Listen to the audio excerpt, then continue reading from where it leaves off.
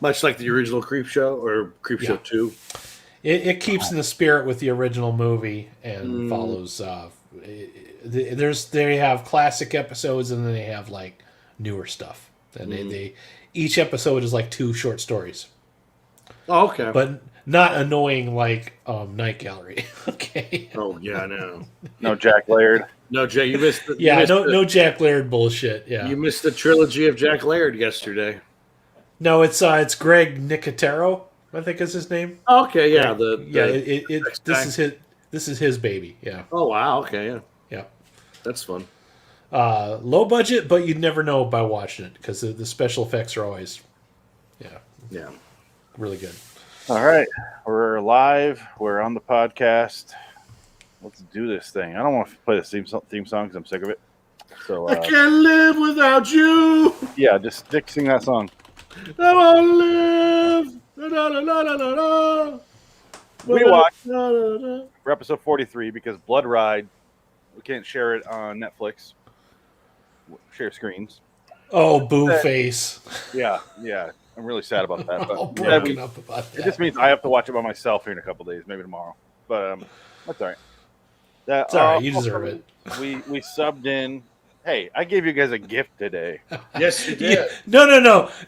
The episode gave us a gift. You didn't give us a gift. You didn't write This it. worked out for us.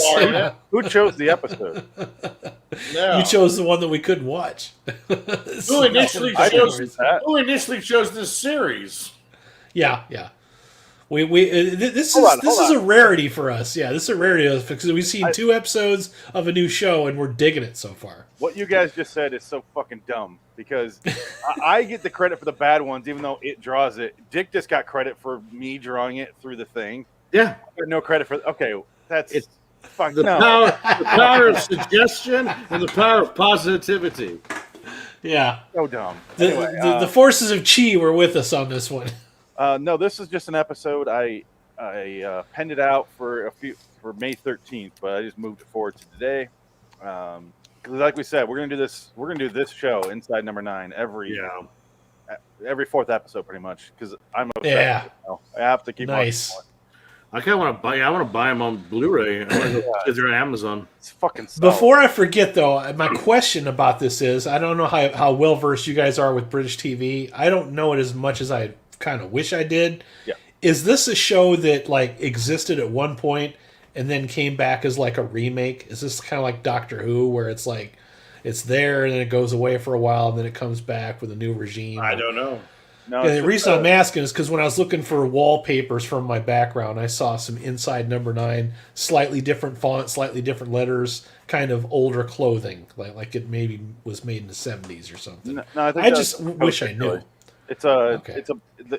The guys that made this show make a bunch of different shows. So they have a show called Psychoville, and they have one called League of Gentlemen's. Yeah. Okay. So this isn't like an old show. This is just No. something that's fairly new. Okay. Yeah, because if we look at the main poster for the show, I'll show it here on the screen for the video watchers. It's got this guy here, and that was the chubbier dude Yes. in this. Okay. Whoever she is, I don't know. I recognize him too. League Yeah, of that Gentlemen. was the guy with the mustache. Yeah. Okay. The lady? I don't know what that is. I don't know. All I know is what we've seen so far has been some fun stuff. It has a 8.9 on IMDb. This episode. I think they're low it deserves it. Yeah. I mean, that's about as near Needs to be a perfect. maybe a little higher. Yeah. It's hard to find any 9s. I mean, on IMDb. honestly, can we say anything bad about this episode that we just Absolutely, watched? absolutely. Is there have- anything to complain about? Zero complaints. No. I can't think of anything that I would change about it. I really It's can't. beautiful. It's perfect. Let's set it up because we haven't talked about it. So Do you it. I would say right off the bat, I never do this in the show. If you haven't seen this episode, pause now, go watch it. You will not regret it unless you're just a horrible asshole. But it was fucking great. It's a perfectly titled A Quiet Night In. It's a silent episode, so it's a perfect title. And it's just like I could have watched it another 3 hours. I really could have just like and not got bored because they kept heightening everything and it was perfect. There's a few surprises along the way too. We really couldn't guess everything that was going to happen. Maybe a couple things, but they still happened. They were timed well. Yeah. Basic good storytelling. It's always conflict. It just the stakes get higher and higher and higher and higher, and then you're just like, what's the worst thing that could happen next? Oh, this happens. What's the worst thing? Oh, this happens. It's just not perfect. Only is it perfect there with the height. They also do it with you think it's going to go this way. Well, sure, yeah. It goes way the fuck over here, and you're like, oh, okay, we're here now. Great. I feel like this is kind of like what the Coen brothers try to do with their movies, but this does it like way better. You know what I mean? Like a caper gone south, and things just keep getting more. You're talking to two Coen brother lovers there, Adam. Yeah. So we're going to say they succeed every time. Not every time. I don't know about that. Not burn after reading, but the Coen brothers trying to do a Serious Man and trying to make it this thing. Serious Man, people love that movie. That movie fails so. No, I don't care for a Serious Man, but no, I don't hate every Coen brothers. I love Fargo, but Fargo's also based on a true story. So it's not. It's not. It's not. Oh, they made that up. They said it's bullshit. Yeah, that was part of the joke. Okay. Yeah, they put based on true story in there. It's completely 100% not. Yeah. Okay. That was the joke. Yeah, they've said that before. Well, that just ruined that for me. Yeah. So now you really hate him now. I really fucking hate it. That should make you like them more because you thought it was. And I like Fargo, and I like the Fargo TV show for the most part, except for maybe the last season. But that's not really. The TV show isn't Coen Brothers.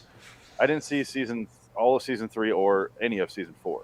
I haven't seen them. You're not missing nothing. Season 3 was good. Season 4, you can throw that in the garbage. Season 1 and 2 are fucking great. They really are. Is season 3 the Ewan McGregor season? Yeah. No, the most recent one is the Ewan McGregor season. Oh, season 4? Okay. No, season 4 is the Chris Rock. Okay. Is that one started yet and I just haven't seen it? It's already aired, yeah. Okay, all right. I'll have to check that one out because I feel like that one will hopefully be better than season 3. Yeah, the Ewan McGregor one kind of sucked. Yeah, I only watched half of it twice, and I gave up both times. You're not missing nothing. Yeah, I figured as much. It does have at best. Anyway, I'm not going to talk about that show. Fuck that show. Back to this show. I actually started doing LIW Fargo review, and I got like 2 or 3 episodes deep, and I was like, "No, this isn't fun to talk about by myself." So I stopped. Well, that's just it. Because you're talking at least with this show each week we're talking about something completely different.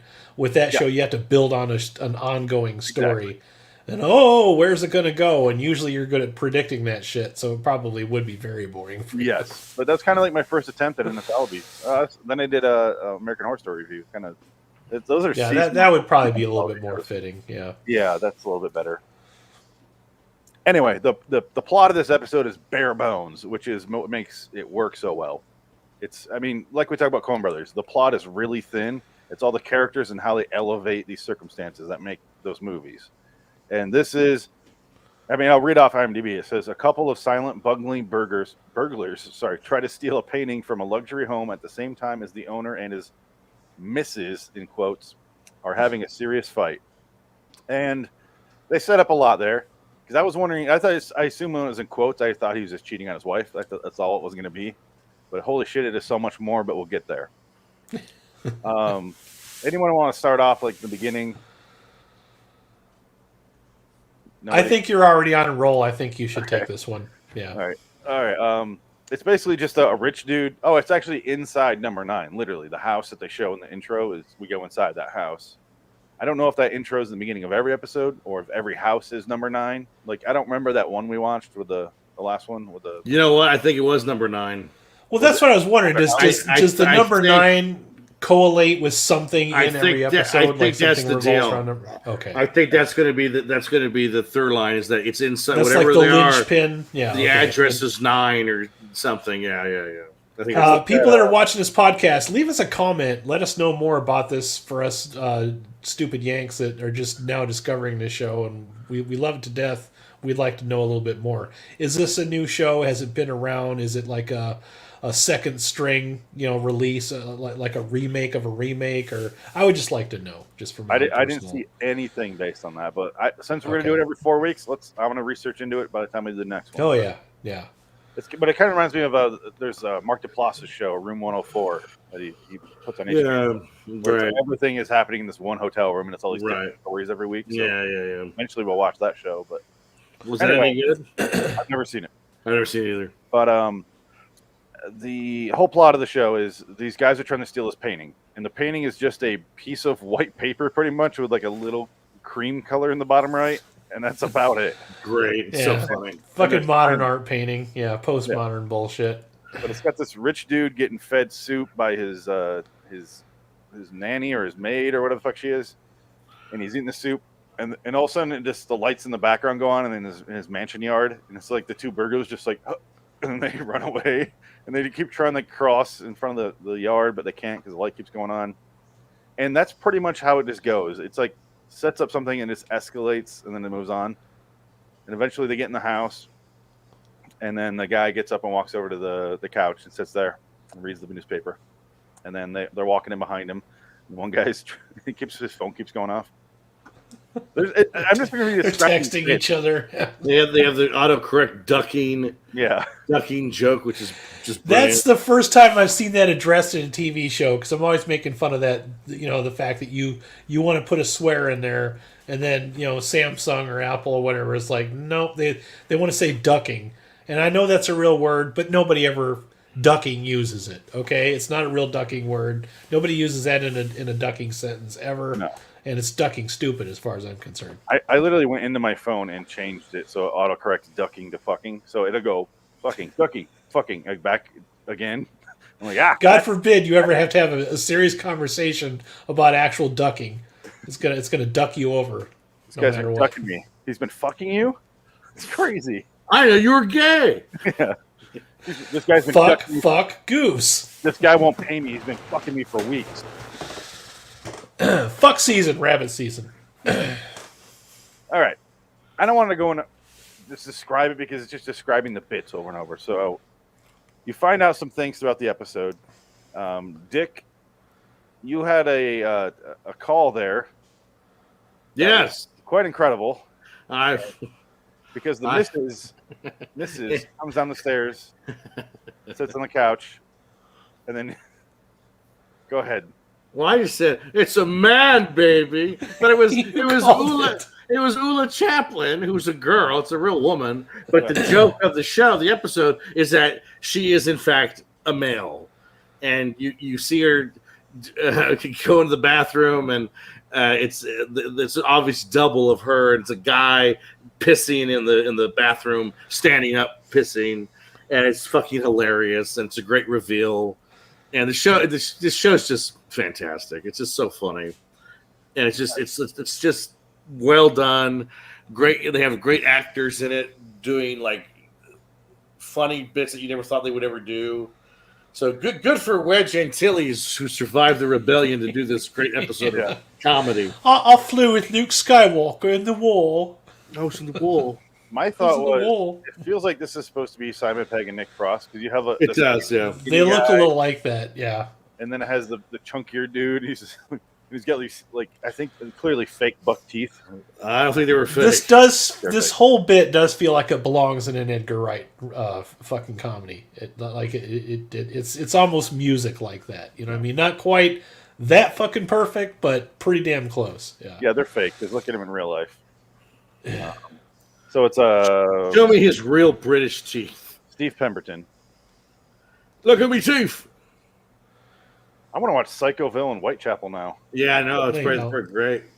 League of Gentlemen. League of Gentlemen is supposed to be a great show too. I've heard of that. Look, it's probably good. Yeah. It's very much. I do feel like the BBC, when they want to, can excel at humor. This is pretty fucking off the wall. Is he doing American stuff now though? Have they lured him over here to ruin his career in America? I don't know about that, but to do like comedy movies. These guys kind of remind me of how many shows they have, and they're in these characters. They remind me of like the Trailer Park Boys guys. Yeah. What year did this episode come out? This is February 12th of 2014. Wow. Okay.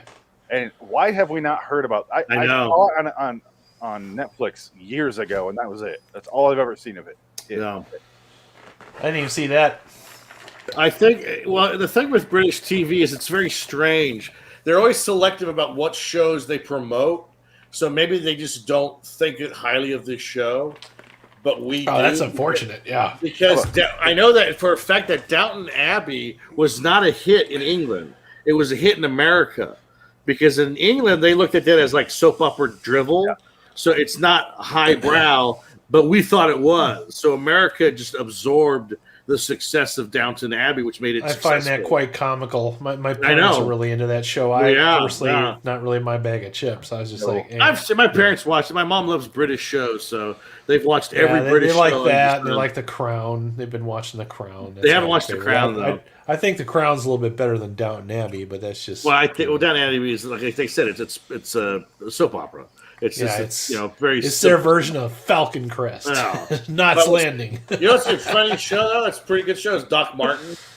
That's a British show. It's Shoes? Doc Martin. It's pretty good. Not the shoes. He's a doctor. His name's Martin. Okay.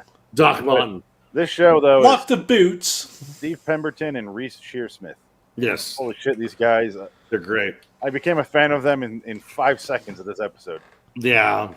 The opening is like the opening is something beautiful. I haven't seen a movie this good in like 5 years. No, that's the thing. This may as well have been a movie because like the one that we watched a couple weeks ago, I think that was kind of supposed to be scary, but it was still off the wall and offbeat. So we liked that episode. This is like even way better, but it's not really scary. It's more like a mist. It's not really anything. It's just it's a caper gone. Like you said, it's a Coen Brothers movie almost. You know, it's like an EC comic, like suspense tale, but with humor. You know, this is the perfect anthology of that. It's like I just picture it as an amusing anecdote. Yeah, it's all it was. It's one sentence story structure. That's it. This is what we're gonna do, and what are we gonna do next? Okay. Quentin Tarantino never could have done this because there's little to no dialogue, and it works perfectly for this episode because we're like a bunch of MST fans. We like to yak a lot when we watch these things. This we still weren't talking much because we were so into it. We were laughing hard for most of it. I think my favorite joke was, and Adam was railing against this. They go in the house. This is after he sits down on the couch, the rich guy, and he walks away. Our main character here, the guy with the mustache, is kind of like looking at the painting and he's kind of looking around. And then the dog starts to chase them, tries to chase the bigger dude. And then Adam's just like, don't touch the dog. And I'm like, yes, because it won't quit yapping. Please do something. It's one of those little yippy dogs. Yeah. And then the fat guy eventually, he won't pick it up because he has allergies and they're all doing these pantomime things where he's like, it's fucking hilarious. And then he like goes over and gets some bread and makes a trail to the door and he opens the door and he's just staring at the dog. And a giant dog comes in from outside. This fucking grizzly bear of a dog. And the other guy's hunched over the painting trying to get it. He's like, just freaking out. And then the guy with the mustache goes over and lets the big dog out and closes the door. But the big guy's throwing the dog at the same time and didn't see it. And the dog just right into the glass. And then they just pick it up, throw it in the trash or the umbrella stand and stab it down. It's fantastic. That's when I knew just beautiful. That humor right there set up so I knew that he was going to kill his significant other. I was like, all right, they're already there. They're dark. They're going dark. Phoenix is a big fan of the animal violence, just so you know. Yeah. I love it. In Needful Things when he hangs the dog and great. Oh, you fucking bitch, you killed my dog. Hilarious. He has 2 dogs of his own, but he likes to, watch other people murder their pets or people murder other people's pets on TV. Speaking of Needful Things, that's like one of the best fights I've ever seen. 2 chicks fighting. You take Kill Bill Volume 1. That one's just as brutal if you watch Needful Things. They're 2 meat cleavers going at it. It's horrible. It's a violent scene. It's a fun movie. Yeah, Needful Things is fun. That needs a Blu-ray release. That needs a remake. Oh, yeah, but they'd fuck it up. Yeah, they would fuck everything. Maybe a miniseries. Maybe put a streaming miniseries.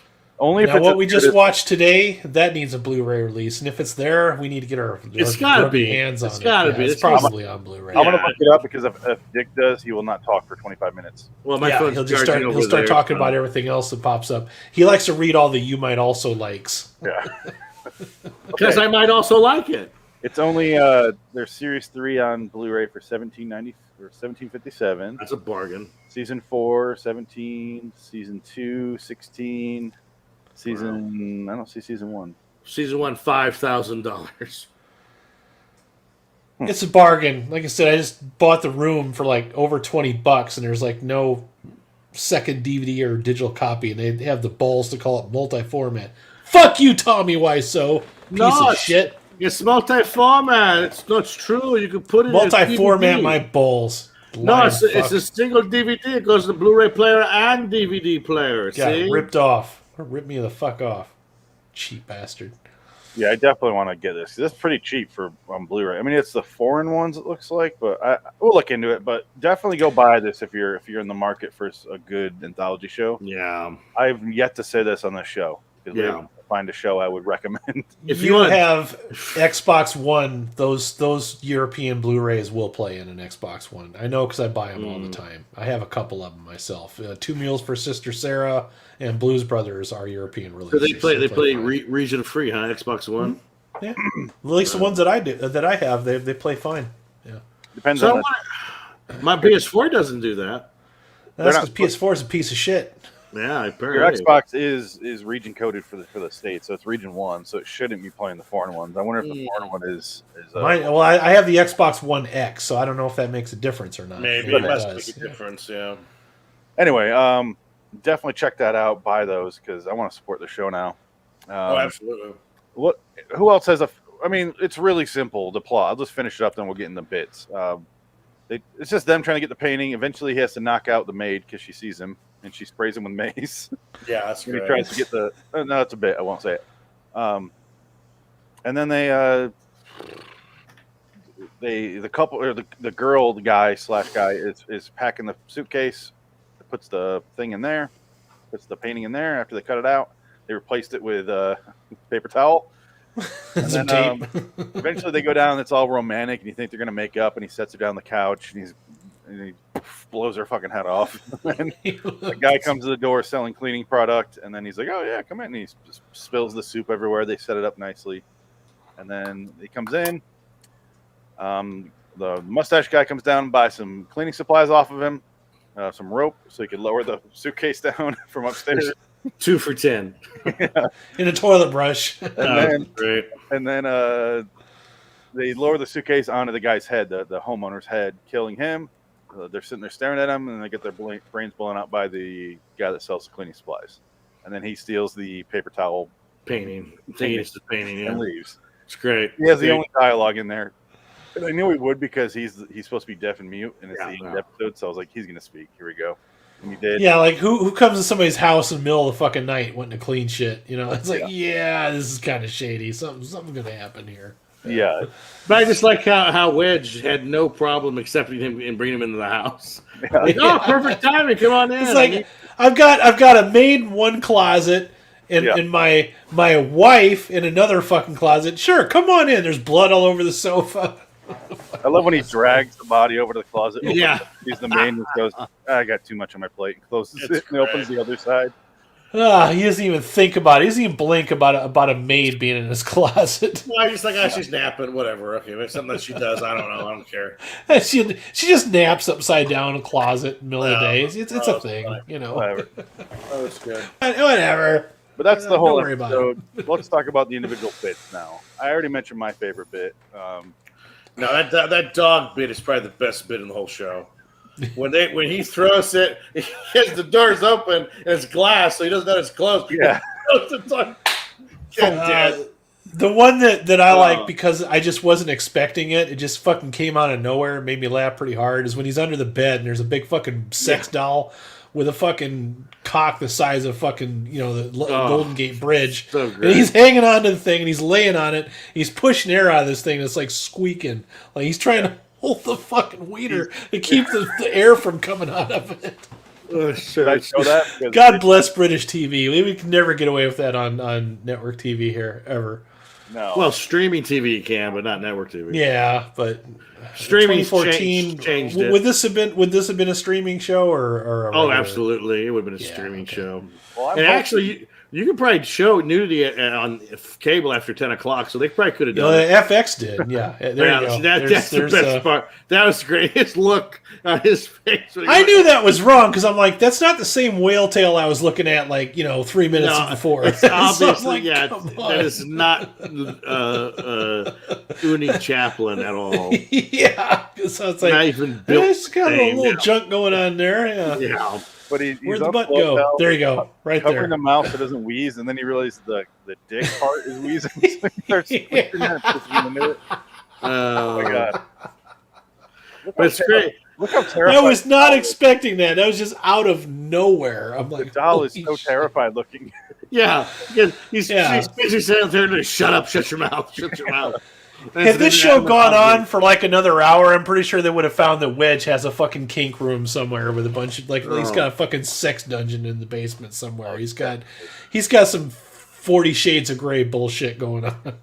But it seems like a dildo on a blow up doll would kind of defeat the purpose because you can't put that much force on a blow up doll. So someone else has to hold that thing behind you and just kind of 40 Shades of Red Leader. Whoa. Man. It's great show. It's 50 Shades of No Way. It's so good. It's just it's a great. We lulled pretty hard. Pretty hard. We're like, where's this show been all of our lives? And I know. For all the bad episodes that we've had to sit through, we were vindicated by this one. This show should be celebrated. This should be a show that people talk about in the same breath as what's a comedy show right now that everyone The Office. And The Office is great. The Office is great. That's all they do is talk about The Office all day long. This is so much better than that. God damn it, I love this noise. All right. Here it is. It's great. Look on his face oh, fuck. Now what? That's great. I'm going to pause it for a second so we can play it in a little more, but goddamn, he does a full-on baseball throw. That's great. Plays hot potato with a dog. It's great. Jesus Christ. And it's a vaudeville act. I feel like this could be on stage. And this could. Absolutely. This is like something the Sunshine Boys would have done, I wonder if maybe this is a transition. Some shows do, UCB did stage shows. They turned that into a TV show. I wonder, Monty Python did a little bit as well. I'm wondering if they did that. This was something they actually did on stage and then just filmed it. I feel like some of these bits might have been taken from because they would have had to rehearse the shit out of this too. You know what I mean? Just look. It's fucking great. I'm almost amazed that we haven't gotten a whole movie of that. You know what I mean? Like a 2-hour version of that bit. They did. We did a silent movie. It's Mel Brooks. Silent movie. The Mel Brooks movie. It didn't work out very well. Well, I was going to say it's called Hush. It's also on Netflix. Yeah, Hush. Yeah, Hush. Hush is really good though. Hush is good. This sounds familiar. I think I might have seen it. Mike Flanagan, right? Yeah, Mike Flanagan movie. Mike Flanagan. Yeah. Well, is he going to be on the top 10 list of directors? You know what? He could. Maybe he should replace some of these at the bottom now. Yeah, I don't know. I was thinking about that today. I was like, Mike Flanagan is pretty strong. He hasn't failed me yet. Even I didn't think about him. He took Ouija and made it a way better movie with the sequel. He made all his movies look like they'd be stupid as shit. Yeah. And then, we talked about him before. He brings. You have brought him up before, he polishes turds, and he makes. He's good. He's very good. He's a successful turd polisher. That's not an easy feat. I was so fucking against Dr. Sleep. I was like, no, it's gonna be stupid. It's gonna be terrible. And Mike Flanagan, I found out he directed it. And I go, I fucking enjoyed that movie. I did. I liked it. One of my favorite movies of the last year. Dr. Sleep was very underrated. Yeah. Pretty fucking good, except for the last 20 minutes. And then it just died at the box office. And you know what's fucked up is I did, because I thought the same way that you two guys did. I thought, oh no, that's not going to be good. Like, we don't want to be revisiting the Shining universe, and Stephen King hasn't written a decent piece of shit, and I don't know how long anyway. So I don't care if this was a book or not. And you know, I didn't see it until Red Letter Media started saying something about it. I'm like, okay, all right. If they like it, I have to pay attention to this. You know what I mean? As I'm like big fans of them, and I don't always agree with everything they say, but that one they said enough about it to get me interested. And I'm like, okay. The only reason they liked it was what I wanted to watch. Yeah. The only reason I went to theaters to see it was because of Mike Flanagan. Yeah, that's the only reason. Yeah, because I knew this guy could do it. If this guy's going to do this, he's interested. If he's in, I think I'm going to like it. If they had praised the fact that they took the original characters and didn't try to do CG bullshit fucking takes of them. They used actual actors to play those parts, and that was a good call. Yeah. Yeah, it's what's his name? Fuck, I can't think of his name. I'm blanking on it. Ewan McGregor? Oh no, Henry Thomas as Jack Nicholson. Yeah, Henry Thomas as Jack Nicholson, which is so wacky. But it works. It works. Yeah, it does work.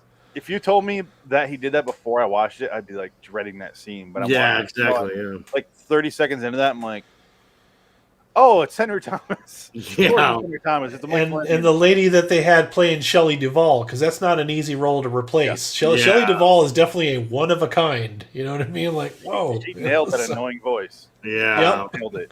Well, it's just kind of one of those things, you know. Come on, Doc. God. Oh, come on! Don't be grouchy. Yeah. Oh, Jesus. Yeah, good movie. Don't be grouchy, Richard. I don't. I think it was he's got to do in the face. What? I would never want to fuck Shelley Duvall. Never, ever, ever, never. Oh, come on, Richard! Put the lamp up my ass. Come on. It'd be like fucking a broom. Oh. No, even worse. It's just because it talk like it's not even the broom. Oh, give me more like Mickey Mouse. It's like Mickey Mouse. her fucking olive oil voice is so gross. Ugh. Yeah, come on, Daddy, hit it. Come on, it's just one of those things, you know. Dick Donner had perfect casting with her as olive oil. That wasn't Dick Donner. That was Robert Altman. No, Robert Altman. Sorry. Yeah. Oh. God. Robert Altman, a coked up fuck. That whole movie they were so coked up doing that movie. Every time somebody says, "Oh, Stanley Kubrick didn't like Shelley Duvall too much," I can't possibly imagine why. Shelley, what's the problem? That wasn't his first choice. I'm like, you don't say. Who was his first choice for that role? I never knew that. I don't remember. It's been a while since I watched the extras, but he had somebody else in mind, and Whoopi Goldberg. Whoopi Goldberg. That would be really bad. I really like Whoopi. I love the energy she brings to the film. Academy Award winner Whoopi Goldberg just doesn't exactly roll off the tongue, does it? I do like Whoopi Goldberg though. Is Shelley Duvall Shelley Duvall's daughter? No, just unrelated. And Robert Duvall, I think them are related. Yeah, I don't think any of them are related. They all look so different, so that makes sense. I'm just always curious about that. See, Robert Duvall is a good actor. Yeah. just say it. Just putting that out there. Robert Duvall don't take no shit. I love the smell of napalm in the morning. Robert Duvall is like victory. Robert Duvall is the greatest guy ever because I remember watching him like on interviews and like when they would always talk about when they like re-released The Godfather in the 90s and Marlon Brando wasn't there. And Robert Duvall he's perfect in those movies. Yeah. Robert Duvall, the first thing he says is, "Oh, Marlon didn't want to be here. Oh, boo hoo hoo." He says, "He's great. He's great." He was fucking Boo Radley in To Kill a Mockingbird. Yeah. No, Robert Duvall's great. He's still alive too. He's got to be 100. He's up there. I'm still going. Different scenes. Oh, there's one scene where they think that the maid put the painting in the washer. Yeah. Because that was my first guess, and that's the other thing is we keep guessing that they're going to do things, and then they keep surprising us. But she gets sprayed with a mace, so he goes to the kitchen to grab a cucumber, and he comes out, and she was previously cutting a pepper, and he stubs those in his eyes. And that's like really obvious, but it was still pretty funny just because it was a nice setup. Because I'm like, what did the fucking jalapeno? It looked like it's cutting a big old jalapeno pepper. I'm like thinking, where is they going to go with it? Oh, I get it now. I mean, everything is set up and paid off. You know what I mean? Even if you don't think it's going to be, There's nothing that just happens in this episode for no reason. Everything is a setup and a payoff. There you go. I feel like that should be your wall on the Yeah, it's a good wallpaper. Yeah, good wallpaper. I feel like he got that card from the same place that Joker got his I have a condition card that he carries on the bus. It's all wrinkled up and it's probably been peed on a couple times. And But I like that they introduce a character who's deaf and dumb, so it fits in with the motif of it's the joke. Perfect. The ironic part is he's not deaf and dumb. I mean, half a second before this, he shows the front side of that. And well, hold on, I need to put on my X-Wing helmet. I love watching. I love watching these guys do anything. Oh, it's great! It's great. They just they carry the body. Oh God. I feel like if they were characters on SNL, they'd be like a reoccurring skit, like the fucking Roxbury guys, the Butavi brothers. Oh, here's kind of like that. Here's the painting he steals at the end and doesn't notice. Yeah. Oh God, it's clearly paper towel. It's so bad too. It's like 3 pieces of paper towel and some duct tape. It looks like it would be a modern art piece. But I love that they put that little Post-it note on the bottom for the cream part. Yeah, that's like they took the time to recreate it. It's just great. Oh my God, is this a perfect anthology episode? So yeah, absolutely. Yeah. And with that being said, because we have a lot to get to, and so let's end this one early so that we can get over to talk about Big Trouble in Little China and then favorite directors. So we'll call this a quick one. Rating. I gave it a 10. I have no flaws with it. I love it. I want to watch it more. I kind of want to show people this episode. And 10. Adam? Yeah, I'm going to echo that because I can't think of anything about this that I would have changed or anything I can complain about, even though I was kind of joking a little bit like, no, don't hurt the dog. They did make it funny. You know what I mean? It's like, if you're going to hurt an animal in an episode, make it completely fucking ridiculous. And that's exactly what they did. When they started doing the shit with the umbrella, I'm like, okay, I'm with this. I get it now. You know what I mean? Well, it's so fucking ridiculous. Because it's gruesome, but it's not, they're not showing the blood spring, like they're not stabbing. It's just like, it's comedic and you don't see it. It's the whole thing. It's kind of like the feet in the wood chipper bit from fucking Fargo. It's the same thing. It's so over the top you can't not laugh at that. You know what I mean? Yeah. It's just fucked up. They didn't have to show it. There's no blood in this episode other than when they get it in the back of the head, but it works. You know what I mean? There's no part of this where I'm just like, okay, they took it too far or this is going on too long. You hear us on this show talk about that kind of stuff all the time. We couldn't find that in this episode. So yeah, 10. So refreshing. Dick, what's your score? Absolutely 10. I want to share this with my dad. I want to show my brother. Tell all your friends. I want to embrace these guys and make them stars in America. Inside number 9, the best show you never heard about. It's so good. I want it to take over this show, and we just finish. But I also don't want to get through them because we need because we go through them all, and then we have to go back to everything else. It's like, right. This is what's going to keep us going. This is the carrot you dangle on a string to keep us going. Yeah. So every 4th episode we'll do one. I'm going to ask on Twitter and see what people say, and then if nobody responds, I'll just pick a random one because I don't think we can lose. We might get one that's like but still is better than half 95% of the shit we watch. You have to be careful too with this kind of stuff because it's like I started showing shorts on my channel before movies, and a few weeks ago I watched possibly the greatest short I've ever seen in my entire life, and it was a Caterpillar video called Shake Hands with Danger.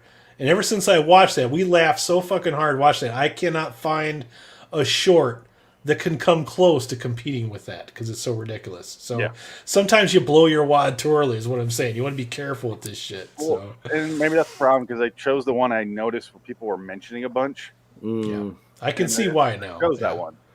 So maybe this is the best. I mean, it's got an 8.9. It's probably the highest rated one. Let me go back to the main show because it shows you the ratings. And I think they're lowballing it, to be honest with you. The 12 Days of Christine, someone mentioned when we were doing a live show on this, remember? In the comments, someone mentioned that episode. So, that has a 9.2. So wow. Ooh.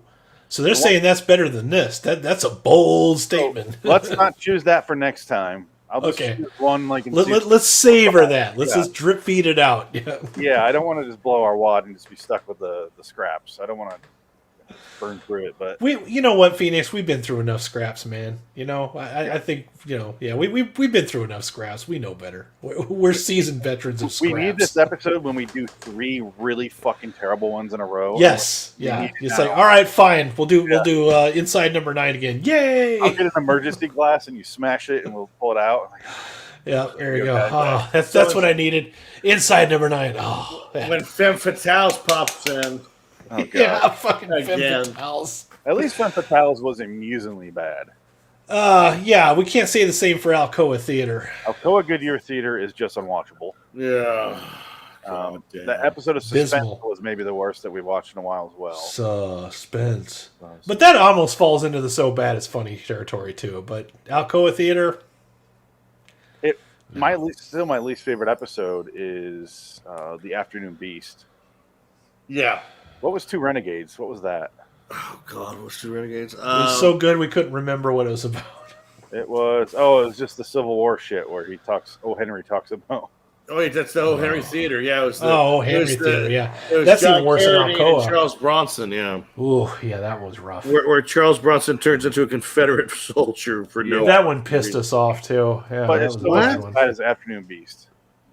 No. All right, guys, let's get out of here. Next week is my pick. So we're gonna do it 3 weeks in a row where we pick whatever the fuck we want. I would say the next episode, because I'm gonna watch that Blood Red show on my own, and I'll do it so we don't all do it and call you back in here when we can't do it because Netflix fucked us over. Even though I'm very glad Netflix fucked us over. Oh, absolutely. Dick and I are very broken up about that too. Yeah, You guys too are very bad. So sad. But I haven't chosen the show yet, so I'll announce that later. To be determined. The week after that is Adam's turn. He chose Friday the 13th, the series, 112 Faith Healer. Week after that, Dick chose Amazing Stories, 116 Gather Ye Acorns. And then the week after that, another Inside number 9, guys. Yeah. Well, hell, now I got all kinds of stuff to look forward to here. Yeah. I think we'll do every other. So we'll do a round where it chooses for us, and then we'll do a round where we choose the episodes. Yeah, that'd be nice. That works. That's better. Yeah, It's better, That's right? better. Okay. I'm trying to give us all a little bit of a break from the shit. because that wheel fucking hates us. All right, it does. It hates everybody. It just ruins everything. It's my wheel and my bingo hopper are cursed. They are from They the are Friday cursed. series. They belong in the vault. Yeah, They belong in the locked cabinet with Annabelle, deep in the recesses of the under the glass. Yep. the Warrens or the Friday the 13th shop. And anyway, let's get out of here. So LIW Studios for me on Twitter, LIW the TZ Review for the Twitter show, or for the Twilight Zone show, I should say. LIW Anthology Pod at Phoenix West at LIW Studios. Adam. RaidersLostFlix.com for me. Raiders_OTLF on Twitter. Raiders of Lost Flicks on YouTube. Dick, don't say it wrong on purpose. Just say it. The Loitering in Wonderland John Carpenter review show. Good enough. All right. Good enough, right? Yeah. All right, yeah, That's pretty good. You didn't butcher it. Yeah. Yesterday's going the John Carpenter thingy. Fucking Loitering in Wonderland, whatever. Anyway, Bye. guys, until next time, in the meantime, I'm Phoenix West. Adam Wilcox. Dick, yeah. Go buy Inside number 9 on Blu-ray. Do it. Yes, Please. absolutely. Tell your friends about this wonderful fucking show that I'm sure that nobody's watched, because everybody should be talking about this, like, all the time. So long, citizens.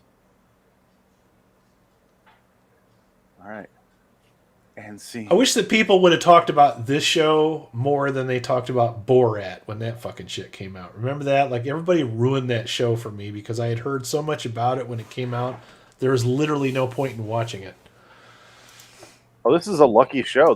Because it's episode 1111 for us for LIW Studios. Nice. 11. That means make a wish or something, right? Yeah. A wish. Break time? Yeah, go ahead. I'm going to go to the bathroom after this.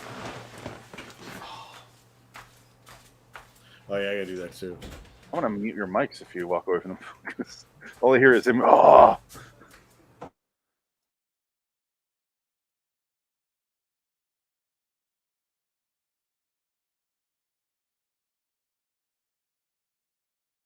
We'll be back in a few minutes.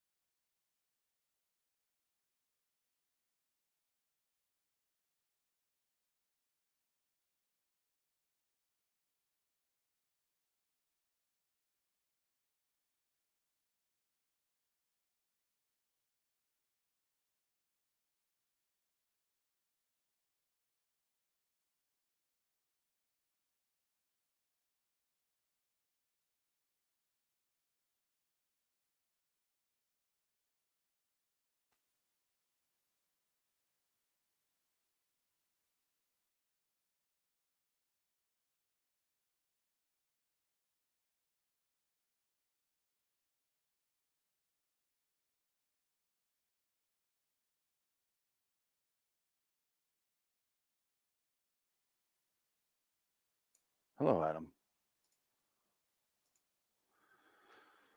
I'm sitting down now. I can't hear you. Can't hear a word you're saying.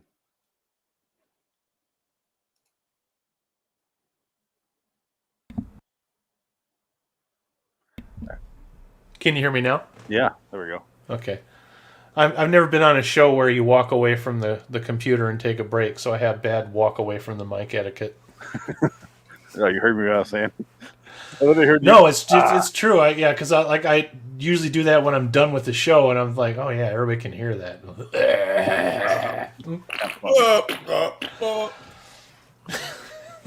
Let a couple go, you know. I love it. Diarrhea.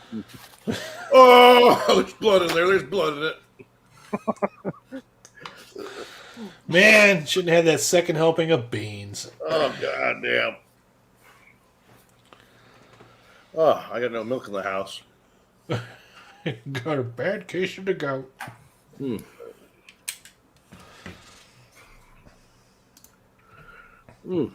Almost done. 1 second. I need to get a green screen or something. Get rid of this kitchen background. You know, I'll send you a link to the one that I got. I fucking love this thing. It just rolls up and you can throw it under your bed when you're not using it. And just, Eventually I'm going to get a house with 3 bedrooms. I'm just kind of waiting. So I'm kind of like... Yeah, you can get a nice fancy one like Pete's got, or Phoenix has one of those ones too. I think I'm going to do that. I'll just have something in the background that's better than a kitchen. Well, you say I also got one that... oh, sorry. Go ahead. I was gonna say, you say it's fancy, but it's so cumbersome. I never want to use it. Yeah. Well, I mean, that's why I'm kind of against it. I don't want to have it like be on a fucking, you know. You have to set up the poles. You have to connect all these poles, run the through it. And that's why I like the one that rolls up. I actually do have an extra one. If you wanted one, if you want to pay for the shipping, I'll fucking send it to you. I already asked you for that. You said shipping's going to kill you. Yeah. No thanks. No, I just need to get my office kind of built together, and I'll have like a nice background, like movie posters or something, or just have something in the background like me detox with all my collectibles inside. Maybe next week I'll set it up because I finally got the office all arranged the way I want it, and I feel like I can put it up now. I'll probably I just setting hate up. it because if I do it, it just encloses me in this little space. I also got one that I used it once and then I never used it again. It's not that it's bad or anything. It's just it attaches to the back of your chair. It's kind of like a fan, like it fans out, and then you kind of fold it up when you're not using it. But you tie it to the back of your chair. It's kind of like a big circle that goes behind your head on the chair. You have to like zoom in a little bit, but that'll work too. Inside number 9. I'm just posting this one right now. Number 8. Number 8. Number 9. Number 9. Number 9.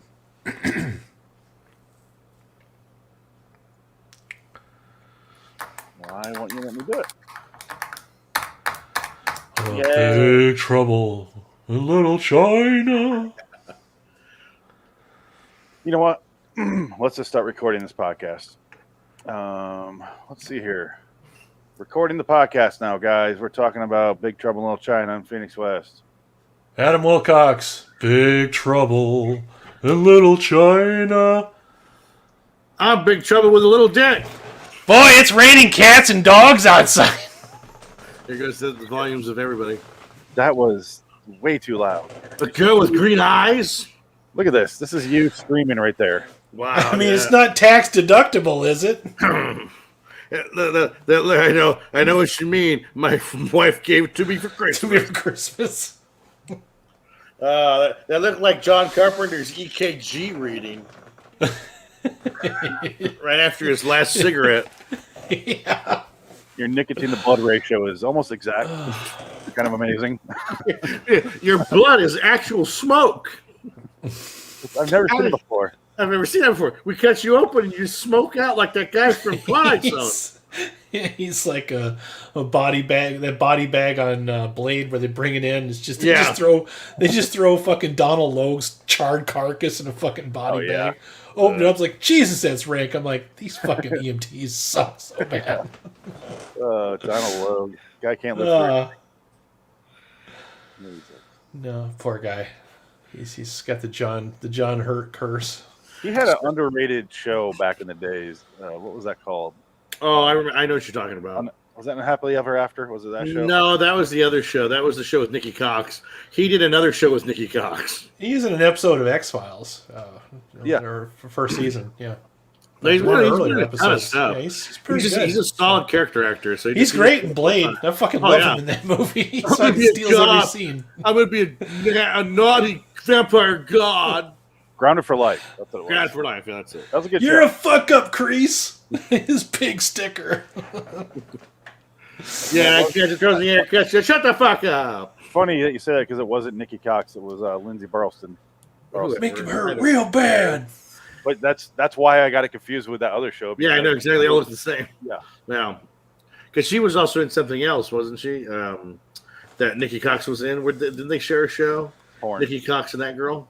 They shared Jay Moore. Porn. Oh my gosh. Bones? Maybe, or AIDS. I don't know. That show. I have no idea. Rough. Anyway, today Adam picked Big Trouble. Trouble. I watched it today. I fell asleep today a few times. Have you not seen it before? Or? I've seen it a lot growing up, Yeah, I would say so. and this is the first time as an adult I would say I watched it. I've watched it many times as an adult. I was highly fucking irritated by how everyone screams every line of dialogue for 2 hours or an hour 40. Nobody says a line without screaming it in this movie. They don't shut the fuck up. Are you sure you didn't watch Volcano? No, I watched this and it was fucking irritating. I was very irritated today. Maybe you're just on your pill. You need to take your pill. Yeah, he's on his period. What you having to drink? A cranberry juice? Yeah, I was just thinking On on your that. fucking period, You get cranberry juice. It's a diuretic. Helps with the period. smash My this in sister the head. drinks it when she's on a period. Now, these are guys you can hit. He's a guy you almost can hit. Not exactly a guy you can hit. No. I'm the guy that tells you who exactly you can hit. Understand? Remember they thought he was a muscular badass and they made him Beowulf? Yeah. He's like a schlubby dude. He's so chunky. Oh, I love it. I love it. He's great. I love Ray. Are you Beowulf? Ray Winstone's probably my favorite character actors ever. He's so great. He's just good in anything. The dude's hilarious. He's great. I can't believe you name dropped Beowulf though. Woof. Beowulf. Beowulf. I take it Robert Zemeckis is not going to make anybody's top 10 list this month. Well, I was just thinking about that. I'm like, there's that, and then no. Stay tuned on the live feed because I think we're going to do another episode of this podcast of just a different John Carpenter review. And it's just going to be talking about directors because I have no other feed this will fit on. So I'm just going to throw it on this one and call it episode 13. Sure. Make sense? Okay. Nobody cares. So we're going to talk about directors after this. So, and we're going to give it its own episode. We're going to go in depth. But, okay. Big Trouble in Little China. I was irritated. Adam, you chose it, though. Why don't you go ahead and set it up? Yeah, it's this was actually originally supposed to be a Western, and the whole premise of it is cowboy gets captured. They steal his horse, and he goes to Chinatown and runs into all these gangs and Asian mysticism and all this other kind of stuff. And all they did was they updated it for 1986, which is when this came out, and used Kurt Russell, and instead of a horse, it's a truck. And the whole gist of it is kind of like some things that we've watched, a series of misfortune events that start with the abduction of a friend of his fiance who he just flew in from China. She's abducted. They don't exactly tell you why at first, and then not too long after that, they go into Chinatown, drive into this crazy fucking gang fight that breaks out, and then if you think that shit's crazy, these people appear out of nowhere. They're literally the Three Storms. They show up, and then they kick all the gangsters' asses, okay? And then the truck gets stolen. So they have to go in and find the truck, and they basically it's basically a fantasy movie set in Chinatown, which also conveniently has this whole underworld that contains, it's crazy. It's just there's so much absurdity to this. It's pretty much beautiful. Now, would you? Oh, go ahead. I was going to say, what would you consider this? A sci-fi, fantasy, or kung fu movie? Fantasy. Well, that's just it. This is probably John Carpenter's first and only kung fu movie. But if you watch old kung fu movies, there is a lot of fantasy in them. A lot of magic, a lot of people flying on wires. I think they up the ante a bit with the fantasy stuff because there are 1980s style prosthetic special effects that are in this. There's some ILM type stuff going on. Special effects, and I consider this more fantasy because I always say that the 80s was ripe with fantasy, which is why I'm not really into it anymore, because I feel like I saw all of that stuff in the 80s, between the Beastmaster and this and Conan and just name any number of those that came out, Deathstalker or whatever. There were so many of them, The Sword and the Sorcerer. I felt like a lot of them hit the same beats. There was always some special effects. There was always a bad guy to be slain. And magic kind of like was the bullshit mechanism to get out of any jam that they were in. There's some of that in this, but I feel like it's fun enough that it's set up. This confused a lot of people because it was marketed as an action movie during a time when Rambo pretty much ruled the landscape. And our main hero in this, Kurt Russell, is not Rambo. In fact, he's not even the hero. This is role reversal. The actual hero of this story is Wang. So, and let me pull up, because I never can remember this guy's name. I love him, but I can never remember his name because I'm terrible with this stuff. So I'm going to pull up the... Eddie something, isn't it? Yes, it is Eddie something. Eddie Chubb. Eddie Lee. Eddie Lee. I got it pulled up, so if you have a question, just ask. Oh, it is Eddie Lee. I thought you were being facetious. No. No, it's the actor's name is L.I. The character's name is L.E.E. Oh, there you go. So, yeah. Lou, what's Lou in the movie, right? Liu Kang. Oh, wait, that's another. Oh, it's Wang. His name's Wang. That's right. Yeah. Come on, Wang. Yep. Come on, Wang. Where's my truck? If I'm being completely honest, here's how I feel about fantasy. Adam, you've seen how I feel about fantasy. We know how you feel. I kind of agree with you on it. I do. So I'm watching this movie, and they show up for that fight there at the funeral, and I'm like, and they all start shooting stuff and spinning in the air, and I'm like, what the holy fuck is happening? And I'm all of us are wrong. The guy's name is Dennis Dunn. That's right. Yeah, you're right. Yeah, I'm looking at Dennis Dunn. Dennis Dunn and Kurt Russell are the heroes of it because Dennis Dunn has his fiance taken away. She happens to have green eyes. That's kind of played on later in the show. It's actually part of the plot points as to why she was abducted. There's a lot of bullshit going on as far as the story goes because the whole gist of it is, I remember his name now. James Hong plays Lopan.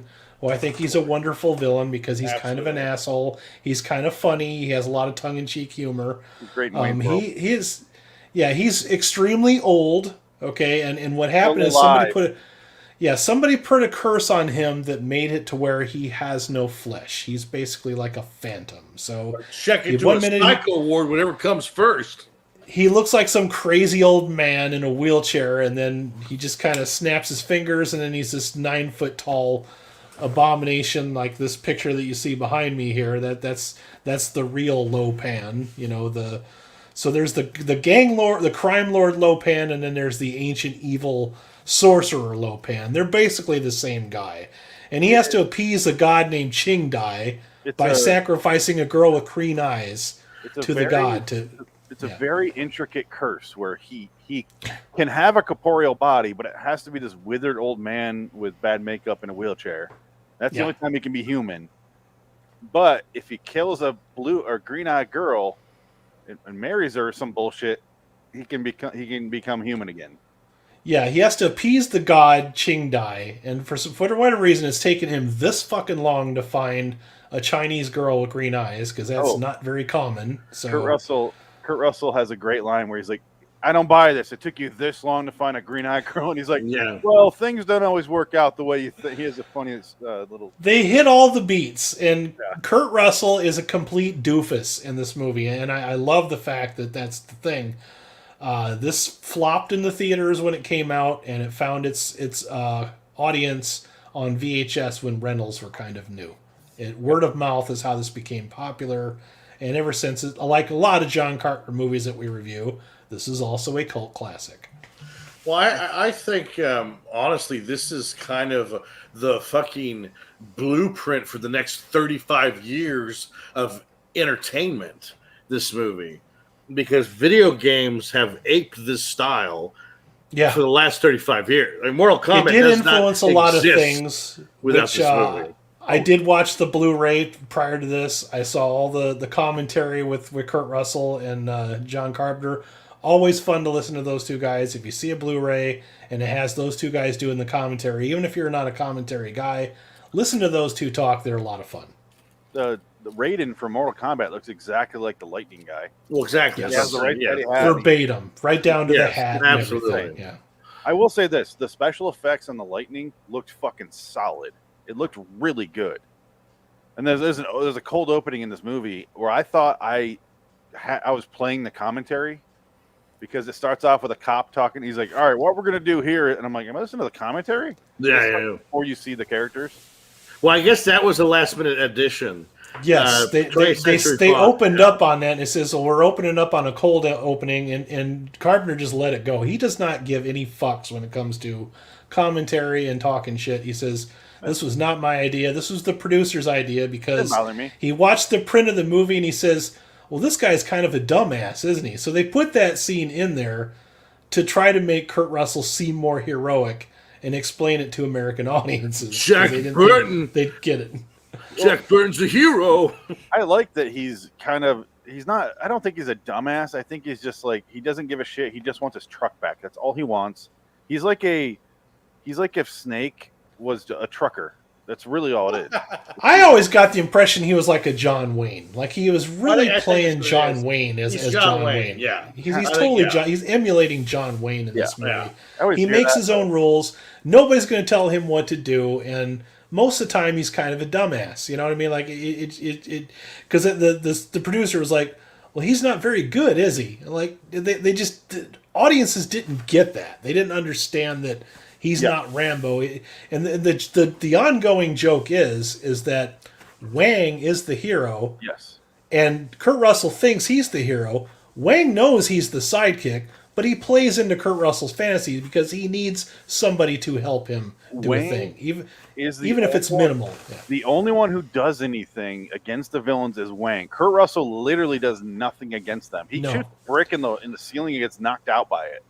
Like he could essentially not exist in this movie, and it would have had the exact same outcome. That's what I love about it. That's what makes it it's great. Yeah. It's fucking funny. But you got to realize people like it now, but in 1986 they didn't get that. They just also this went according to the commentary, this went against Aliens that same summer. There was no fucking way you were going to take away from that. So poor John Carpenter has had a long history of going against way bigger, more popular movies, launching them at the same time and losing big time, because The Thing lost to E.T. that year. So it kind of goes in the same pantheon with Big Lebowski, where it's like main characters who have no real outcome in the ending and just kind of are along for the ride. The only difference is this character, Kurt Russell's character, Jack Burton, is like super gung-ho, and he's like, let's do it, and then he does nothing for the whole fucking movie.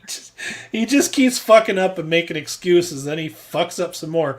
I mean, he does have at least one heroic moment in the movie. I'm not going to spoil that just yet because we're not that far into it, but other than that, he got really lucky. You know what I mean? Yeah. There's like one good thing that he can do, and they kind of show that early in the film, that he's really quick with reflexes, because he literally catches a bottle of beer that Wang is trying. Wang is a degenerate gambler, all right? He's gambling away his whole fucking paycheck. He says, wait a minute, double or nothing, I can cut this bottle in half. And he's like, you're full of shit. I wish he said double or nothing. They say nothing or double. I'm like, nothing or double. Yeah. That hit the ear wrong. They hit the ear wrong for you? Yeah, I was like, oh, it's the other way around, Wang. Come on. So he says, all right, but not that bottle, this bottle. He sits there and he slaps it, and then Kurt Russell just catches the ball. He's like, it's all in the reflexes, you know. I thought he was going to set it down, and then as he's putting the money in his pocket, it was going to fall over and then cut it in half, but no. But it sets up nicely that Wang might not be everything he claims to be, but he ends up being everything he claimed to be. Yeah. And Dennis Dunn knows absolutely no martial arts whatsoever, but somehow he sold that in this movie, that he's pretty much a kung fu expert. You know, by the end of the movie, he's kung fuing everybody. Well, that's because they drank that potion that Egg Shen gave him. Yeah, Egg Shen is a fantastic character. Now, that's the guy that we're talking about. That's Victor Wong. His name I can always remember, because whenever Victor Wong is in something, I'm like, oh, look, it's Egg Shen. Because that was the first thing I'd ever seen him in. I feel really confident. I just feel like they're all stoned in the elevator. Like, the guy with one eye open does a wink somehow. Yeah. How do you manage that? His eye's already closed. He's got a fantastic wink, doesn't he? If we're not backed by John, call the president. he does the Forrest Whitaker eye better than Forrest Whitaker. Well, peasant magic. Peasant magic. There's so many thoughts I had in a row, and they're all gone. But there's a lot of story, but I don't feel like there's so much story that you can't follow along with what's going on, and a lot of it just kind of doesn't matter. Yeah, that's very simple. They're going to go save the girl. That's it. You're going to the evil sorcerer to save the girl, rescue the princess. That's the story. Whatever is superfluous. It's just that's it. Except for the fact Kim Cattrall is in this story too. She kind of doesn't really need to be there. Except for the fact that there's two main characters with two princesses.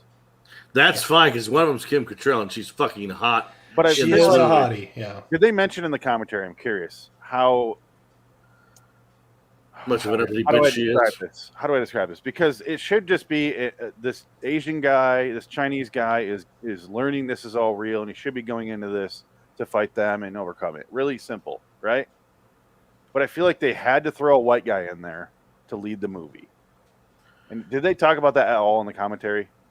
The only thing they talked about in the commentary, because that was the funny thing about this particular commentary, is they went way off the rails for a long time on this movie, talking about everything but the fucking movie that they were watching. And while they went off the rails, they were talking about how when this came out, everybody's ass was on the line, because John Carpenter had a series of flops, Kurt Russell had a series of flops, And this movie didn't recoup its funds at the box office. They spent $20 million on the movie, and $3 million was the budget for marketing on this movie. Christine didn't make any money? Christine was after this. No, it was before.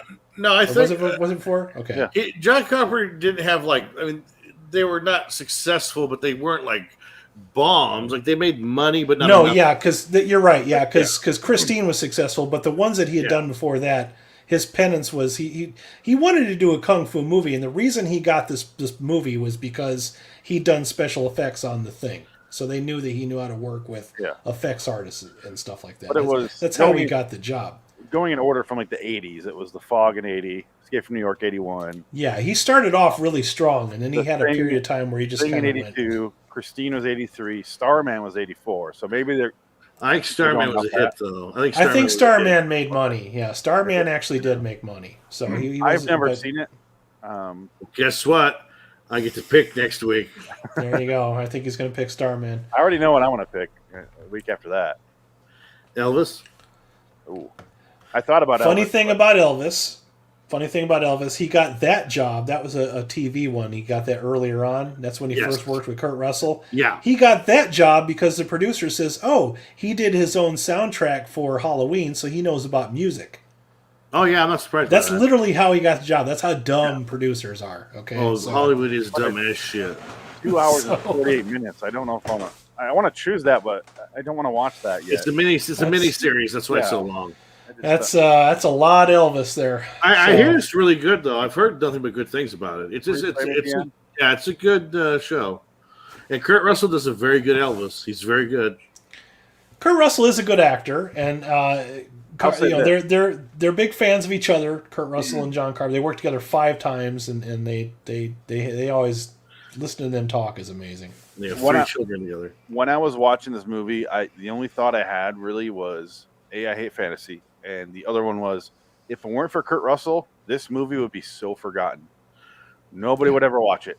Ever. I don't know about that.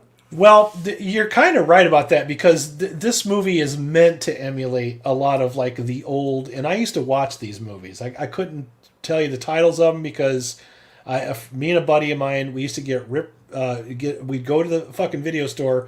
You could rent kung fu flicks for 3 cents a piece.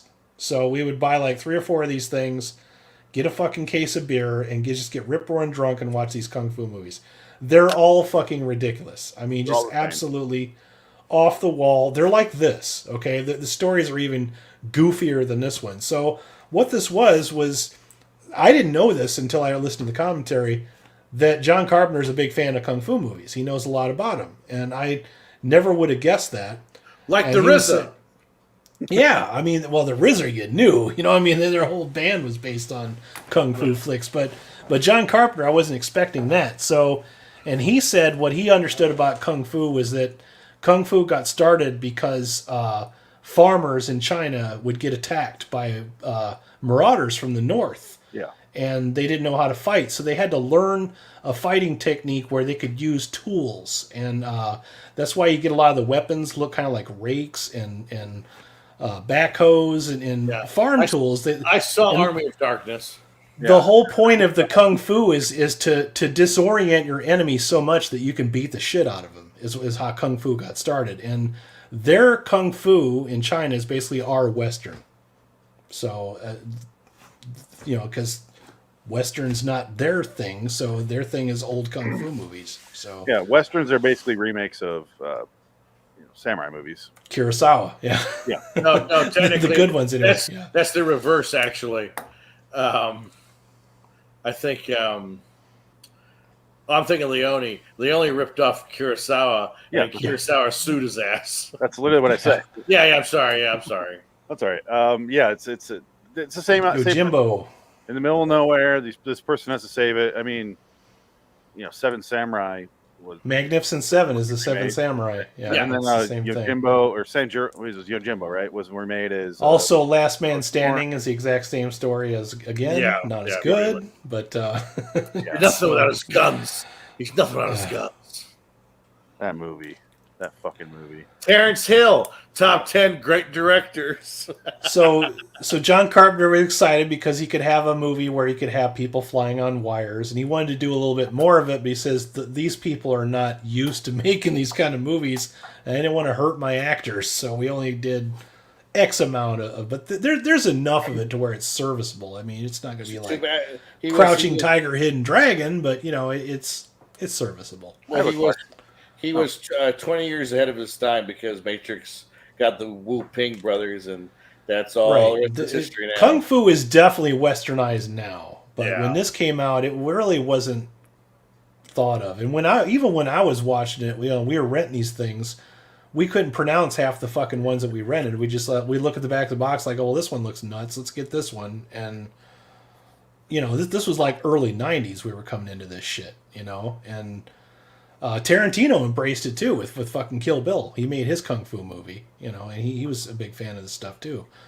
He's talking about Sonny Chiba through most of True Romance. So, and it's funny that he kind of combines both of the things we're talking about. He does both samurai stuff or ninja stuff and Western. The second one, a lot of Western stuff with a lot of Sergio Leone type music, like the Ennio Morricone music throughout it. So he was aware of that and just did both. It's interesting, but how do I describe this movie? It reminded me of The Goonies. And by that, I mean, everyone's fucking screaming the entire movie. And I was like... Not quite that bad, because this one, you can at least hear the dialogue. Goonies, they're literally talking over each other the entire time. Yeah. But I hate The Goonies. I fucking hate that movie, dude. You're not alone. The Goonies and Hook are movies that when you watch when you're 6, you're like, that was a pretty good movie. And you watch it... Those are not fun. They have not aged well. Like, these are terrible. The Goonies I can kind of watch, though, but Hook is unwatchable now for me. It's so bad. But I would have to say that this one is probably, other than, say, Escape from L.A., probably Carpenter's most action-packed movie, because this movie never slows down. It's constantly going. Yeah, that's true. Assault on Precinct 13, even though it was early, still had a lot of action in it. Enough. It builds up to it, but it's not through the whole thing. This one hits the ground running. This one definitely, it's probably correct. I don't imagine there was a lot of action in Elvis. That's where you're wrong. They Live. They Live's a good action movie. Yeah. There's quite a bit in that, yeah. Yeah.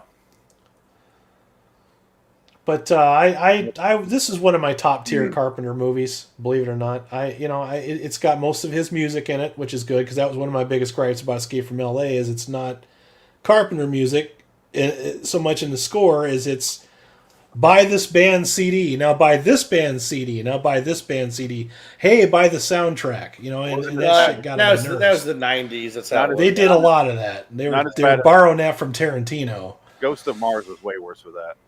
Oh, yeah. Absolutely. Like, wake up, fuckers! Didn't Marilyn Manson do the soundtrack for Ghost of Mars? Either that or like fucking Slipknot or something. It was not good. That new metal shit from the late 90s, early 2000s. Woof. Woof. I paid $4 for that fucking movie. To rent? Yeah. Oh, sorry. Yeah. Well, now you got the thumb drive. You got all of them. And speaking of, when is my package getting here? I haven't mailed it yet. I'm going to do it right tomorrow, Friday. Slacker. Busy fucking slacker. Got shit going on. Too much going on. You told me that was coming, and every time I hear a package or someone drive by outside, I'm like, yeah. Well, I'm glad you're excited for something in your life. My dick box? My dick in a box? Dick in a box. Running to the door, barking. And you are in for a treat. That's all I will say. I can't wait. It's going to be a great box. This movie, Adam, you said it's top tier. Yeah, it's top tier. I loved this movie as a kid. Loved it. And I watched it all the time. And I did not enjoy my viewing experience today, but I also did enjoy it at the same time. I feel so weird about describing this movie because I do think it's a good movie. I realized there's more fantasy than I remember, and I fucking hate fantasy. And I'm sitting there, I'm like, my eyes glazed over anytime they talked about the fantasy, and I'm like, And then there's an action sequence with Kurt Russell, and I'm like, yeah, there we go. This is the movie that I always bring up when I say that, because this gets talked about a lot on some of my other shows too, is everybody's so big on the 80s. The 80s this, 80s that, 80s, 80s, 80s. Well, stuff like this would never get made now. There's no fucking way this would ever see the light of day. It's amazing that it saw the light of day in the 80s, but the reason so many of the 80s movies are popular is because back then you rolled the dice, you took a chance. They lost money on this movie when it initially came out. And I guess this movie has, one of the things that they had said, Kurt Russell and John Carpenter said, well, you think this movie ever recouped its funds, And Carpenter said, well, I never saw any of it. Yeah. I never got any of it, so that's all I know. And the other takeaway that they had mentioned is a lot of people just assume that those two guys were always successful. But when this came out, both of those guys had a significant amount of flops, so this was a gamble. Well, at the time, though, before the movie came out, the test screenings were so abuzz because everyone loved it. They thought, oh, this is going to be the biggest film of the year. Yeah, they really talked it up like it was going to be the biggest thing of the year. And I think marketing was a detriment. Yeah.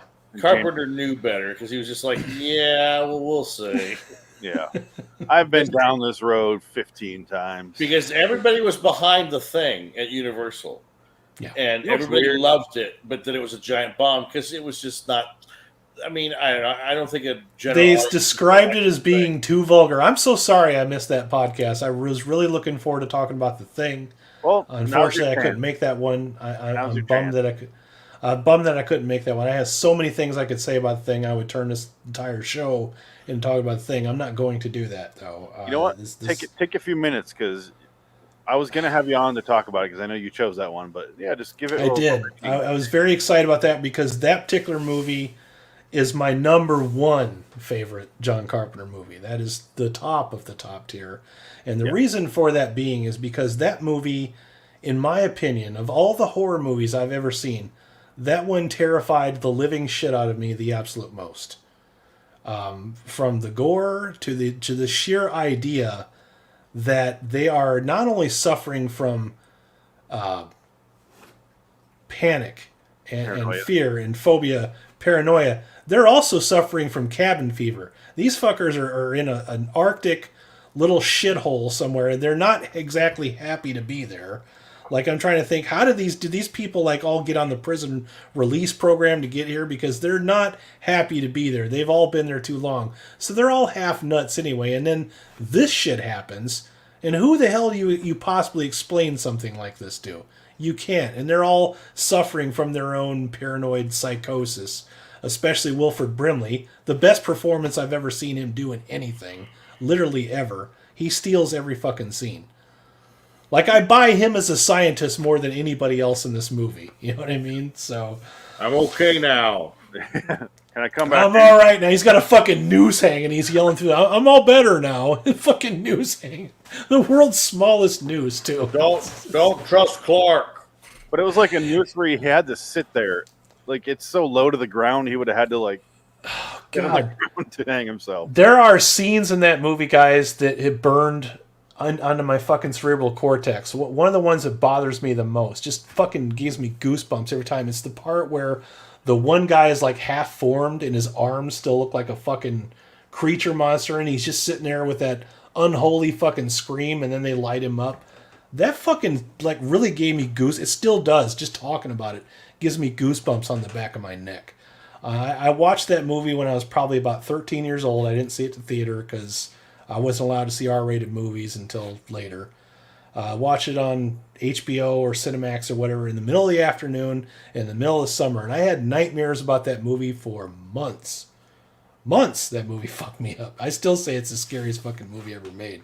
It's brilliant. It's fucking perfect. This is not perfect because, and you brought up a good point, Phoenix, and I can see your aggravation. Magic is not one of my favorite things in movies. And part of my problem with magic in movies is they don't ever set it up properly. They use it as a bullshit mechanism to get out of a sticky situation. There you go. There's that's all I'm going to play. Yeah. The fucking spider head. That's another one. There is some the whole thing with the dogs. Oh God, that shit is fucking. You gotta be fucking kidding me. Yeah, and just their whole cavalier attitude about everything too. They feel like real people. You know what I mean? It is Carpenter's masterpiece. It is his Absolutely. masterpiece, Yeah. and it's a shame that one didn't find it. I'm glad it found its audience now, but Carpenter was just a guy that was ahead of his time, and I'm not going to sit here and act like he's the greatest director ever. He's just my favorite director because he's a minimalist, and he's proud of it. He's not the type of guy that's going to act like he's better than he really is. He admits that he's not a good writer. He doesn't like to write. He usually goes off of other people's scripts. He has written things before, but most of the stuff that he wrote are things that emulate things that he likes. Like he kind of borrows a lot from Hitchcock when he writes things. Like he does a lot of stuff with the Captain Voyeur and the Someone's Watching Me. He wrote that. That's all Hitchcock stuff. You know what I mean? It's not original content. It's good, but he doesn't act like he's a good writer. He doesn't claim to be. But sometimes his minimal approach is his attitude towards everything is less is more, and on most of his features, the ones that I love, it works for me anyway. So part of what I like about his simplicity with the writing, it's not even the ones he wrote, like this one, is you don't feel like you're setting up characters and then here we go. It feels like these characters have existed, which sounds like an obvious note, and that's how everything should be, but that is not how everything is for movies. Well, it's funny that you brought that up because we've talked about on the Carpenter reviews a lot that Carpenter's Achilles heel is he doesn't do really well with characters, and this is one where I feel like these characters are very memorable, especially Egg Shin. You look at that guy once and you're like, yeah, he's seen some shit. That's usually the best thing. A character actor, if he looks like he's seen some shit and you buy it, then he's played it right. Same with Victor Wong and James Hong, Lopan. He's done some shit. You look at him, he's up to some shit. But just think about the first fucking look. It's kind of like the Indiana Jones thing, where it cuts in. There's Indiana Jones. He's doing his thing. You get his character right off the bat. Same thing with Snake Plissken. He shows up, and you get him by looking right at him. That's it. He gives you just enough detail to where you understand this character and who he is. I don't need to know he was married, and I don't need to know that shit. I don't need any backstory. I just need to know. Does he collect stamps? Is he into furries? Yeah, he's a real person in this universe, and that's all he gives you, and he moves the fuck on because we're off to some other scene. And that's all Carpenter ever gives you. Like in what was that movie that we did? Prince of Darkness. 7 different women, we didn't know who the fuck they were. Yeah. That was one of the ones that really pushed it, I think. Because that particular movie, I can't tell you a single name of any character in that movie. They even make a joke out of it. Not one. They make a joke out of it. Like, they're just letting you know, we're not going to try with these characters. Shit. Here's this guy and there's that guy. Shut up and watch. Okay? But yeah, something like The Thing and something like this, you remember all those characters. You know what they were about. And they're played a certain way because they're going to react to a certain situation a certain way. So I like all the characters in this movie. I can't really complain about any one of them. I can, however, complain about this Blu-ray. And I'm sorry for the audio people that are not watching this, but this is... I hate it when people do this shit with Blu-rays, like they make up their own art. This is a bad Photoshop here. This guy right here, that's the guy from get that to focus. He was in Die Hard. He's the guy that steals a candy bar. Candy bar guy. He has no role in this movie. You see him once. Why is he on the fucking box? You know what I mean? Like, I get why he's here. I'm looking at Raiden, and I'm looking at Lo Pan, and I'm looking at the girl with the green eyes, but what the fuck does he have to do with anything? He's more or less a very famous fight choreographer. He's barely in the movie. He's in every action movie. He's in Lethal Weapon too. He's in he's the guy doing the torture in Lethal Weapon. Yeah. I'm sorry, guy. When he goes, I'm sorry, pal. I gotta finish you off, and then Riggs kills him with his legs. That just tells me that whoever put this together didn't fucking watch the movie. You know what I mean? They were just doing a job that day. Open up Photoshop, save, done. I used to have that Blu-ray, got rid of it, and I got the Shout Factory or Arrow video. I want to get the Arrow one for this because I enjoyed the features on this enough that I wish I had more of that. You know what I mean? This is not like. I think it's more or less the same stuff, though. Probably, yeah. You're probably because the Blu-ray disc does your Blu-ray disc have like little fortune cookies on there, and you open it up and it has different stuff? I don't know. I haven't opened it yet. Okay, on the menu there, all of the little things are in fortune cookies, and I think it's kind of fun because some of the little fortune cookies that you click on just have like a little saying on them, and it doesn't actually do anything. Like it's like funny, like keep trying or something like that. So I went to the video store today, Zia Records out here in Phoenix, and I was so excited because I haven't been in like 8 months. And I was like, I have my list, this giant list. I mean, look, it's. Let's see here. Like, it's all Nick Cage, Carpenter, and Frankenheimer movies. And I went through every single aisle of that store. Didn't find one. Yeah. Does that suck? And I was like, how the fuck are there none? And I ended up buying Usual Suspects on Blu-ray. I want to watch that movie again. Well, Amazon's your best bet for shit. Yeah, Amazon is the best for movies now. I like going to the video, like the store. I know, I do too. Yeah. Walking around and getting that smell, and you see the old copies. And trust me. That's why I go to the thrift stores. They got Blu-rays. Thrift stores. I have found gold at thrift stores for $1. Another good one is if you have a super Barnes and Noble near you, they usually have a pretty decent movie selection inside. I don't have that especially at with all. The Criterion stuff. Yeah. Criterion, they do like buy one get one. Yes, they have a buy one get one, and I usually load up on all the ones that I've been wanting all year long. I want Green Candidate on Blu-ray. I want Donnie Darko. I want that motherfucker. That one too. Donnie Darko's coming out in Arrow, I think, or Criterion, or one of those two. And it's got to be Arrow, I'm sure. Yeah. So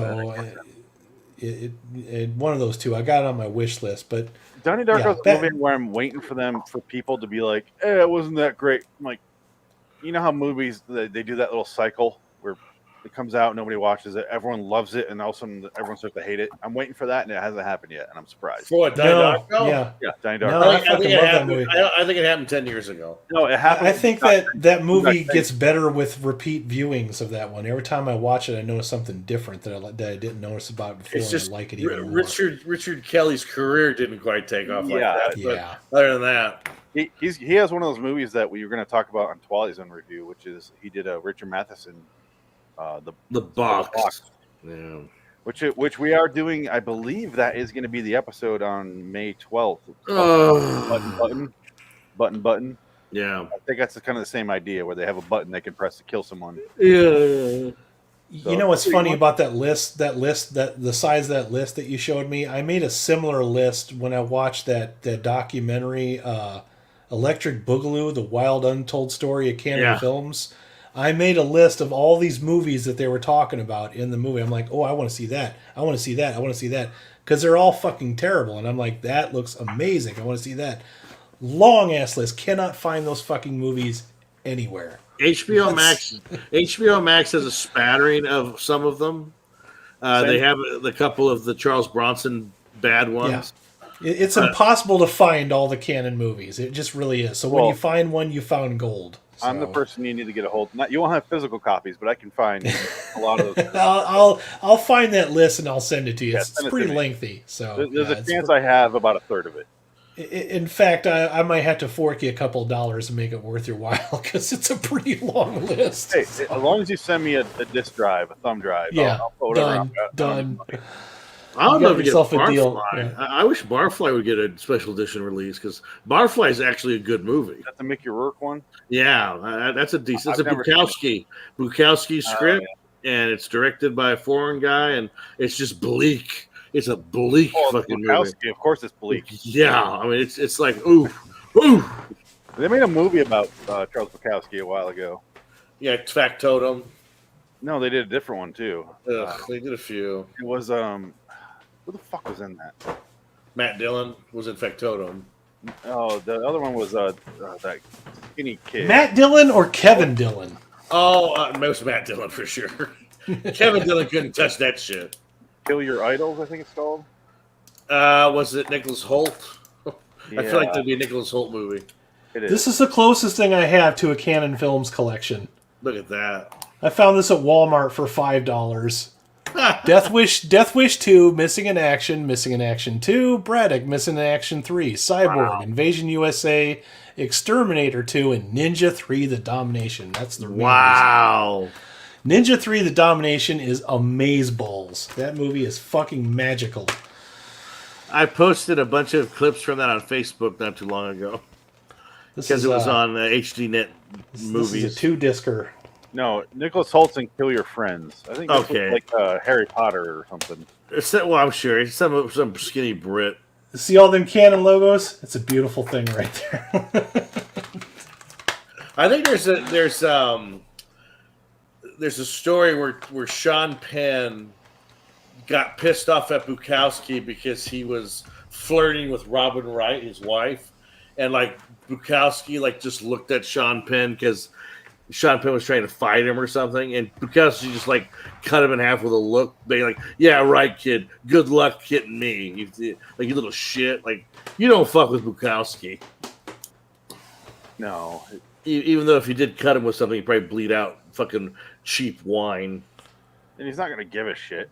No, he don't feel no pain. I've read a lot of his stuff. He's fucking beautiful. I guess maybe it wasn't based on him, but anyway, Bukowski's up there. I guess if I had any complaints about Big Trouble, it would be the magic is not set up properly. Like, they just kind of pull these things. Most of it they use for lulls, so that's kind of okay. But it just seems like they kind of conveniently pull a power out of nowhere. It's like, oh, well, he can do that now too. But yet these people can still be killed by conventional means. So it's like, wait, what? You know? A lot of them committed suicide. okay. No, I found it. It's called Kill Your Darlings, but it's not about Bukowski. It's Allen Ginsberg and Jack Kerouac and William Burroughs. Oh, okay. Everyone but him. Right, yeah. But I just assumed he was in there. I watched most of it, and I was like, it's okay. I got what's that? Jack Kerouac book. His famous book. What's it called? The Road or whatever. Oh, it's not The Road. That's Cormac McCarthy. But Oh fuck! What I forgot. I'm sorry. I tried to read it, but I agree with you though. The magic is just set up in two little sentences. There's magic. I don't believe in it, but here we are. Peasant magic. Kung Fu fight. And you're like, They do say something very funny in the commentary. They say, okay, here's the part where you're either going to go with it or you're just completely put off by it. And it's right at the beginning. It's right when the 3 storms show up. And they do that little thing with they jump forward first, do a forward flip, and then throw these fucking daggers. And they're like, either you're going to go with this or you're done at this point. You know, I was already done by that point. So. Yeah, and then all those guys in that scene, they get killed and they show up later in the movie. They really do, yeah. But that's fine. Like, I don't mind. Like, okay, I'm fine with that. Big Trouble in Little China is not a serious movie. It's a fun action. That's what makes kind of all this work, is the fact that there's no part in this movie where they're taking anything remotely seriously. Everything's played for laughs. The magic doesn't bother me. It's a fucking fantasy. I accept that the first 10 seconds of the movie where he has lightning come out of his dick. You know, it's like, I get it. It's an action Now, movie. let me ask you this.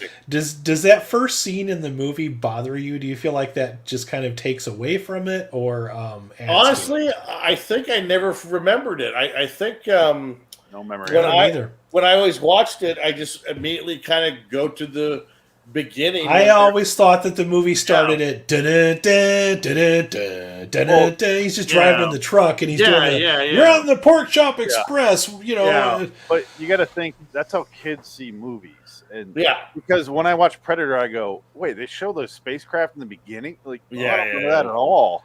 No. That pissed a lot of people off too. Because a lot of people feel like that gave away too much. Yeah. As a kid, you're not watching that scene. No. Because you're right. Producers treat their audiences like their children, and what's funny about that is you and I, as children, we're not interested by that part of it. Yeah, well, because they're idiots.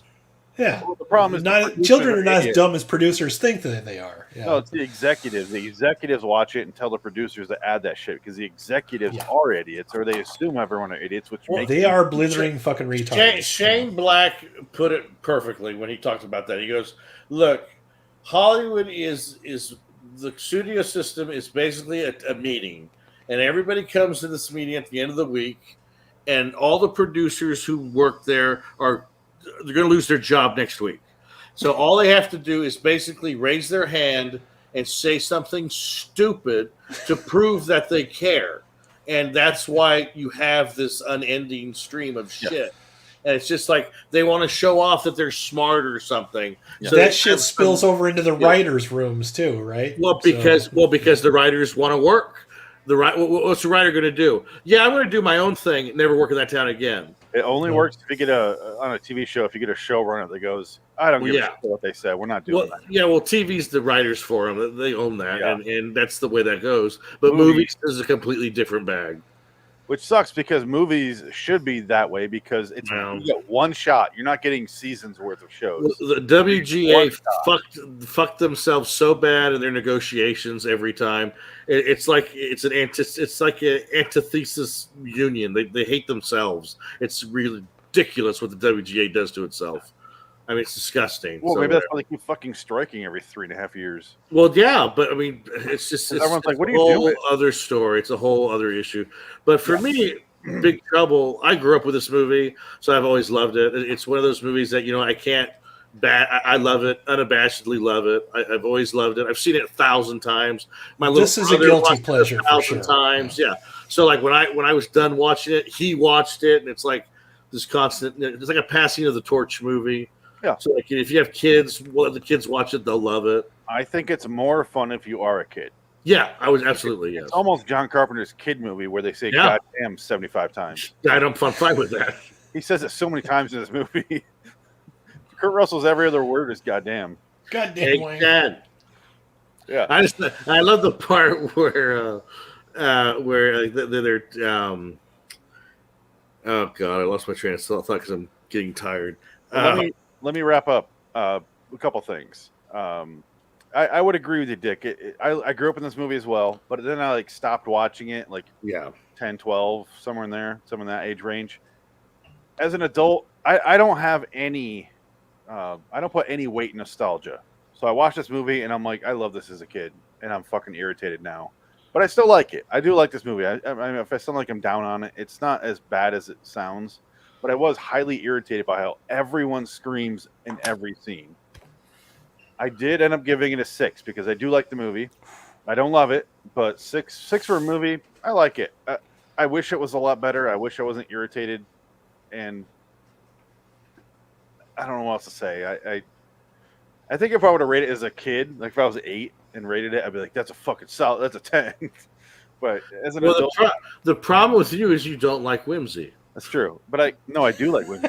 Here it is. I just hate fantasy. I really do. So I know. Yeah, there is a lot of fantasy in this, and I can agree with you on that level. If you're not into fantasy, I'm hard on fantasy as much as you are, but I'll be the first to admit that I like some of fantasy, some of it, a little bit.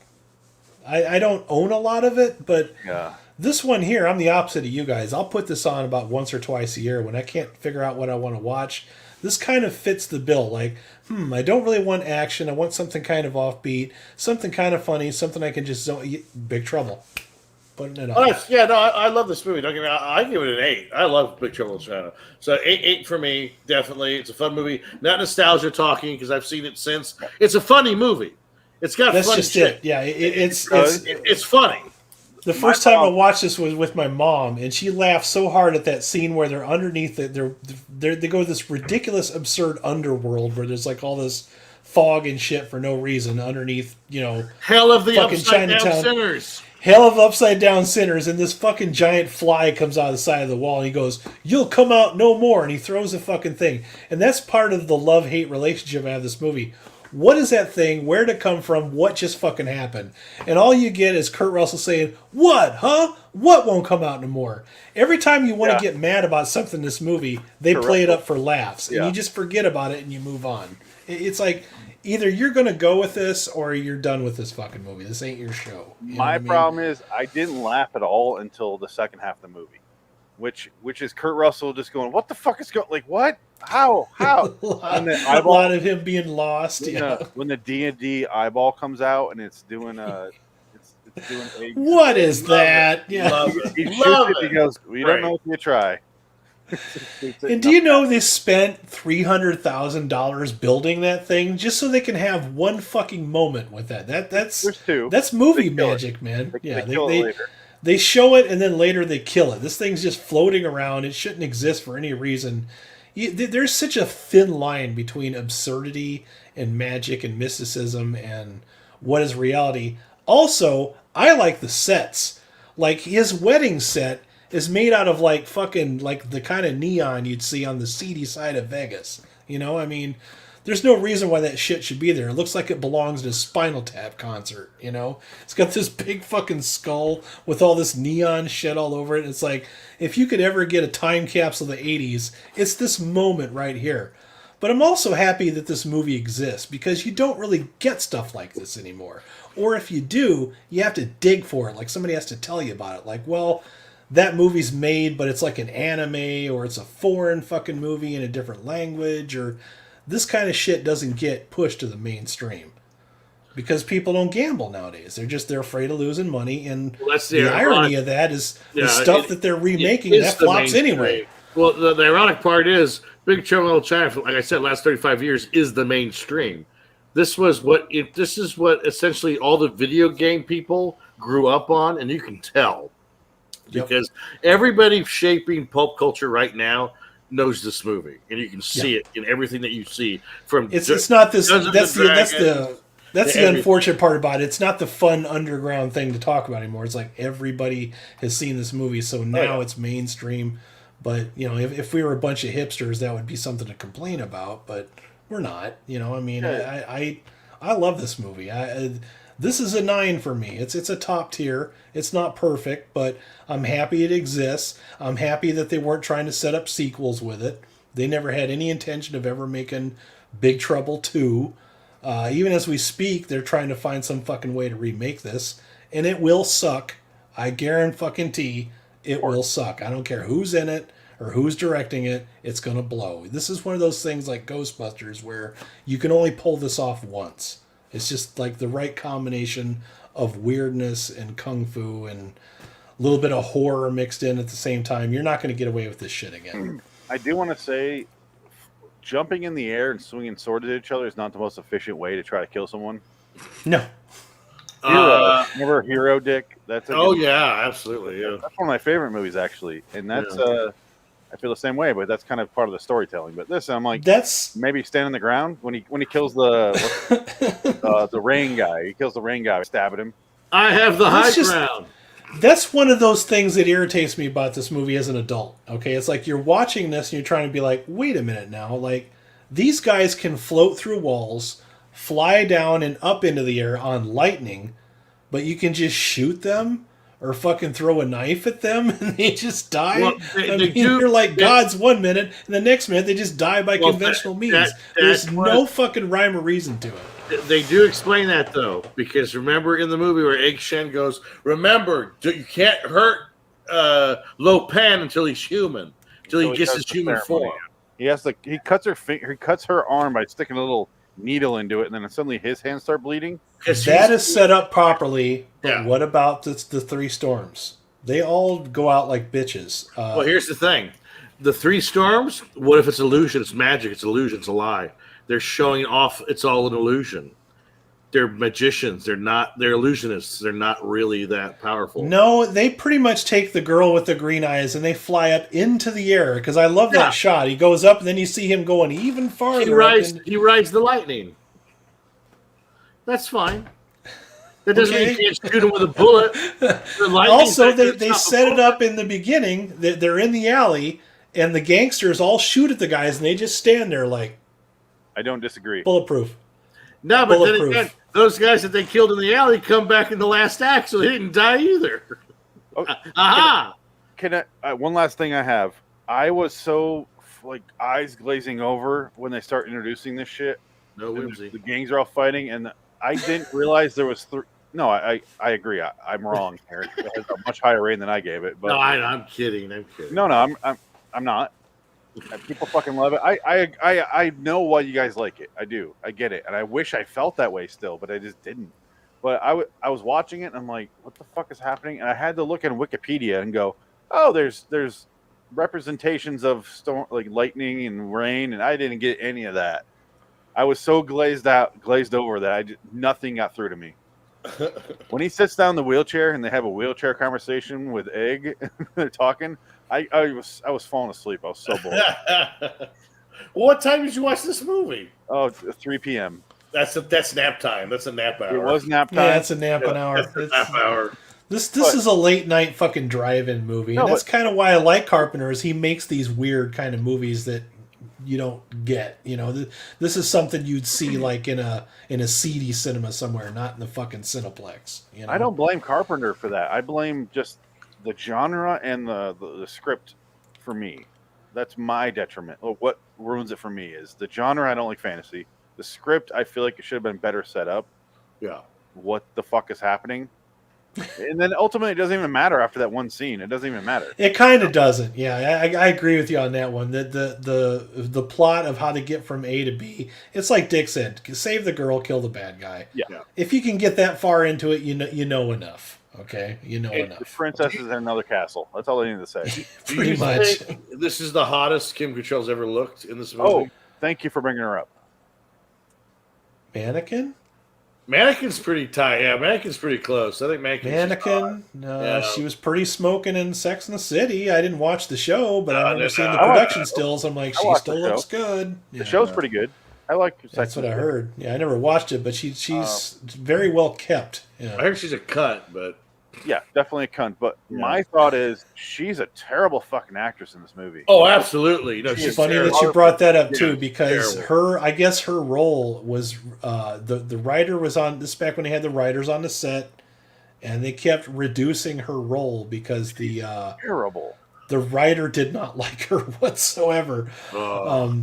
I will argue that I don't think she's a bad actress necessarily, but she's not necessary in this movie. Her character really does nothing other than make a potential love interest for Kurt Russell, which they play that up for laughs too, because she winds up being pretty much nothing. Yeah, and that's something I noticed this time when I watched it. I never thought about that before.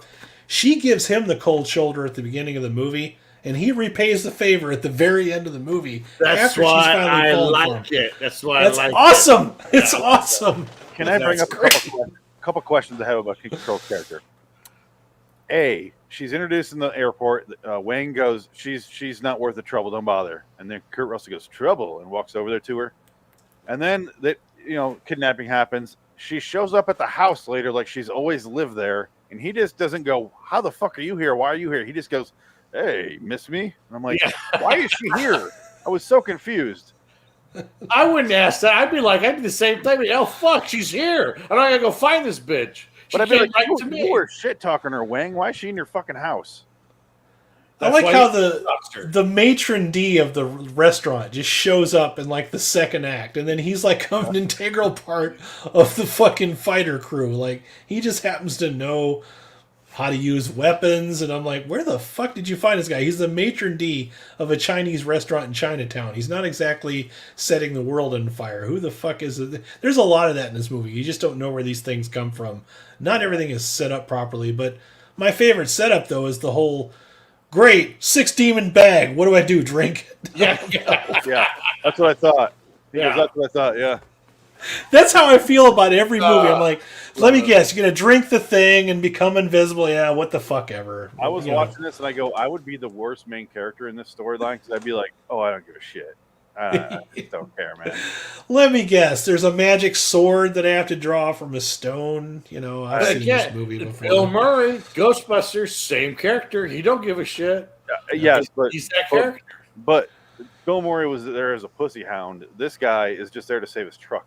Would you say pussy hound? That's the only thing he accomplishes. Bill Murray, a rapist or pussy hound? Because he's more of a rapist. But he had a chance to rape her, but there's too many people in there. If you've seen the movie, he does kill Lopan by throwing a knife at his fucking head. Yeah, so absolutely. that's the only thing he's ever been good at in this whole movie is it's all in the reflexes, and he says it again. And then it's wonderful. he denies Kim Cattrall when she's like, "Or you could get a big cabin in the back of the truck for 2 people." He's like, "I'll think about it. Bye." Yeah. Also, Aren't you get a kiss? Nah. when he comes out of the elevator before he kills David Lopan, he has a kiss with Kim Cattrall in the elevator, and she looks smoking hot in that dress, by the way. And then she kisses him, and he's got lipstick all over his fucking face. Yeah. And that was a last-minute decision that they just decided to leave that shit on there. They're like, all right, either we're going to commit to this or we're not. So, all right, fine, we're committing to it. It's funny. And It then worked. I loved it. She wipes it off just before the very end. But he's trying to do his tough talk with fucking lipstick all over his face. Great. That's funny shit. I like that. I appreciate those little details. The second half of this movie, I would give an 8. The Yeah. first half, though, it's like a 4 for me. So that's why I wind up at a 6. Is it because there's so much confusion in the beginning? Like they really waste. They don't set things up until like the middle of the fucking movie. Okay. I just think it's sloppy in the beginning for me. I was like, "What the fuck is going on?" And there's this like shit happening. I'm like, I don't know why I'm supposed to what I'm supposed to feel about this. Why it's happening? I don't know anything happening. I'm here along for the ride, and I don't know why I'm here for this ride. Like I got in a car and nobody told me where we're going. Pork Chop Express is going to take you there. Yeah, he's kind of using the CB as his own fucking podcast / radio show. You know, I'm thinking, what asshole is listening to this guy just fucking ramble on about God knows what? His tinfoil conspiracies, just 9/11. Yes, sir. The check is in the mail. The lizard people are taking over. You'll get it. The water's making the frogs gay. Yeah. The friggin' frog. If it got remade, that's what it'd be. It'd be a guy talking into a little fucking microphone doing conspiracy theory podcast. I would love Every fucking movie has that shit in there now. It's getting old. Shot-for-shot remake with Alex Jones. That is a fucking trope like a motherfucker. They got that same trope in the new fucking King Kong Godzilla movie. There's a fucking conspiracy theory podcaster in there. I'm like, oh, really? We're doing this again? I think it was that's Ice Cube's son. No, it's not him. O'Shea Jackson Jr. Yeah, he's in a bunch of stuff. O'Shea Jackson Jr., I would know because he looks exactly like Ice Cube. Yeah, he does, yeah. And he's a good actor. He's a good actor, yeah. Wonderful in Straight Outta Compton. Yeah. True. Okay, guys, let's get out of here before we ramble on. But Dick, it's your pick. It's the Dick pick next week. What are you picking for episode 14, which will end up being? Next podcast is going to be our top 10 directors. Next live show is going to be Dick pick. What are you choosing here? So what, for John Carpenter movie? John Carpenter movie. What are you picking here? Oh fuck. Wow. I thought you had it all set up. That's why I sent it to you earlier. Me, Dick. I know. He's like, well, there's next week. Let's do Cigarette Burns. I want to do Cigarette Burns. Okay, good choice. We'll do that. None of us have seen that. Yeah, no. I think you'll enjoy that one. And I imagine it's just an hour and a half or an hour because it's an hour episode. Yeah, this will kind of work for anthology series and John Carpenter review. But I picture Cigarette Burns is just an hour of a one static shot of John Carpenter's couch. Yeah, that's pretty much. Well, Cigarette Burns is a reference to a film. It's a Cigarette Burns in the film. Yeah, I get it. I'm telling the audience. What is pro life a reference to? That one is stupid. I didn't like that one. I like this one way better. Oh, you've seen Cigarette Burns? I've seen Cigarette Burns. Yeah, it's pretty interesting. You agree when I said none of us have seen it, and you said, "Yeah." No. I've seen it. I thought I had it. I didn't buy it. I thought I had it. I guess I didn't because I don't have it. I can't find it. All right, I'm curious because I've yet to see it. Adam has yet to see it.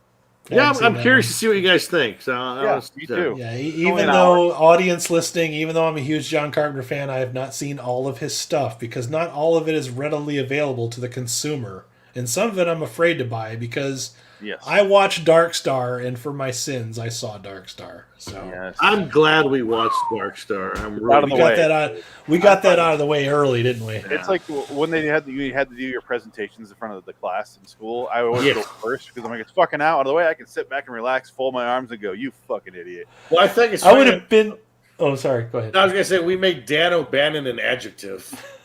We do. You know what's funny is with Dan O'Bannon comes up a lot in the fucking movies we watch on my channel. So it's like, what is it? It's like we're stalking Dan O'Bannon here. We're not doing it intentionally. He writes a lot of trash. So I'd have been pissed if I was in a John Carpenter class and I would have picked Dark Star as my project, like for my thesis. I'd have been like, oh my God, I have to quit. I have to drop the class. That's all there is to it. I have to quit. Or you're just like, no, I give up. Or you just bring in a yoga ball and fill it with stuff. And you're like, just do this for an hour, a fucking hour. Just chase this ball around. I still have nightmares about being late on a class project that I need to do, and I do it the night before. I have that nightmare too, dude. Yeah, like I missed a homework assignment. It's like really major. I can't graduate. Oh, yeah, I get that. Dreams about that are. They're like, you didn't do your project. I go, okay, cool, I didn't do it. And I walk out and I go to the locker, and my nightmare is I don't know my locker combination. Yeah. Because in high school, if you were to ask me what my locker combination is, I go, I have no idea. I get up to the key thing and I know it, but I don't know it. Outside of like it's like a Wi-Fi signal, only within 6 inches of the locker. I have no idea what it is beyond that. I had a dream last night that I missed the school bus, and I'm trying to figure out a way to get to school on time by folding time in half so that I can get to school on time. Wow, you're because my dumbass missed the bus. Yeah, you watch too much Star Trek. Probably. Okay. Yeah. Let's get out of here, guys, so we can talk about directors. Next episode of the podcast, top 10 directors. Next episode of the live show. Oh, both really. But next live show we do next week is going to be whatever the fuck Dick just chose. Cigarette Burns. Yeah. So join us then next Wednesday, same time, same bat channel, yada, yada, yada. LIWstudios.com for me. That's all I'll say. RaidersLostFlix.com. We still got one more Kurt Russell movie left to do in the Carpenter set. And it's going to be like Russian roulette. It's going to be hard to get through. Yeah. I'm saying it's pretty good. It's good. It's just long. Well, that's what she said. Okay, Dick, plug us.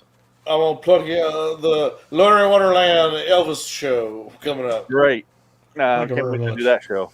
You're probably not wrong. I'll probably end up doing it. Yeah. Anyway, until next time, in the meantime, I'm Phoenix West. Adam Wilcox. Dick, yeah. So long, citizens. So long, John Carpenter. See you next time. Cigarette burns. Don't fill us. Yeah. It's different. All right. Let's save this shit. Oh, shit. Stuart Gordon. Put him on the list. All the movies Adam asked for in his hard drive were Stuart Gordon movies. Oh, yeah? I want to see some. I haven't seen The Forbidden or From Beyond. I want to see that one. I haven't seen that. I haven't either. I have not seen From Beyond, but I've been on another Lovecraft kick lately. It just kind of happened when I was sick. I started reading the book, and I'm like, I know, I want to watch some of these fucking movies I haven't seen yet. Well, don't read his books; you'll get sicker. Well, I know Phoenix hates it, but I like The Color Out of Space. But I watched an older version of Color Out of Space that's in black and white that I think is even better. Which one's that? It's more atmospheric. It's on Amazon Prime. It's just called The Color Out of Space, except it's spelled COLOR instead of COLUR, like the one that Richard Stanley did. Yeah, it's 2012. It's mostly in German. Oh, okay. With subtitles, but some of it's in English, and it's more of a period piece rather than like the new one's all modern, you know. Okay. But it's less shock value and more like suspenseful. You know what I mean? So that's kind of why I liked it. I thought they did a really good job on it. I really liked it a lot. Wow. And then I saw one with it was called Die Monster Die, and that's also based on The Color Out of Space, which I wasn't aware of. And that one's got Boris Karloff in it. That one was pretty good. For a 1950s Boris Karloff movie. I mean, you're not going to be too fucking shocking with that shit, but they still did do a lot of the callbacks. So yeah, I'm going to pull up my list here. I'm not going to deviate from it. I'm trying to. I wanted to pick names that you guys probably wouldn't pick. Well, I went off of stuff that's in my collection and stuff that, and also I was going off of stuff where when I hear that director's name, I get excited. Like, oh yeah, I like his stuff he does. Yeah, I try to do that.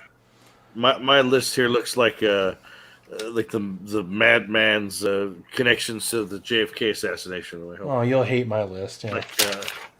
This is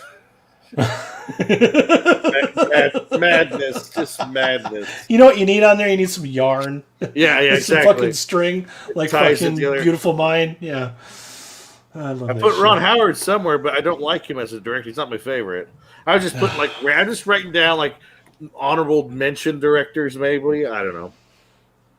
Like, you know those memes? It's like what I think I look like describing Star Wars to my girlfriend. It's just a guy sitting there talking to a girl, like having a serious conversation. What I probably really look like is this guy, like with the Beautiful Mind. Yeah. He's pointing fucking different directions. That's Sweating, you know. I gotta tell you what's going on. This is what's so I good don't do about that. it. I don't do that shit anymore. I walked away from that franchise. Wasn't easy, but I did. I had to. I just had to walk away from it. Had to be done with it. Well, I think Favreau's the future anyway. Probably, but I just don't care anymore. That's the problem. I don't care. I think that they can easily fix Star Trek because it's been bad before and they fixed it. And then they made it bad again. They'll fix it again. Star Wars has never had to be like that bad before. Like, say what you want about prequels are pretty bad. the prequels are pretty bad, but they were still at least consistent with one another. The new movies aren't even consistent with the one that came before it. I don't know. I think That's why I fucking walked away. I'm like, they're not even consistent with the fucking movie that came out before this one. They literally didn't watch the movie they made 3 years ago. You know, No, they didn't. Come on, Recording the podcast now. right on. Welcome, guys. my number one director of all time is Ryan Johnson. Let's start with number 10. You did it wrong, Dick. You failed, Dick. Oh no! Oh, welcome Yeah, to we're the going- LIW John Carpenter review, episode 13, top 10 directors. What do you call it? Fuck it. And John Carpenter's not going to be in the list. Well, it's gonna be an Adams, but let's. I'll just say. Let me change this. Let's hide that. It's technically an episode of John Carpenter review, and then we're really not going to discuss John Carpenter review. But I need a feed to throw this on, so we're going to call it an episode of this. So it's episode 13, top 10 directors. There we go. Here it comes. There it is. Yay! Yeah. Yay! The crowd went wild. Yeah. All right, guys. Who wants to start with number 10? Well, can I do honorable mentions? I have 11 honorable mentions. Oof. I think that's fine because just name them. Then we can have a brief moment with that. Because I carried my top 20. Dick and I talked for like 45 minutes yesterday about this. Yeah. But, so I'll quickly go down. 21, Hitchcock. 20, Billy Wilder. 19, Coppola. Spike Jonze. Terry Gilliam. Mike Flanagan. Tarantino. Aronofsky. Kubrick. Guy Ritchie. John Carpenter's number 11. That's my honorable mentions. I didn't do an honorable mentions. I thought about it, but I thought, nah, I don't want to make this drag out too long. But there's a couple that I was going to put in. I was going to put Sergio Leone in there, and I didn't. Okay. So he would be one of my honorable mentions.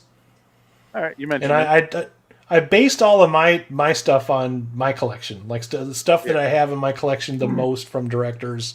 Because the three of us, we like to talk about directors. We get excited about certain directors, stuff that they do. So that I would say Sergio Leone is in there, and what's another one I was going to go with? Probably, yeah, you might have to come back to me on the honorable mentions because, like I said, I didn't do a list. I'm glad you mentioned your process of picking because I kind of did the same thing where I'm like, I have a top 100 list, and I went, who has the most in there? And then I kind of went like, who? Maybe some guy did 5 movies, but I fucking love 4 of those. Love them. So I kind of... What made me run out and buy the Blu-rays? I think Hitchcock would be on my honorable mentions as well because I like a lot of his stuff too. Not all of it, but a lot of it. I just haven't seen enough of him, but... Another one would be Orson Welles. You know, he's done at least 2 movies that I love. You Yeah. know, so don't- Touch of Evil and Citizen Kane. Yeah, I don't have any movies that, or any directors that have only done a couple movies. I kind I of do. need 5 or 6, and then I have to love a lot of them. So I kind of Yeah. need, like, career-wise, I need to love your movies, but that's kind of how I was going. But Dick, what are your honorable mentions? I was going to say Orson Welles, William Wyler, Cecil B. DeMille, Howard Hawks, De Palma, Darabont, Paul Verhoeven, John McTiernan, Coppola, Stephen Chow, Harold Ramis. really? Harold Ramis Ramis. almost made my list, Yeah. but Good as it gets. Yeah. yeah, No, well, Harold Ramis did as good as it gets. no, It was, he's saying as a phrase. That's James L. Brooks, but but I would say James L. okay. Brooks is another one. Yeah. James L. Brooks, I would say another honorable mention. yeah, he's done some good movies. Spain And was no good, but no, Albert Brooks, another honorable mention.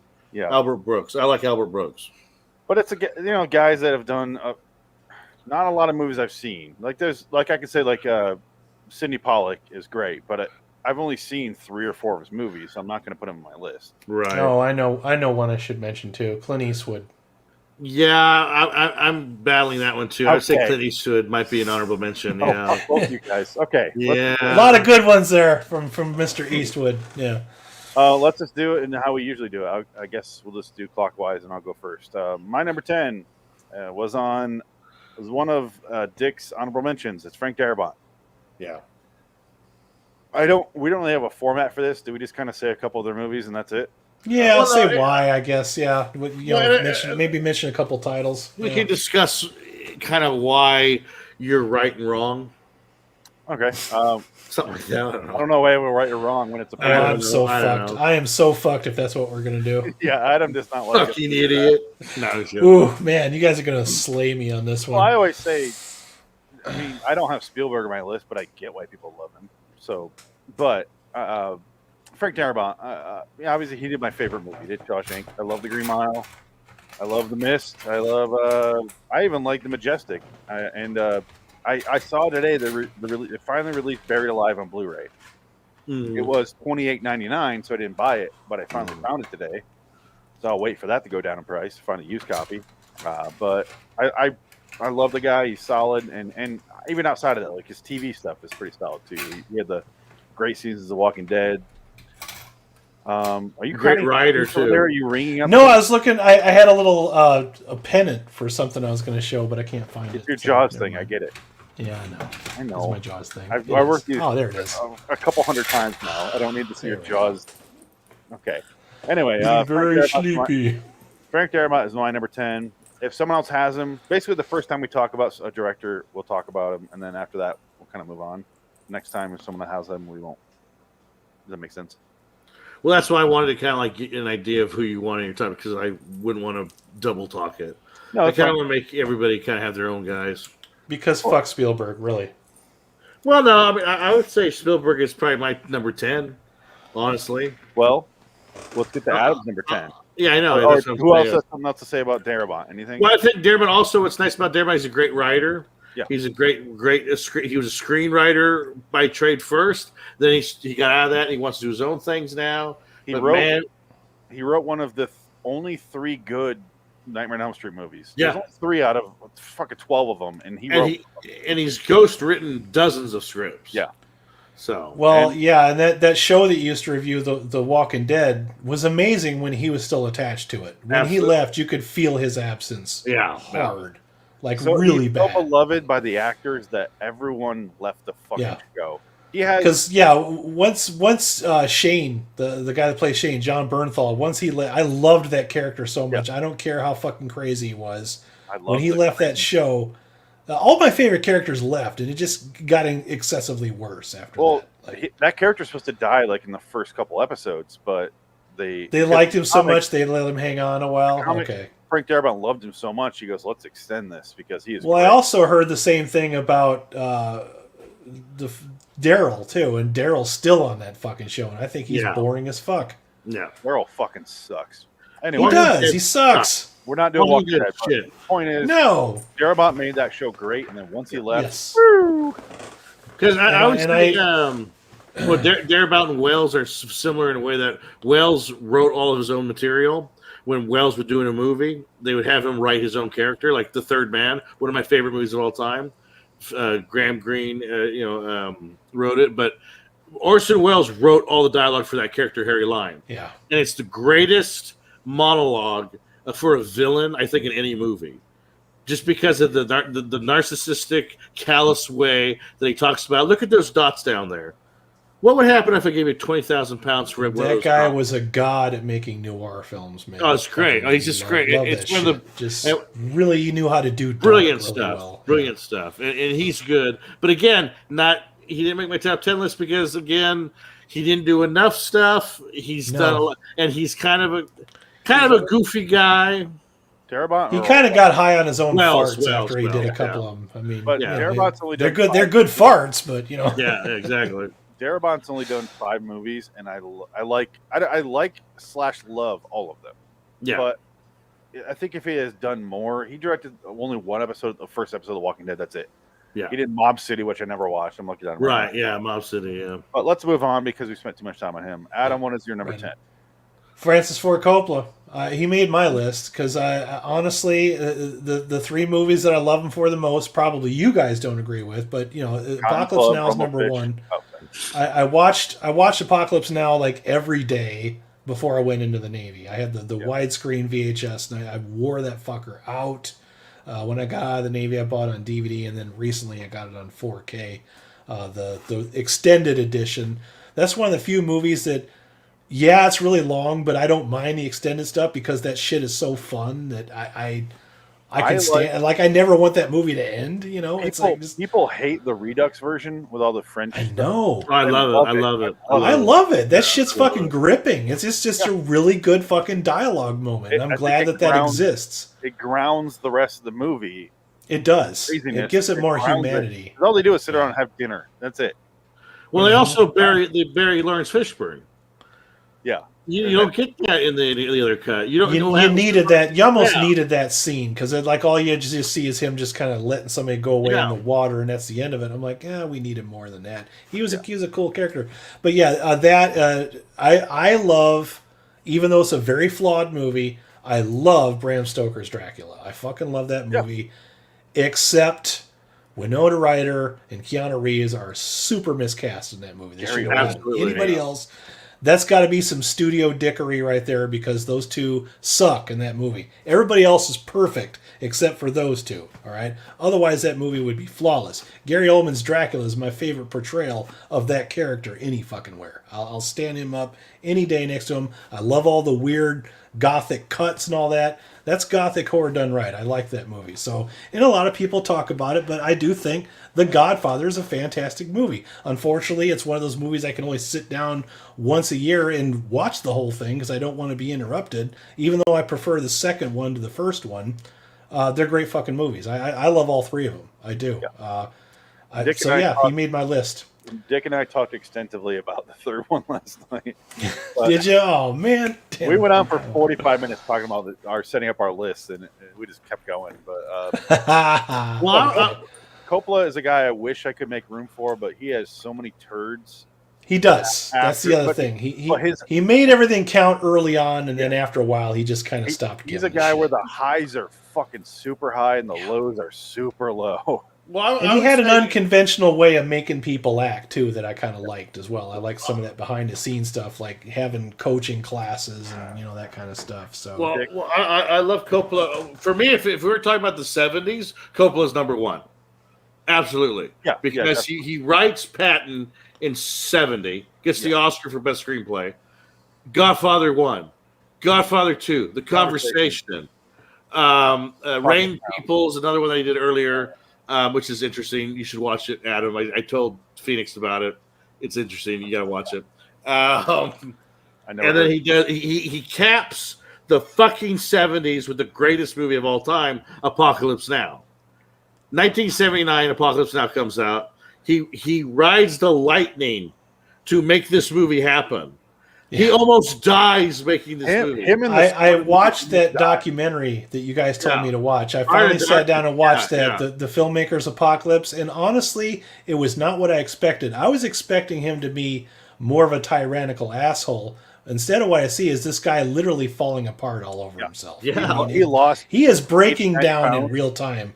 Yeah. It was insane, absolutely insane that movie came together. And then Harvey Keitel like almost dies. Martin Sheen has a heart attack. And I love watching those behind the scenes documentaries of movies that just never should have fucking been, because that's up there. Yeah. That's like Martin Sheen, those kind of movies. Martin Sheen cuts himself. Martin Sheen cuts himself with a mirror, and he's like, and it's in the fucking movie. Yeah, it's in there. I love it. Okay. Apocalypse Now is the greatest movie. But again, good choice for number 10 for sure. Yeah, I agree. It's I really wish. Same with Carpenter. I wish I could have put those two guys in my top 10, but I just couldn't. And without Coppola, you don't have Lucas. You don't have Spielberg. Nope. Yeah, you wouldn't have American Zoetrope, and I just found that I rewatch a lot of his stuff on a regular basis, and I'm like, yep, I love the guy. He's number 10. He even made Scorsese like up his game and going, I can't do this in my gangster movies. I have to do a different kind of gangster movie, and that made it separate and just Goodfellas wouldn't exist if Godfather didn't lay down the blueprint first. Yeah, I mean, I wish Goodfellas or Casino would have won, but. No, anyway, Apocalypse Now lost to Kramer versus Kramer, and everybody says that's bullshit. So this day, everybody's like, "Who the fuck cares about Kramer versus Kramer?" Nobody. Nobody. Yeah, nobody. Nick, what is your number 10? This is going to be surprising. Are you gonna Whimsical Tim Burton, number 10. Okay. I don't disagree with you. Yeah. Well, because Beetlejuice is great. Pee-wee's Big Adventure is great. Batman is great. Batman Returns is great. Sleepy Hollow is pretty good. Ed Wood is a masterpiece. Yeah. Big Fish is nice. Everything else is kind of shitty. Pretty much done. Pretty garbagey.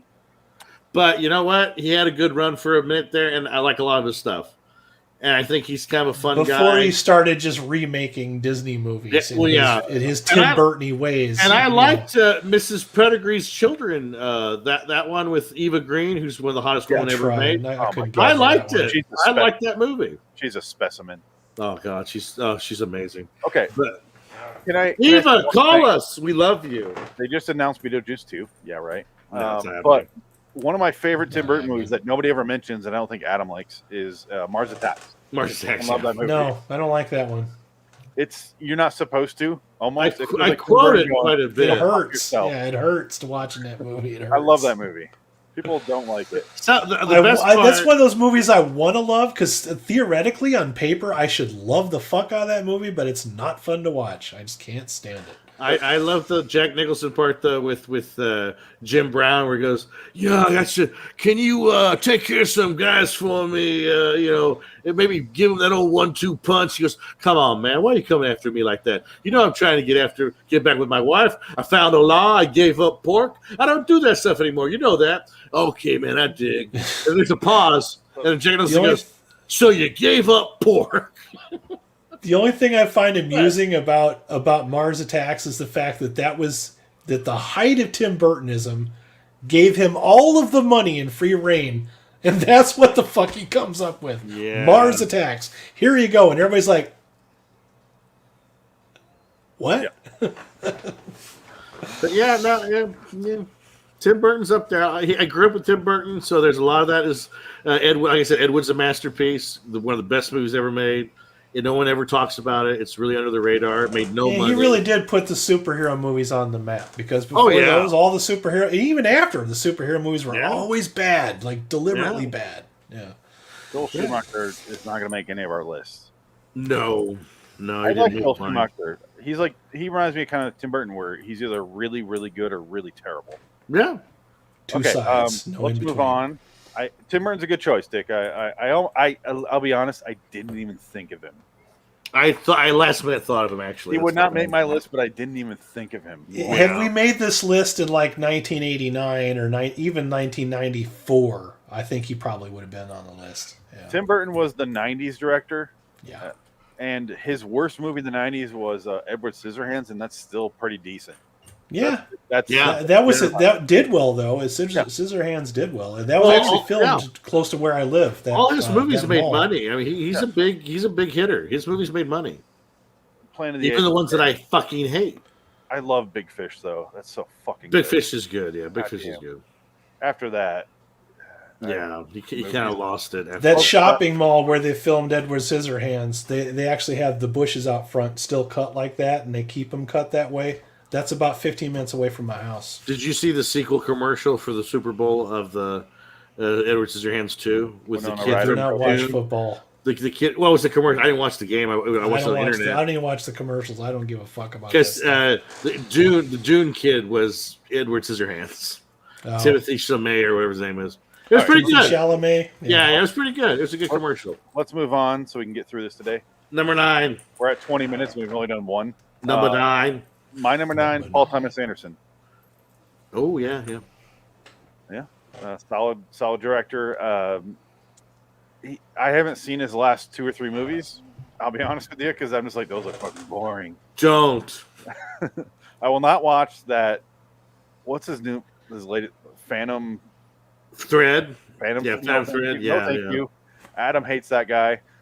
I will not watch that movie. I don't think I ever will. I didn't finish it. Not happening. Like, you lost me, dude. You'll have to put little fucking toothpicks in my eyes to get me to watch that shit. I saw Inherent Vice in the theater. But you get great movies. You get like Heart 8 and Boogie Nights, Magnolia, and There Will Be Blood. Yeah. And what am I missing? Punch Drunk Love. Oh, no. Yeah, Punch Drunk Love is fucking way underrated. The Master. The Master is great, but you don't want to watch it twice. Pig fucker. Yeah.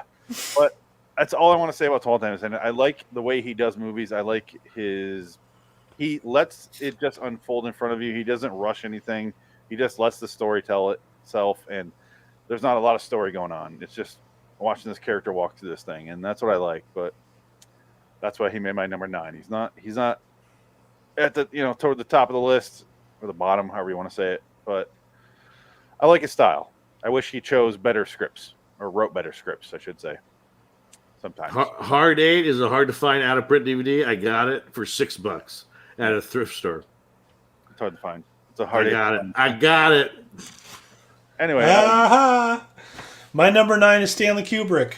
He's what I call one of the last of the crazy directors, like doing things that there's no way any director, human alive, would get away with now. But I always like the way he uses like really wide shots with like a lot of light. Like he's the only guy I know that ever made a horror movie the opposite of what horror movies normally are. You usually think of a big haunted hotel, lots of cobwebs and dark and spooky, creaky doors. Nope. This thing's big and empty and huge and just full of white light, and it's fucking terrifying. It's just the way he does that shit. I have a lot of his movies. Also, how many directors can you think of as every first attempt knocks it out of the fucking park? Dr. Strangelove, he did a comedy, knocks it out of the fucking park. Does a sci-fi movie, 2001, knocks it out of the fucking park. Maybe not so much with Barry Lyndon. Full Metal Jacket, because everybody was doing Vietnam movies at the time, but still, that first act, the whole boot camp sequence, is the real reason you watch that movie, to watch Lee Ermey do his thing. And he filmed it all beautiful. So the second half, I tune out, usually. The second half is just your boring, typical paint-by-numbers Vietnam movie. Yeah. But all of his stuff, man. A Clockwork Orange. I discovered that very young when I got into that. I was like right out of high school. I'm like, this movie's fucking amazing. I don't care. I like the story. I like the way it was done. The use of classical music. It was just fucking perfect. Not my Ludwig von. No. I'm a big fan of the Kubricks. You know what's even what I love is his first couple of movies, and not Spartacus is good too, but like Killer's Kiss and The Killing are really fucking good. They're very good, yeah. Like crime thrillers. I like Stanley Kubrick. Just I think as he got older, he got a little more kooky. But when he was when he was in his 40s, when he was in his 40s, he seems to be like a really fun guy because I hear interviews with him. And he talks about I was a terrible student. When I was reading books I should have read in high school, I read them when I was older. I should have read them then because they're great. What was I thinking? Like he's a funny guy, and he worked with Peter Sellers a lot in the early days, and I guess maybe Peter Sellers rubbed him the wrong way because Peter Sellers is a fucking nut too, and so they just he's a nut. But I have the Criterion Collection version of the fucking Lolita, Dr. Strangelove, or How I Learned to Love the Bomb. I'll put that on at least once a year, just because. Oh yeah, absolutely. Makes me laugh. It's beautiful. Yeah. There's 3 Kubrick movies I've never seen: Barry Lyndon, Lolita, and Eyes Wide Shut. I've never seen. I haven't seen Lolita. I've seen 2 of those. Yeah. Barry Lyndon is good. It's just boring as fuck. Yeah, but it's good. It's beautiful. It's a beautiful movie. Like Eyes Wide Shut is okay. It's actually better than I thought it would be. I thought it was better than I thought it would be too. Yeah. But it's fucking weird. So none of us have seen Lolita? No, I've seen Lolita. I just never saw the Barry Lyndon I've seen movie. Pieces of Lolita. I have the book. Jeremy Irons Lolita? I did see that one, I think. Just no, I don't want to watch that. I'm not that big of a fan of the story, you know. It sounds creepy as shit. I don't want to watch it. Yeah, it's kind of. Well, it's more or less not about that. But I love James Mason, so I kind of want to see Lolita just for James Mason. Dick, what is your number 9? Sidney Lumet. Yeah. Okay. I think Sidney Lumet, he's good. I mean, you talk about Network, one of the greatest movies ever made. Dog Day Afternoon, great movie. Not my favorite, but it's up there. Network, though, is a masterpiece. He did Orient Express, which was really well done. 12 Angry Men. I mean, yeah, the guy, The Verdict. He is the guy at like 90 directed one of the most intense sex scenes in the last 20 years. Before the Devil Knows You're Dead. Before the Devil Knows You're Dead. I was like, holy shit, what the fuck? It's like, I want to get all this shit out. Yeah, it's just, and he wrote a couple of books about directing. He's a kind of low key, cool guy. A little bit too reliant on star fucking.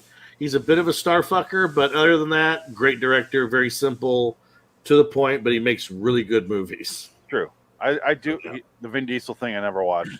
Find me guilty, but I do love Murder on the Orient Express, the original. Yeah, it's a good one. Yeah, it's very good. Peter is great. Peter Falk is awesome in that movie. Yeah, and I like it better because like the new one, I had because I never knew the story of Murder on the Orient Express. I didn't know about the Lindbergh connection. Albert Finney. Oh, story's great. Yeah, so I never knew it. Some versions of that are good, and some of them are just you know. The Johnny Depp version sucks because they don't introduce the Lindbergh part until later, whereas in the Lumet version, it's in the beginning. It opens up the movie. Like it's the backstory to what's happening. So you know what's happened. You kind of get an idea, oh, this happened. This puts you in the time frame, the mindset of what's going on. And so the setup is there and the payoff comes later. I just want to correct what I said. Peter Falk, I was switching my Agatha Christie movies, but it's Albert Finney. Albert Finney, Peter Falk's in Murder by Death. Yes. Oh, yeah, you're right. Yeah, he's Albert Finney's fucking awesome. Yeah. Anyway, yeah. Good, so Sidney Lumet, number 9. Yeah. The 2 Sydneys were 2 guys that were borderline for me. Yeah. Like Sidney Pollack, Sidney Lumet, I was like, no. But I agree with you. He does some good movies. Problem is with him, I haven't seen a whole lot of his movies. Well, that's why I wanted to be different. That's why I'm like Sidney Lumet made a lot of good. Like Network though is one of the greatest movies of all time. So Network for me, Network is fucking good. Network, you got to watch Network. It's as if it was made yesterday. It's so fucking good. That script is probably one of the top 5 greatest scripts ever written. Dog Day Afternoon, damn. Dog Day Afternoon's good. Serpico. Child Play. Good. I've seen Serpico and Dog Day Afternoon. Yeah. You know what movie I really want to see of his is where'd it go? I just had it here. I was looking up. Oh, Death Trap. You want to talk about a movie, Phoenix, with a lot of yelling? Fucking Dog Day Afternoon, dude. Yeah. Holy shit. Death Trap is the I don't know how he has any lungs after that movie. Michael Caine, Christopher Reeve. Yeah, I saw it. It's different. It's a play. It's definitely a play. Yeah. So it's definitely a play. It's good, but it's a play. Yeah. It's and the ending is very cheesy. Interesting choice, I'll say that. Yeah. Not a bad one, just interesting. Yeah. I wanted to be different. Yeah, it's a good one. My number 8, moving on to 8s, is number 8. Sergio Leone. Wow, that's too. He's only number 8 because I haven't seen a few of his movies, and he's only done a handful. So I put him a little lower on my list just because the ones above him, I've seen most of their movies. I'll go into detail later on Leone. Yeah, I figured he's higher on your list, maybe even number 1. but Once Upon a Time in the West, Good, Bad, the Ugly, the whole Man with No Name trilogy. And you know what I haven't seen, I really want to, is Ducky Sucker. Ducky Sucker's great. Fistful of Dynamite, that one. That's a great movie. I've never seen it. I've never seen Colossus of Rhodes. Yeah. And there's movies he did I never watched. That's Yeah. But the one I love his directing style more than anything. I've seen Duck You Sucker. It's I don't like it as much as like the Man with No Name stuff, but it's okay. It's okay. Yeah. It's not. I'll explain later. I got my posters up. Yeah. I'll explain why. You just got your Once Upon a Time in the West poster. What language is that? Like German? I think it's German. Like you got that framed. So yeah. Once Upon a Time in the West is definitely better than Duck You Sucker. Yeah. Oh, well, Once Upon a Time in the West is a masterpiece. That's in my top 5 movies. Yeah, me too. Definitely. So that's the thing. And it's weird because he has other movies that are. He has 4 movies in my top 100. Like my top. He has a very short list of works. Yeah. Yeah, he doesn't have a whole lot of movies. But that's the thing. It's like he's like Kubrick. It's like the quality, not the quantity. And I agree, but also the directors above him, the quality is maybe not nearly as good, but they did way more movies. So I appreciate those. Right? Yeah, that's fine. It's kind of like I would think he would be higher on my list, but he ended up being number 8, so that's where I am. But Adam, what is your number 8? You'll be surprised, actually, or pissed off. I don't know what. There's some directors where I just like to listen to them talk, like when they're on interviews and stuff like that, or when they're doing the commentary. And this guy has a great fucking sense of humor. If anyone says Wes Anderson, you're getting booted. No, there's 2 sides to Guillermo del Toro. He does the Blade 2, all right, Mimic, both the Hellboy movies that he's done. Love that stuff. Pan's Labyrinth, all that kind of stuff. And then there's the fucking Shape of Water, which I hated that fucking movie. I mean, I get it. I get why it was good. It's just not one of my favorite Guillermo del Toro movies. You know, he really he loves Lovecraft. He loves comic books. He's kind of really good at blending like horror with comedy. And when you listen to him describe his stuff, he's really like candid about it. He swears a lot, and he's like, I like a lot of goop in my movies, you know, and just listening to him say that just makes me crack up because he's the type of guy I'd like to sit in a bar with and just introduce him to my friends. You know what I mean? He makes me laugh. So, yeah, Guillermo del Toro. Well, Adam, my number 8 is also Guillermo del Toro. Okay, there we go. Yeah. So that happens sometimes. Yeah. I've only seen 2 or 3 of his movies, so you've seen enough. Yeah, I have nothing to say about Not everything he does is great because you also get Crimson Peak, and that's a pile of shit. I don't think Crimson Peak's a pile of shit. I think it's I don't like stupid, but it didn't. I was like, oh, that was okay, but yeah, it's kind of. I hate Blade 2. I that's. I don't like Blade 2 is great. I love Blade 2. I love Blade 2. So I think Blade 2 is fun. Yeah, Blade 2 is fun. 3 of his movies, and 2 of those I was like, I don't like. So. No, okay. So what you need to do is Guillermo del Toro, and this is why I love him. Watch Devil's Backbone. Watch Pan's Labyrinth. Those are masterpieces. Mimic, yeah. Mimic is okay because what happened with Mimic was Harvey Weinstein destroyed that movie. So whatever, that's not his. There is a director's cut of it. There is a director's cut. Great. Yeah. And Hellboy 1 is okay. I appreciate his passion for it.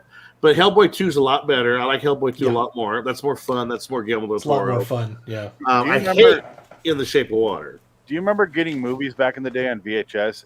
Every single Dimension movie for 15 years, I feel like, had the Mimic trailer. Yep. They pitched They were pushing the shit out of that one. Crazy. Oh, man. All right. So you both have the same number 8. That's interesting. Yeah. My number 7 is the Coen Brothers. Ooh, that's... Yeah. Adam left, so it's probably God damn it. Okay.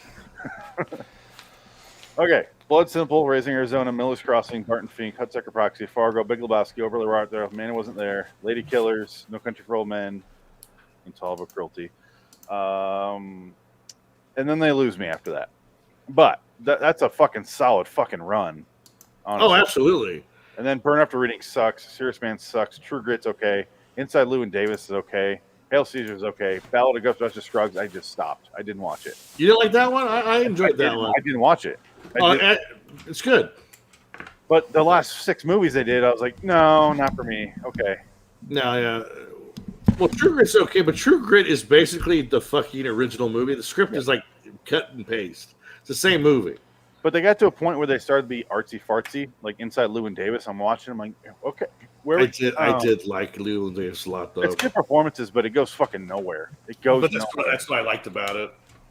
I like the idea that he's an artist, but he's never going to admit that he wants to be rich, but he's just trying to be that artist, and he wants to be Bob Dylan, but he can't. Yeah, I love that. That's what I like about it. Yeah. And Oscar Isaac is so good. Miller's Crossing, Fargo, Big Lebowski, some of my favorite movies. And Raising Arizona is a movie everyone should watch. Masterpiece. It's a fucking masterpiece. It is hilarious, and even it has Nick Cage. What do you need? But yeah, and then they have some movies I didn't like the first time I watched them, but then I loved them more, like Oh Brother Where Art Thou. And I watched it again. I'm like, now I get it. Okay. Get your goddamn hands off my wife. Anyway, that's my number 7. Adam, what is your number 7? My number 7, I don't really know this director personally, but I just know him by his work, and it's John Ford. Because most of my collection of Westerns are John Ford Westerns, and even his non-Westerns, like Donovan's Reef, fucking The Quiet Man. Reason I like him is all of his movies have fantastic characters that you remember. Like forever. Like he knows how to flesh out characters. Every time there's a movie with characters in it, you believe that those characters have lived in this setting and interacted with each other for a very long time. Especially with the Western stuff. The Searchers, the Man Who Shot Liberty Valance. Stagecoach is magnificent. Yeah, that's one that I'm still trying to track down a good version of Stagecoach for my collection. But Horse Soldiers is another one. Yeah, you're gonna have to go the foreign route on that one. Damn. Yeah. Well, I've seen it pop up digital from time to time, so I might even Young go Mr. that route. Lincoln is a solid one with Henry Fonda as Lincoln. Yeah. It's not amazing, but it's a good movie. But I don't. He's the type of guy though that I would probably be willing to like go buy a book about and just read like where did he get his ideas from? Because man, that guy's his work is just wow. So that was back when they used to do 7 movies a year. I don't know much about the guy. You and I are always talking. We grew up in the age of directors. Like we knew directors. They were out there in front of the camera talking. John Ford's kind of a mystery, but boy, you know him by his work. Rio Grande, timeless. Yeah, great stuff. Fort Apache, The Fugitive. And when I started getting into westerns, I realized very early on that my favorite westerns were the ones that had the best characters in them. And his stuff was some of the more memorable ones. Oh no, John Ford is up there. He's definitely one of the best. Yeah. He's been dead for longer than. Well, that's just it. I'd have to read to find out. It's not like I can just get on YouTube and watch some interviews of John Ford. He died before you were born, Adam. Way before I was born. But man, do I watch this a year. Oh, okay. Because I watch a lot of his stuff on repeat. It's kind of like the whole family watches his movies, and we never really talk about the director. I'm like, holy shit, John Ford really. And I'll say this: John Wayne's a terrible actor, but when you put him in a John Ford movie, he knew what to do with them. He looks like he wrote your history textbook, John Ford. Look at this guy. There you go. Okay. See, I didn't even know what he looked like until just now. I just know that a lot of my movies that I own are John Ford movies. That's before his eye patch. He had an eye patch in his older age. Oh, okay. He looks like a tough son of a bitch. So he looked like Rooster Cogburn. Pretty much. Because Peter Bogdanovich did documentaries on him in the 70s, and he interviews John Ford. If you look, he has an eye patch on. Yeah. Yeah. Well, and they asked on there. He looks like Mr. Howell from Gilligan's Island right there. Well, John Ford is old school because he is a not an artist. He is a technician, and that's how he saw himself. Well, so if there was no John Ford, there's no massive Western throughout the years. Like it would have just died, and nobody would have gave a shit. He's the one. You had Howard Hawks, you had George Stevens, you had a bunch of guys. Howard Hawks would have been another one of my runners-up. But the John Ford, like he has characters in his movie that are there, and they're going to play off of another character, and they're there just for that reason. And you always remember, like he uses a lot of the same actors. They play a lot of the same roles in all the movies. Like the same guy that's in The Quiet Man is also in Stagecoach, or no, not Stagecoach. is it Horse Soldiers? I don't know. You see the same guys, and you know they're going to play that role, and it's going to be good. You know what I mean? It's like you always remember the characters. He's good at that. You know, when I say there'd be no Western, I mean he made the good ones and the romantic Westerns. There's other guys who made Westerns, but it wouldn't have been nearly as popular without John Ford. Right. You don't get the traditional Louis L'Amour Western anymore because everybody's decided that the West was a terrible place, so everything has to be terrible and miserable and depressing all the time. So the John Ford was the last of that era where they kind of romanticized the West. It's kind of a shame. Quick question: does anyone have Roman Polanski on their list? No. Nope. Okay, let's move on. Dick, what's your number 7?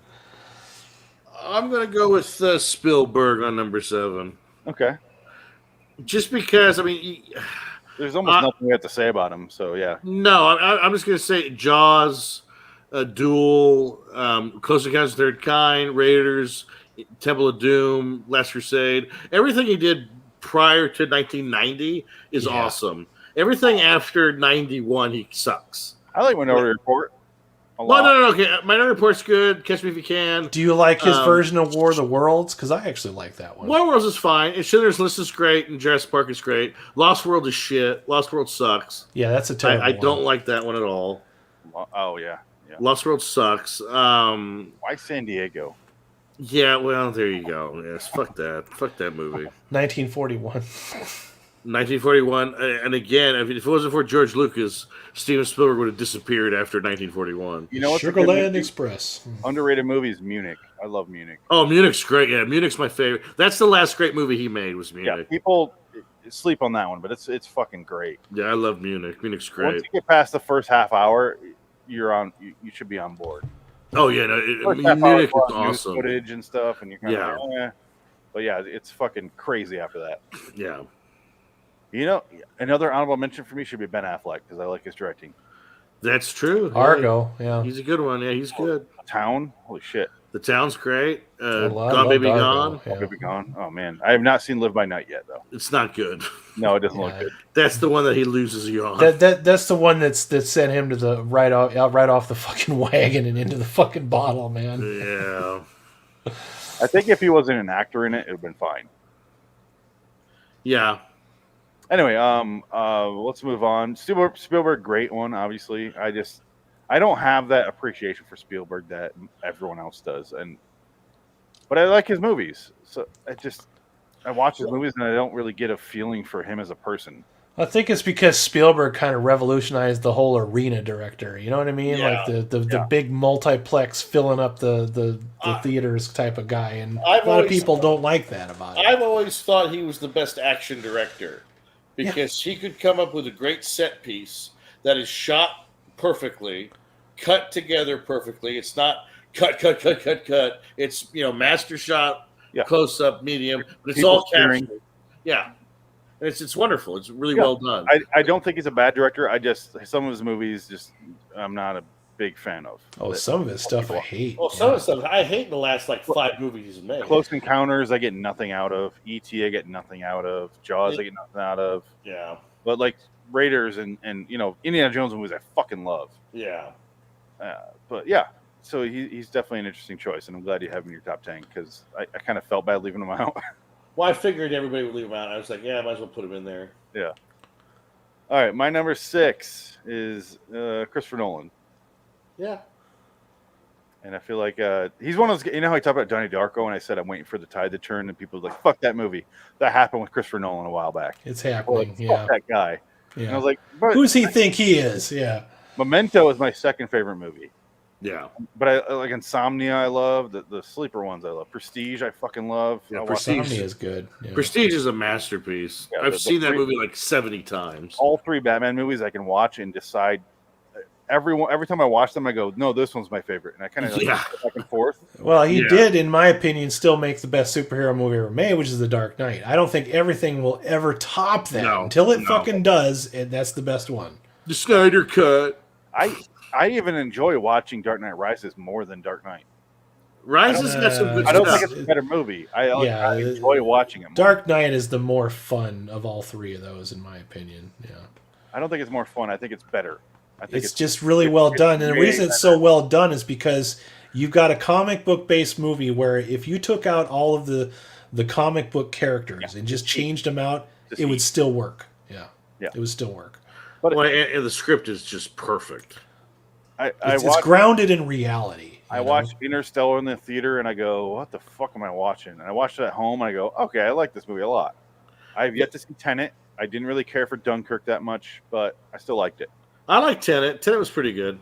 I didn't see it yet. I do like his later movies, but Insomnia is the sleeper hit for Christopher Nolan. I love that fucking movie. Yeah, it's pretty good. Yeah, it's pretty good. I watched it in the theater because I love Memento so much, and I was like, "All right, Insomnia, his next movie." I came this close to buying that on the Criterion Collection, and I wound up picking up something else instead. And I wish I would have grabbed that one when I had the chance. I went and watched Insomnia in the theater when I was supposed to be working at the theater, and I didn't look at my schedule, so I basically walked in when I called out, basically, and I watched Insomnia, and the theater was packed, so they were pissed. I was fired about a week later. I watched Insomnia because I legit had insomnia, and then it was just on one night, and I put it on. I'm like, well, I'll just watch this since I have insomnia anyway. I'm like, this movie's really fucking good. Who is this director? Yeah. So, it's a remake of a Norwegian movie that is also really fucking good, which is a ballsy move because the original's great. It's almost a shot for shot remake, but the characters are different. Yeah. And the obviously the Norwegian one has a much more bleaker aspect to it, but both versions are fucking great. But I like the Nolan one better. I just love Robin Williams. Oh, he's great. Washing their hair. Yeah, so fucking creepy. Do you know what it feels like when someone laughs at you? Hilary Swank is also in the movie. I think a lot of people didn't appreciate Robin Williams' serious side, but I sure as fuck did. I like the comedic Robin Williams and his serious side. I mean, he's a seriously talented guy. I don't like the comedic Robin Williams, I'll be honest. Oh, I did. He fucking made me laugh really hard. Yeah, another movie in my top 5 is why can't I think of the name? It's Aladdin. My drink time. No, What Dreams May Come. He's not as funny as Carlin, but he's up there. He came up with some really fucking crazy shit. One of the greatest moments of my life was I was in Hollywood at the UCB theater, and I got to see him perform for free, and I was literally 2 feet from him because it was packed with people because we were watching. It was basically a black box theater that could fit maybe 40 people. There's 200 people in there, and I was on stage with him watching him perform. I was literally 2 feet from him. The guy was a genius. It was amazing to watch him. And that's when he became a drinker again. And then 10 years later, he killed himself. Well, once you find out what was going on with him, you get it. But, I got it. Yeah. Let's move on to Adam's number 6 because we're 45. My number 6 is Steven Spielberg. Thinking back to when we discovered him, you said we grew up in the age of directors. I'm a little older than both of you guys. I remember our parents would take us to see stuff if they saw Steven Spielberg's name on the poster. Yeah. I know you're not as crazy about Jaws, but that's like easily one of my top 5 movies ever. I've watched that movie an insane amount of times. I never get fucking sick of it. I can almost recite all the fucking words from it. Well, that's the movie I always say, I know why you love that movie, and I agree with you. I'm wrong. I know you don't like E.T. I have a love-hate relationship with E.T. because E.T., whenever Henry Thomas starts breaking down in that fucking movie, I break down. I'm kind of embarrassed by it. I'm like, it's a movie. It's a fucking kid and a puppet. What is fucking wrong with you? Pull your shit together. I lose it every fucking time. Just thinking about it gets me What Dreams May Come. I've watched that movie 50 times. I cry the entire way through that movie. Just some scenes just fucking get to you. But then there's also the later Steven Spielberg. I don't give a shit. You're shaking head dick down there. I weep openly through that whole movie every time. There's the older Steven Spielberg that just wants to do fucking documentaries all day. I won't forgive him for Lincoln because I fucking hate that movie. I literally despise that fucking movie. I get what he was trying to do, but if you're going to make a 3-hour movie about Lincoln, you can talk about some other things. It's okay to mix it up a little bit. You don't have to have a 3-hour movie about how a guy gets a bill passed. And it's all Daniel Day-Lewis, who I can't stand anyway. So boring. And he does a lot of those kind of movies later in his career. So can I interject for 1 second? Sure. Going off of Spielberg, He's the only director I can think of that I swore off.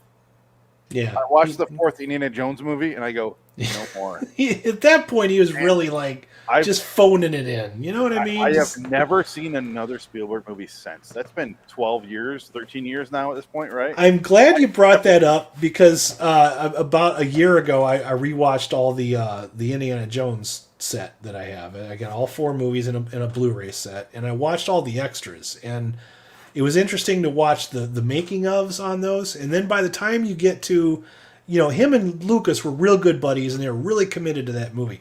By the time you watch the third one, both of them are like multi-billionaires, and they're just there in presence only. They didn't give a single fuck about that last Indiana Jones movie. And you can tell in their attitude towards making it. You know how you always see the Phantom Menace and you see Lucas drinking his coffee and sitting there in his director's chair and not moving too much? Both of them were doing that on The Kingdom of the Crystal Skull. And the end result shows. It's like, let the computers make the fucking movie. What do we got to do, right? Well, that's how I felt about George Lucas. I gave up on him. He's had 5 times to redeem himself, and he's failed 5 times in a row. He's not. George Lucas has never been a good director, especially with actors. He's a good storyteller, but directing people, he stinks at. He's just fucking miserable. And he ruined World War II for black people. Yeah, he did. Red Tails. Ooh. It's kind of what's amazing about the 70s directors is the only one that has stood the test of time is Scorsese. He's the only one that is consistent. Well, and Spielberg. But yeah, for a long time, I would get excited if Spielberg was making a movie. And then, like you said, late 90s, early 2000s, I just kind of stopped paying attention. I was disconnected. But Scorsese's still making good movies, now. I think Spielberg's best when he makes his big event. I wish to God he would just do one more monster movie before he fucking retires, but no, he's going to do a musical. So, fuck you, thank you, and fuck you at the same time. Yeah. Okay, so what's your number 6, Dick? What's your Dick 6? Oh, God. Spielberg again. Wes Anderson. Asshole. So, Adam, what's your number 5? My number... Are we going to let him do his 6 or no? No, I told you if you say Wes Anderson, you're booted from the show. Oh, wow. Yeah, you're done. Okay, so my number 5 is Paul Verhoeven. Fine, he's back. All right.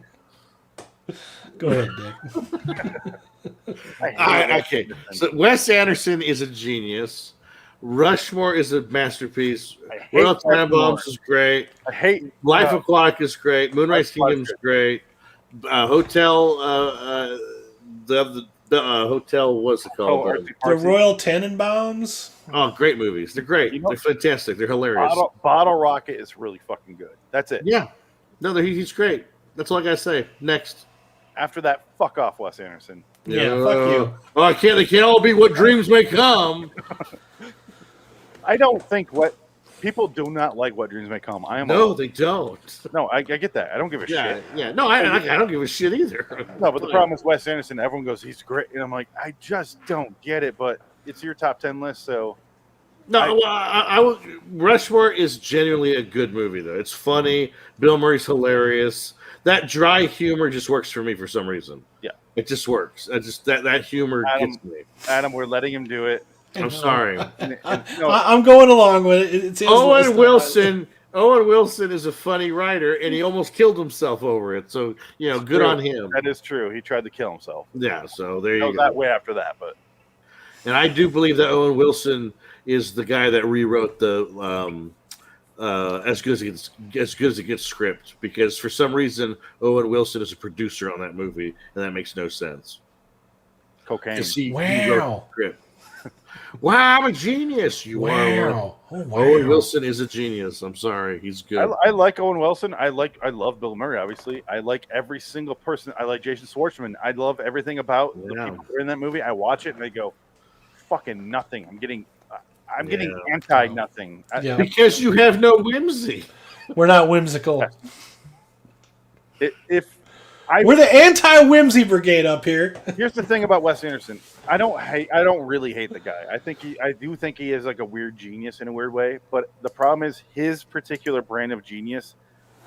I want to be in on the joke and be in on the movie, and I just can't fucking do it. I've tried so hard. I watched Bottle Rocket 4 or 5 times, and I just can't do it. And I don't get why I can't get over that hurdle, but I just can't. But his later movies do look better to me. I just haven't watched them because Rushmore has ruined me. I really can't believe that Rushmore. You can't like Rushmore. I don't get it. I like 20 to 30 minutes of it, and then I'm like, oh, so going, huh? Yeah, I don't understand it. When he's doing the play at the end, I'd rather step on a Lego than sit through that. I like Aquatic. I love Bottle Rocket. That movie's awesome. Some of the other ones look good, but I just haven't seen them because it's Wes Anderson. I didn't swear them off though. I will watch them. It's never come up in my life side of that. Like Spielberg, I will not watch The Post. I will not watch Ready Player One. Oh yeah, no, I will not watch The Post. Yeah, no, fuck that movie. Bridge of Spies, no fucking thank you. I have no interest. I will not do it. Bridge of Spies was okay. Bridge of Spies isn't bad. It's worth watching for that character actor. I forgot his name, but he won the Oscar for Bridge of Spies. He's really good. Yeah, what's his name? He's in a bunch of stuff now. He's a moron, but he's an actor. What are you gonna do? Yeah. Okay. Actors So are idiots. you definitely hit that niche market where people fucking love Wes Anderson, and I do understand why people do like. I do understand why you like him. I just don't. That's fine. And I'm not trying to shit on you. I just think it's funny to make fun of Wes Anderson. No, that's fine. I don't care. Yeah, like I said, we all have our different lists. Yeah, that's you gotta be different. If we all had the same fucking guy, it'd be boring as shit. If I cared about ruining each other's opinions, I would not have openly admitted to weeping every time I watch. Yeah, I would keep that to myself. No, I don't give a shit. So I also cry every single time to The Fountain when I watch that movie. Oh my god. I can't watch. He better not be on your fucking list. That's all I got. No, he's on my honorable mentions. But okay. Any movie that has like a dead wife or like a father thing going on, I just can't fucking handle it. I don't know why. Oh, okay. So dead wife, bad father. That could be like 25,000 movies. No shit. That's pretty basic stuff. It depends how it's done. It's got to be effective. That's funny. All right, my number 5 is Get Off My Fucking Lawn. Ooh. Clint Eastwood. Wow, that high, huh? I love Clint Eastwood. I wasn't expecting Clint Eastwood to be on your list at all. I'm surprised. That's pretty good. I have a giant Clint Eastwood mural out there, and I have these. Yeah, okay. As a director though, I didn't know it because here's a guy that's probably as famous for movies he's been in, starred in, as he is a director. I mean, this guy's done it all. He needs to stay off the fucking camera and just direct. Because, he is good. Okay, just a couple movies I'll just now off the top of my head that I fucking love that he did. Midnight in the Garden of Good and Evil. Yeah. Mystic River. Flags of Our Fathers. Letters from Iwo Jima. Gran Torino. Gran Torino is great. I do love Jersey Boys, even though I don't think it's a great movie. The Changeling. $1 Million Baby. And then there's some other movies in there that he did that are great, but not amazing or anything. Outlaw Josie Wales, I fucking love. High Plains Drifter. Great movies. And he's an actor also, and sometimes he's in the movies he directed, and I just go, why are you in this? Fucking Outlaw Josie Wales. That's a rewatchable movie, man. Oh, there's another one that's got great characters in it. Yeah. I love Clint Eastwood. I'll watch Absolute Power any day of the week because it's so goofy. And when that scene where he's going to run, and Clint Eastwood is watching the president Gene Hackman on TV, and he goes, "I'm not running from you, you selfish whore." I love that. It's so ridiculous. That's a guy that, unlike Spielberg, can do movies about like current characters that are still interesting. You know what I mean? Like the one he did about the guy that landed the plane on the river. Sully. Sully. I love that movie. I own it on 4K. Yeah. I have not seen the last 4 Clint Eastwood movies. I did not see the one about the security guard. I didn't see that Mule one. or Richard Jewell. I have not. Richard Jewell is awesome. I want to watch. Richard Jewell is one of those movies I meant to go see it in a theater, and they had limited showings on it, so I couldn't squeeze it in. Richard Jewell, you go get Richard Jewell. Richard Jewell is awesome. I'll rent it. Richard Jewell is great. I mean, I'm sure it'll be great. He's done some movies that are less than great, like J. Edgar or stuff like that. Yeah, J. Edgar was bad. Invictus, I hate Invictus. I think Invictus is terrible. I hate Invictus. Hereafter. Hereafter sucks. But he's done so many fucking movies I love. Like Letters from Iwo Jima is awesome. Masterpiece. He's one of those guys like Tom Cruise too. He can have a flop and it won't faze him one fucking bit because the next year he'll be back with something that just fucking slays. You know what I mean? So yeah. And I Mystic River. Mystic River is one of my favorite movies. Yeah, Mystic River's good. So fucking good. But he's a director I love based on how he directs. And when you listen to the cast, they go, he doesn't raise his voice. He has headsets, and he goes, "Can you do that a little louder?" He gives minimal direction, and they're like, "Yeah." And they take it off, and they do it. And he's like, "And that was a good play. Let's move on." He's a very subdued person. He doesn't give a shit. Yeah. And he kind of makes fun of himself because they had that whole thing where he's talking to a chair and all that shit, and he kind of.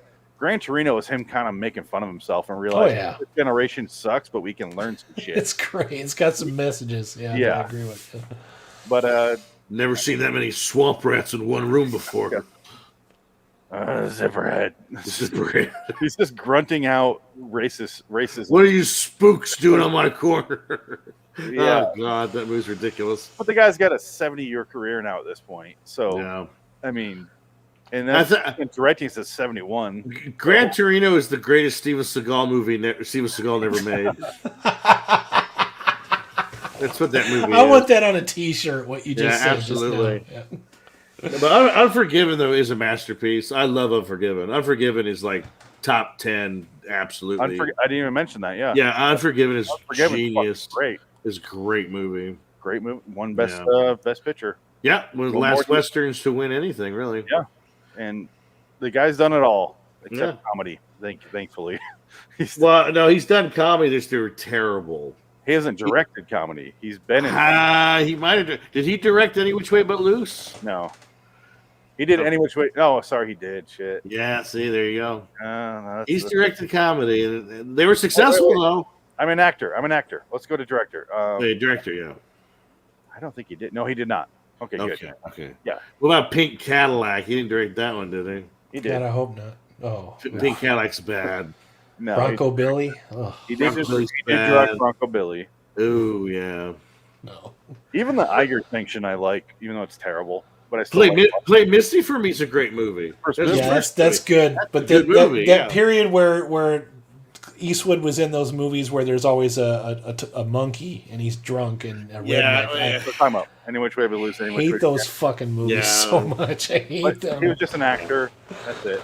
Oh man, he was just having a good time in those years, man, because he really was not trying. Oof. All right, let's move on. Adam, you're number 5. My number 5 is Paul Verhoeven. My favorite movie of all time is RoboCop. It's fucking RoboCop. It is. It's not just because RoboCop is cool. It's because there's a movie that if you read that, just the name alone, or read it on paper, sounds like the worst idea ever for any schlocky, fucking horrible, terrible sci-fi flick. Here you got a movie that, it is. It's a Mike Flanagan effect because he didn't even want to fucking do it at first. And here's a guy that had never done sci-fi. He's mostly known for kind of artsy, offbeat foreign films. Takes this fucking movie, nails it. First fucking time around. It's part political satire. It is part horror. It is part sci-fi. It's part cyberpunk. It's fucking amazing. You want to talk about some great... Oh, we lost Adam. Oh, shit. Paul Verhoeven cut him off. All right. Well, I'll cut him off here. Since Adam's gone, let me just describe. Paul Verhoeven has only done a few movies, really. He hasn't done that many as far as American audiences would know. There's Adam. Thank you, StreamYard, for kicking me out in the middle of my fucking RoboCop monologue, you fuck. But even getting past RoboCop, you look at some of his other stuff, some of his stuff that wasn't really well received when it came out. His approach is what amazed me, because his movies take the piss out on themselves. You know what I mean? Like they're parodies of parodies. One of the most misfucking understood movies ever is Starship Troopers. I mean, I didn't understand until I was older. Yeah, the Starship Troopers is a fucking parody of a propaganda movie. It is so anti-war, but you don't. It is so anti-war, and I didn't realize that because I think I was like in my 20s when it came in. And another one was RoboCop, because like when I'm younger, I'm like, oh my god, it's violent, it's funny, it's fucking scary, all these things. And then I get older and I start getting the subtle humor and the messages that are in there. I'm like, oh man, there's layers to this I never even realized before. It's like, so the adult you can watch RoboCop, and then the younger you can watch RoboCop and see two completely different films, and they're both great.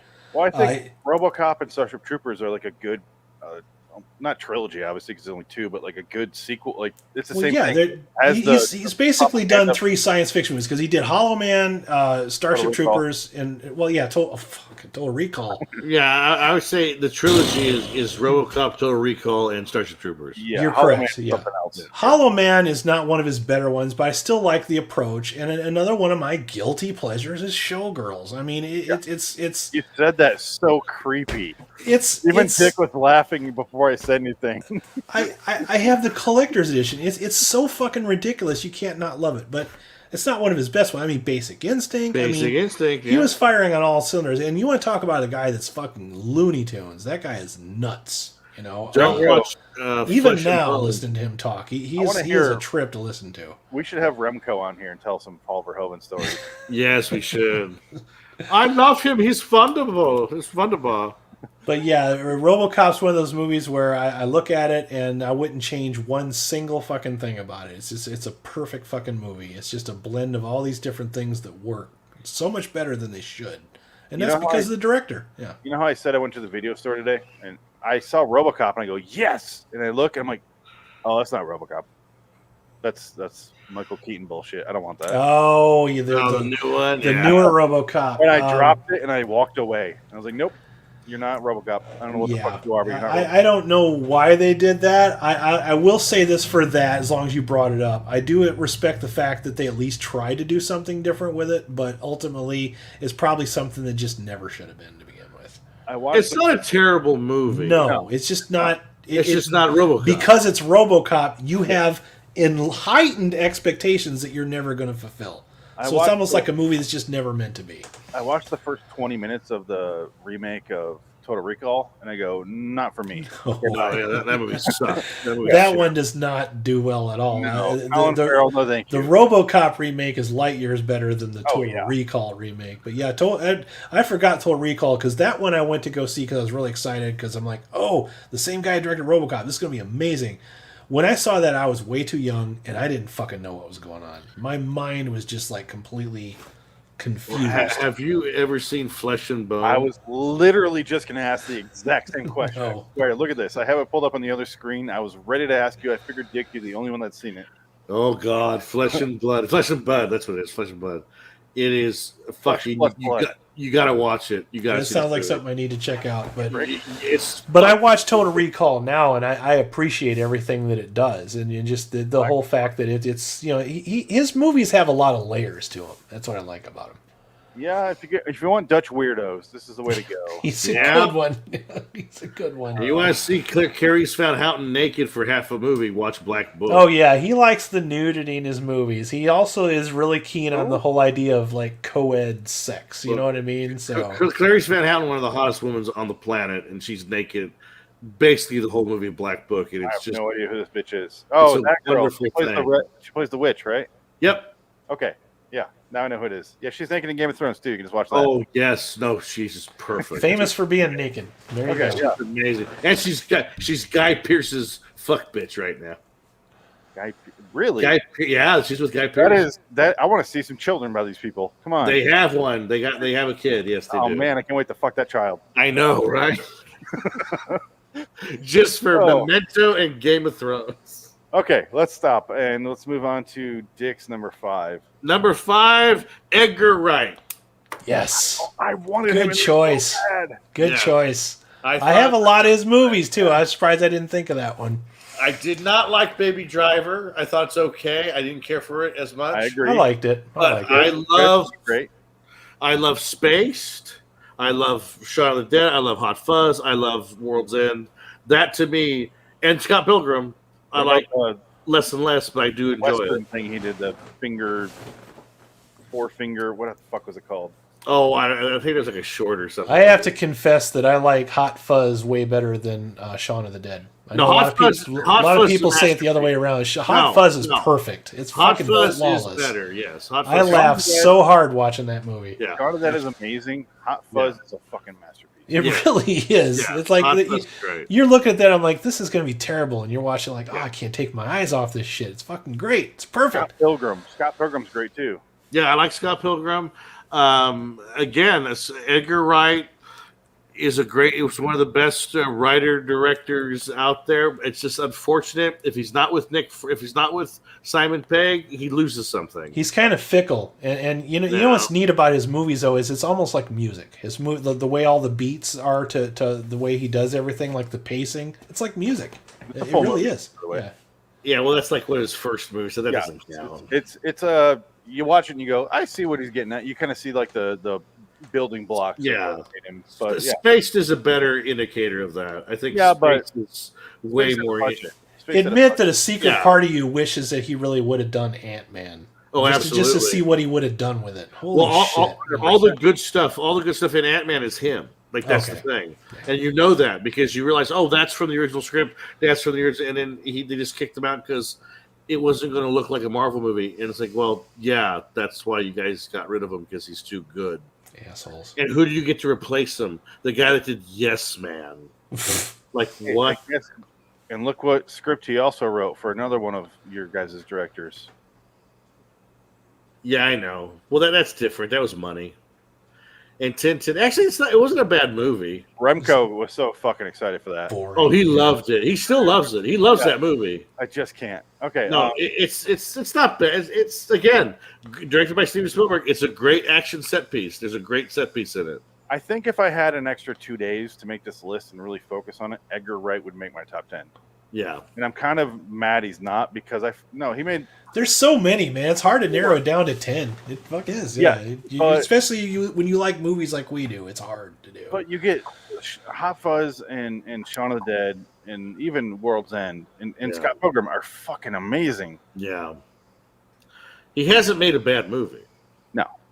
No, Baby Driver, I wanted to love, and I watched it. I'm like, I'm not doing anything for me. I liked it. It's fine. It's not Hot Fuzz good, but it's good. No, it's fine. Yeah, it's missing another Edgar Wright draft. Simon Pegg going through it, going set up this, set up this, set it up. And that's what it's missing. It's missing Simon Pegg. Yes. Hands down. Where you get the two of them working together, even Nick Frost, he's a great writer too. You get them working and they go, set this up, pay it off here. If you watch Hot Fuzz, it is literally half setups, payoff in the second half. Yeah, it's they do everything the exact same way, only the dialogue changes by like a couple words that rhyme. It's fucking yarp. Yeah, you check. Look at his arse. The first one is look at his horse. Yeah, it's the same fucking thing. Look at his horse. Yeah, it's the exact same shit, and then. The guy gets shot in the foot the exact same way. It's fucking incredible. It's amazing that they could do that. Mm-hmm. Yeah, I'm kind of pissed Edgar Wright's not in my top 10. Yeah, that's why I had to bring him up. I had to bring him in the top 5. He's too good not to bring him up. Okay, my number 4 is Martin Scorsese. Is anyone surprised? Nope. No. I'm surprised that low. Well, once you hear my top 3, you'll understand. Obviously, we all know my number 1 is. Yes. So... Our number ones are not really, but I'm not sure what Dick's number 1 is yet. I'm kind of curious about that one, but I already know what your number 1 is, and you all know who my number 1 is. I know what Dick's number 1 is. I know what your number 1 is. I know what both your number 1s are. Okay, I'm not sure who Dick's number 1 is. Sergio. But my number 4. You could switch it with number 3 for me, and I'm not gonna say who it is yet, but because number 4, Scorsese has done more great movies than number 3, but I like the way my number 3 shoots the movies. Scorsese is really good with music. I mean, it's all fucking Rolling Stones, which is too much sometimes. I feel like Netflix would not pay for a Rolling Stones song. I think he's good with pacing too. His movie, like Goodfellas, there's no spot in Goodfellas where you can stop and take a whiz without pausing the fucking DVD. No. You can't walk out of the room. If you walk out, you'll miss like 10 years of this guy's life. That's how fast it is. But he's done so many movies that are fucking incredible that I don't even want to talk about him. He's just done so many that I just... Well, some of his like direct-to-TV shit too. He did the pilot for Boardwalk Empire, and that was like the best fucking one. Like, if the rest of the show would have been like that pilot, it'd still be on now. You know what I mean? Like the rest of it wasn't near as good as that pilot, but man, he really fucking put his all into that. Yeah, the guy's done everything. I was telling Dick, I'll just say this. So the only movie I'll suggest is if you haven't seen New York, New York, it's a 3-hour kind of musical with De Niro and Liza Minnelli. Sounds fucking awful on paper. It does, yeah. I watch it and I fucking love it. Huh. I really do. It's like 2 parts. He'll surprise you. Like Yeah. some of the stuff that you don't think you'll like, you'll watch like, oh man, that was great. I want to watch that again. Mean Streets was one of those for me. I'd never seen it, and then I watched it, I'm like, fuck, where's this movie been all my life? It's great. Yeah. Mean Streets was underwhelming for me, only because they built it up in my head. But It was better than I thought it would be. yeah, it's a good movie. It's a dialogue movie. Yeah, New York, New York, and Bringing Out the Dead are 2 movies that people don't watch enough. Bringing Out the Dead is fucking dark and depressing as shit. Yeah. Nick Cage. Yeah, but John Goodman in that movie steals it, and he's Yeah. a depressing fucking movie. I love it. Do you like Gangs of New York? Not really. I don't either. I don't get I don't- that I one. don't get it. I think it's too much Daniel Day, my shit doesn't stink Lewis in that one. Well, for see, my that's taste. why you don't like it. You don't like Daniel I don't Day-Lewis. like him. I just think he's pretentious as fuck. I can't stand I agree. that guy. I agree with Adam, and I agree with Dick. He's a really good actor, but also pretentious calm the as fuck fuck. down. Oh, sure. Yeah. Well, yeah, absolutely. But Quit that smelling movie- your own farts, dude. You know That movie just felt kind of Yeah, forced. it's really pushing it. Yeah, Yeah. it really pushed it a lot. Aviator is another movie people don't really care for that much. I love it. Man. That was an underrated fucking classic. Aviator, I walked through the room. I didn't even know what the fuck it was about. I had to stop whatever it was I was doing and sit down and watch the rest of it. And then the day after I watched it, I went out and bought the DVD. I'm like, I have to have this movie. You remember What's that this weird about? guy? Howard Hughes? Oh, that weird guy? Yeah. Wow. Do you remember that weird guy I lived with in LA? Oh, yeah. Right before I moved in with you guys? Yeah. It was Josh, I think. And he took me because his friend worked in the movie theater, and we went there. And he's like, you guys just want to go in there and watch before it comes out? It was like the week before it came out. It was Aviator. Oh, He's wow. like, yeah, watch it. And I watch it, and I come back out, and I go, he goes, yeah. And I just threw it on again. And I was like, fuck yeah. Sat back down and watched it again. It was so fucking good. Yeah. That was the movie where I really started to notice Leonardo DiCaprio as an actor. Because for that, he was just the guy in Titanic and the guy in all those like heartthrob movies that are not very good. Like those period movies like The Man in the Iron Mask and Fucking Romeo and Juliet and all that dumb shit that he was in before. I Yeah. still feel that way about Leonardo DiCaprio. Oh no, I like him I like- now. When he's in the Scorsese movies, he's fucking nailing it. And even when He's fine. when he's in some of the Tarantino movies, he's nailing it too. So he yeah. screams too fucking much, though. Well, he's got that Natalie Portman thing. It cries and acts like a retard too much. Like, it's the two things he can do. He's great in What Didn't Give Her Grape, though. Well, that's exactly why. Yeah, exactly. Fuck that movie. He didn't change anything from his personality. He just showed up to set and he's like, go.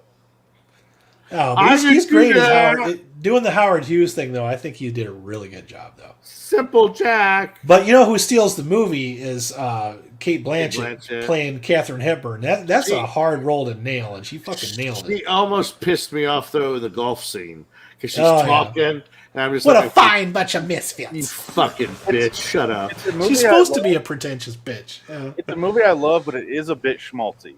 It Too does- bad. We're Katharine It is, Hepburn. but the thing is I never liked Katharine Hepburn, so Too she's bad. playing a bitchy Katharine Hepburn, which is what she was. Too bad Katharine Hepburn had more pussy than any human female in history. But don't give me that I loved Howard Hughes bullshit. I wish Give she me a did the. fucking break. I wish she did the Parkinson years though. Oh my God. The corn is green.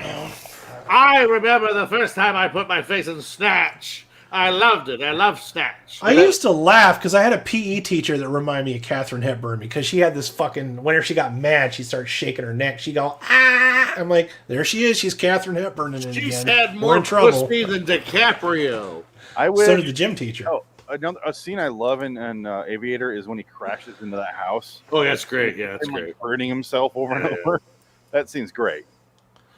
And then you're So that- watching, and you're like, that looks like they just crashed a plane into a house. It looks completely real. So that movie in the Dome. Yeah. Rest in peace. I don't remember what theater it was that I went to. It was some Cinerama Dome. They're gone. They shut down. R.I.P. R.I.P. Adam, what is your number 4? My number 4 is Richard Stanley. I don't know, that seems weird because he hasn't done a lot of movies, but it's one of those things where when he does something, I really like it, and I get really excited about him doing like another movie. And I really liked The Color Out of Space. I absolutely love Hardware. That's one of my favorite fucking movies ever. And he did another movie called Dust Devil that was pretty cool. And, of course, he was famously thrown off the set of Island of Dr. Moreau. I can't honestly say that if he would have done it, it would have been any better. It would have been. But it would have been interesting to see his version of it because he is a very, very weird and dark person. It would have saved my number one from some embarrassment. And I wish he would have kept on board for that movie. It was called I Money. do too. That's another one of those documentaries you just fucking have to watch it. The making of the Island of Dr. Moreau. You just can't believe that this stuff happened. It's like the documentary and the movie. It's not even close. But I feel bad for him. But I feel like he's making a slow comeback. The next one that he's supposed to be is another Lovecraft movie called The Dunwich Horror. I can't wait for it to come out. I'm really excited. So. I sent you the 1970 version of it. So. Yes, I'm sure that he'll do a good job with it. I'm not going to say that The Color Out of Space is the greatest movie I ever saw, but I really did like it a lot. So. It was okay. I have not seen Hardware. I want to. I probably will never. Hardware you'll enjoy that one. The way I discovered Hardware was it was used to be on Cinemax late at night, and this is before they used to have the guide, the digital guide. All you had was a TV guide. So if you didn't catch it just the right time, you had no idea what this fucking movie was. I'm like, What am I watching here? This is like Terminator, but like lower budget, but like way cool music, and it's kind of shot like a music video. It's really great. Gabe mentions that on The Office in one episode. He's like, it's like Wall-E meets. No, it's not. He's really... like, he's trying to like tell his girlfriend to watch it, but he's doing a terrible job. He also he listens to a lot of the same kind of music that I listen to, and it kind of shows in the stuff that he does. Like especially with the soundtrack for Hardware, it's a lot of like 9 Inch Nails and Fields of Nephilim, and I think there's some fucking metal shit on there like Guar. I think they actually had Guar in the movie at one point. Lemmy makes a fucking cameo in it. A surprise cameo. Yeah, Lemmy's in there. So just for a second. Yeah. They were playing all Motorhead when I was at the movie store today. I'm like, I left because I got sick of Motorhead. I'm like, I can't fucking do any more Motorhead. They're terrible. Ace of Spades is the one good song I know, and then that's it. Like the only one I know. Yeah. Dick, you have anything to say about Richard Stanley at all? No. Okay, I've only seen the one movie, Adam. I'll trust your opinion. I just have not. Yeah, check out Hardware when you get a chance. You'll be surprised at how good it is. I'm glad it's a different choice. I'm glad it's on. Also, his movies are like super low budget, but he still makes them look good. So he's used to working with small budgets and making something look really great. I like the way he directed. I really do like the look of Color Out of Space. It was a fun movie to watch. Yeah. I don't like, we've already talked about that. Right. You're not into the Lovecraft thing, and that's definitely not the story you want to go with. A little. But I do like the way he directed it. He did a really good job with that. And there's a callback in there, and I'm not going to spoil it for you because you have to watch Hardware, and then you'll get the callback. Okay. So, yeah. Dick, what's your number? What are we on? 5? 4. No, 4. Nolan. Already talked about him. Nolan. Yeah, he's pretty good, pretty solid. You recommend Tenet, though? Tenet was very good. I liked it. It was I'm going to watch it. I'll watch it this week because I want to watch it. I just haven't gotten the time. Kenneth Branagh is great as the villain. He's great. Part of the reason is I have to watch that movie with my girlfriend because she wants to watch it too. So you really narrow down the time when you have a kid. Yeah. Yeah. The kid could watch it. It's not that bad. It's just I want to fall asleep. I don't want to. She'll talk through it, and I don't want to. I want to listen to it. Shut the fuck up! I'm watching Tenet. Yeah. Shut up, kid. I'll beat you. You could watch Big Trouble in Little China with me because I don't want to hear that movie. People screaming. Talk over it. Yeah. I was going to say, when you were watching that movie, you sure it was the actors screaming over each other, or was somebody in the background screaming over the actors? Because I don't remember that. I was watching it all by myself in a quiet house, and it was just screaming. I don't know. Watch the movie again. Everyone's screaming. I watched it last night. God damn it! Well, pay attention to the screaming. I don't know how you didn't. I do. Shan. I could play a clip. I won't. But no. Okay, that's all right. Even when they're celebrating at the end, everyone's screaming. Then it cuts into dialogue for. Yeah, they're celebrating. Anyway, my number 3. We already talked about Nolan, so my number 3 is Michael Mann. Yeah. Like I said, I could switch him with Scorsese because Scorsese's done more great movies than Man, but I love Man the way he shoots. He does just the movies, man, or do you like his TV stuff too? I like his TV stuff too. You liked Miami Vice when that was a thing? Yeah, and I like the Lucky show he did. It didn't. I have never seen his remake of Miami Vice. Is that any good? It's good. It's not great. It's not great. But it's not a good movie. But I love the way he shoots it, and I love the action. That and Collateral, he does a thing where it's just like people running. Like he does an action sequence, people running, and they're like waiting, and they're kind of he builds it up with music, and then it's just like, pa, and that's the whole action sequence. Didn't he also do Public Enemies? Is that his? Yeah, that's a good one. I like that. Public Enemies, Heat, Insider, Ali. Heat is Insider's a masterpiece. The Insider's great. Heat's a fucking masterpiece. Heat's a masterpiece. Manhunter's good. Last of the Mohicans. Dads love that. I don't care for it. Never seen it. Everyone's dad loves it. I guess my dad's never seen it either. Yeah, he's got a couple new movies coming out. One, he's kind of going back to the gangster stuff, so that sounds interesting. My dad is not me. He's very one note when it comes to movies. But if you're gonna put a camera on a car, I want Michael Mann there because the way he shoots that shit is fucking fantastic. Well, there's a reason why people used to tune in to fucking Miami Vice every week. It sure as hell wasn't for the story. They wanted to see the visual shit and the fucking music video. It was the best music video to watch. It was that was a must-see show when that shit was out. Like, did you ever see Thief? I have not seen Thief or LA Takedown or The Keep or Jericho Mile. The Keep is fucking weird, but Thief is really good. Yeah, you said that. I love James Caan. I want to watch it. Jim Belushi gets blown away with a shotgun. It's beautiful. Oh, that's a good enough reason to see it. Good enough reason to see Jim Belushi get brutally murdered. It's wonderful. All I ever see when I watch that guy is like, you are not your brother. You have none of the stuff that he has. Every time I hear about Jim Belushi, he's the biggest asshole in the world. Yeah. Yes. He's a cocksucker. I think nowadays he's changed because he realized he's not the shit he was. Nope, he's still an asshole. Really? That guy's a prick. I believe it. He's no talent at all. He shows up in the movie, I'm like, I don't care. Did you ever see that video of David Cross making fun of him on stage and they kicks him off? You need to send that to me because I love David Cross. He's fucking great. Yeah. He's great. No, David Cross has like a whole bit where he talks about how Jim Belushi sucks. Like, it's hilarious. I can't wait. Yeah. Michael Mann's doing a Enzo Ferrari movie coming up here, and he's doing a gangster movie. I watched Black Hat. I wanted to like it, but I just couldn't. Yeah, it's the bad one. But that show Luck was pretty good. He only did the pilot, but it was good.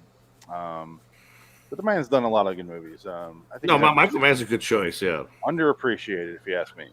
Definitely Heat, Insider, Thief, Manhunter.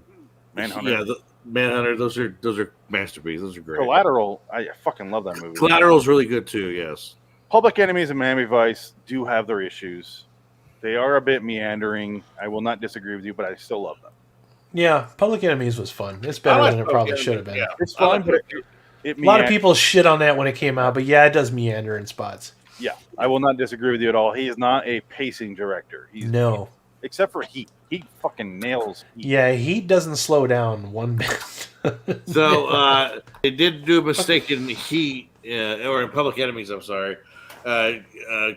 Channing Tatum didn't die until after. Yeah, they're not. It's not historically accurate. No, it's not historically accurate. That's not a movie mistake, though. No, well, it is. Well, Babyface Nelson doesn't. Yeah, he doesn't die until after all this shit, like years after. Yeah, they kind of. It's kind of like that's why it made a lot of people mad because a lot of people are into their history and it's not accurate. That story about Pretty Boy Floyd was a Pretty Boy Floyd story. Yeah. Actually, no, that story is a great movie in of itself. It'd be amazing to see. That one's hilarious. So even like the Babyface Nelson St. Valentine's Massacre doesn't happen until afterward. Yeah. So it's not a history document. It's not a documentary about history. It's a loose story about John Dillinger. That's all you really need to know. Yeah. It's so fun. I love him getting shot in the face at the end and falling into the camera. That's what I'm saying. It's all like this is all Michael Mann's action sequences in the last 10 years. It's a guy walking slowly toward the camera and just like with some cool music in the background. And the camera's kind of like, what's going on? You're not really thinking about it, and all of a sudden it's like, bam, and that's it. Yeah, that's all Miami Vice is too. But anyway, what is your number 3? Adam? My number 3 is Martin Scorsese. There's a quotable movie in this household, in this family. My mom, my sister, my brother-in-law, my dad constantly quote Goodfellas. Nonstop, all the time, the entire fucking bit, wherever the hell we're starting from. The whole thing, especially the bit about don't put too many tomatoes in the sauce. But two cans, that whole fucking bit. We recite the whole fucking thing. Raise it thin so it could liquefy in a little bit of sauce. I mean, just stupid shit that he does. Like, his movies are not afraid to take a break once in a while and have a ha-ha moment to break up the fucking tension. 1 minute you're blowing a guy's head off, the next minute you're joking about putting too many onions in the sauce. I love fucking movies like that. Spider scene when he shoots him. I thought you said I was all right, Spider. That's a comedy break. It's a comedy. Oh my god, it's fucking great stuff. It is. He mixes comedy with fucking horrible moments, and I think he invented the whole associating a song with a moment shit. Okay. So much to the point that there's certain songs that I can't listen to anymore without seeing a bunch of bodies rolling up in a fucking garbage truck. You know what I mean? Like, I can't hear the piano outro from Layla without seeing fucking Frank Carbone frozen as like a popsicle in the back of the fucking truck, and that's just the early stuff. I grew up with Taxi Driver. I fucking loved that movie when I was younger. That's not a movie I can watch with my folks. They fucking despise it. I love it. All right, because it's just. I have a problem with Taxi Driver. A lot of people do. It's not for everybody. That was his earlier days, where that's one of his crazier fucking movies. But I am also a big fan of revenge movies, and that's one of the top ones out there. So. But I just watched. It got too built up for me. It's one of the few movies where it got too built up. I was like, I'm gonna watch that. And I was like, oh, that was it. But we also don't want to sleep on Casino, because honestly, if you asked me if I had to choose between Casino and Goodfellas, I would say yes. We talked about that last night. I can't fucking choose. We talked about Casino for 40 minutes on the show last night. They're fucking great. They're like the same movie, but just like interchangeable characters. Can you please play that scene again? No. From Casino? No, we're going way too. We're in an hour 29 right now. Yeah, I know. Okay, take care of yourself and drive careful. Yeah, okay. I'm gonna fucking call the FBI, you cocksucker. All right. Her best performance ever. Drive safe now. I fucked up. Well, anyway, I really fucked up here. Okay, what is your number 3 there, Dick? David Fincher. Solid. Well, that's my number 2. That's my next one. So there you go. 2. Yeah, David Fincher. I mean, Social Network. Who would have thought that you could make the Facebook guy a movie that's one of the best movies ever made? They fucking did it with David Fincher. Amazing what he did. Yeah. David Fincher has not done a movie I don't like. Even Alien 3, I watch and I go, I don't. His version of the girl with the dragon tattoo was good. I saw the old one first, and then I watched the remake. I'm like, they're both good. Fuck it. Yeah, I like the old one more, but it's not bad. Best rape scene I've seen. Oh, fantastic! Wonderful. Anal rape. Beautiful. Yeah. Absolutely. No, but you get 7. You got a Fight Club. You got The Game. His early. Yeah, Game is great. I love. I have 7 on Blu-ray. Yeah. 7 is great. Yep. Yeah, 7 classic. is one of the movies. I watch 7 almost every year, probably 2 times. Zodiac. I watch all the time. I don't really love Curious Case of Benjamin Button, but I don't like it. I haven't rewatched that never. Yeah, I only watched it once. Same thing with Dragon Tattoo. I've only watched it once. Yeah. Yeah, Zodiac is. Zodiac is my favorite. One of my favorite. I feel like certain people would hate Zodiac. No. Like, because there's nothing. I don't think I've ever seen that one. Nothing happens in it. So just prepare yourself going in. It's got the most brutal stabbing scene ever in a movie. Big Nothing Burger. Okay. They never caught the Zodiac, so that's what you have to expect going in. Oh, okay, one of those speculation type movies. It's a procedural movie. Yeah. Like literally, you go through what it takes to get somebody arrested. It's basically about every character trying to find them so hard that they go crazy and ruin their lives, and that's what the movie's about. And it's fascinating to watch. It's awesome. So don't expect a resolution for the Zodiac because there was none. Yeah, they give you one. They give you an ending. But they give you an idea where they kind of point their fingers at what's his name, but yeah. But I'm not the Zodiac. Fincher's really like. he's really nitpicky about every single fucking detail in his movie, and that's why I love him so much. Yeah. He's probably the most he's even worse than Kubrick as far as nitpicking. But he has a good reason for it, because before I always gave him shit about that. I was like, he got to stop doing that shit. But he made a good point. He goes, look, someone's giving you all this money to make something. Why not take the time to do it right and to have options? And because because on Zodiac, Downey Jr. and Gyllenhaal couldn't stand it. Because they were just like, how many times can I do the same thing? Because they do 50 takes. Yeah. And he's just like, I don't understand what you want. Like, I've done everything. I can't do this anymore. And Fincher would be like, okay, one more time. Well, it's kind of like Sidney Lumet on Dog Afternoon. Al Pacino did the whole speech into the phone, and he goes, all right, one more time. And I was like, what the fuck? And that's why he looks so fucking exhausted in that scene. Yeah. But that's what he wanted. Yep. But I love Fincher for that exact reason. Honestly, he gets it and he does it until he gets what he wants, and then he moves on to his next nitpicking scene. And he worked. Even Panic Room's great. Panic Room's got some good stuff in there. Yeah, not an amazing movie, but it's fun to watch. And he's done a lot of good TV. Mindhunters is a great fucking show.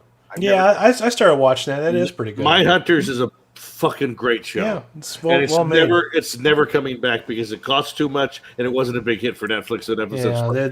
They're famous for canceling good shit all the time. If you like it, it's gone. You gotta watch it. You gotta watch it. A couple things I do want to mention is I do love Gone Girl. People don't seem to get that movie. I love it. Well, Gone Girl, because it's controversial when a woman calls herself a cunt.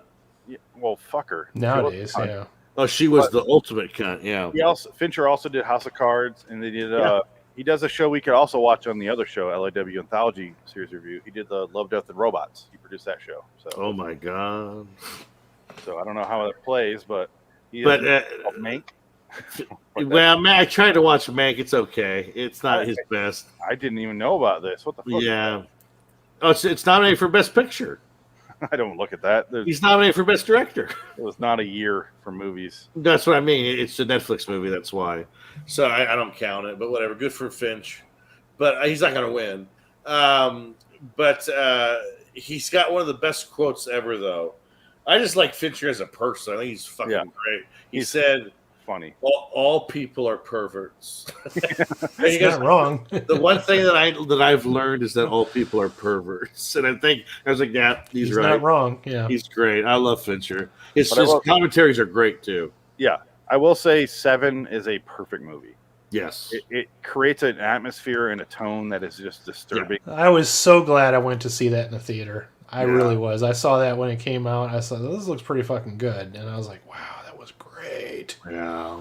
That was the first time I ever noticed Brad Pitt being in anything that I thought was he was good in. He was genuinely good in that fucking movie. A lot of people say 12 Monkeys. I'm like, he's just being an idiot in that one. I said he's better. He's better in Seven. He's acting in that one. And Fincher is really good friends with Trent Reznor.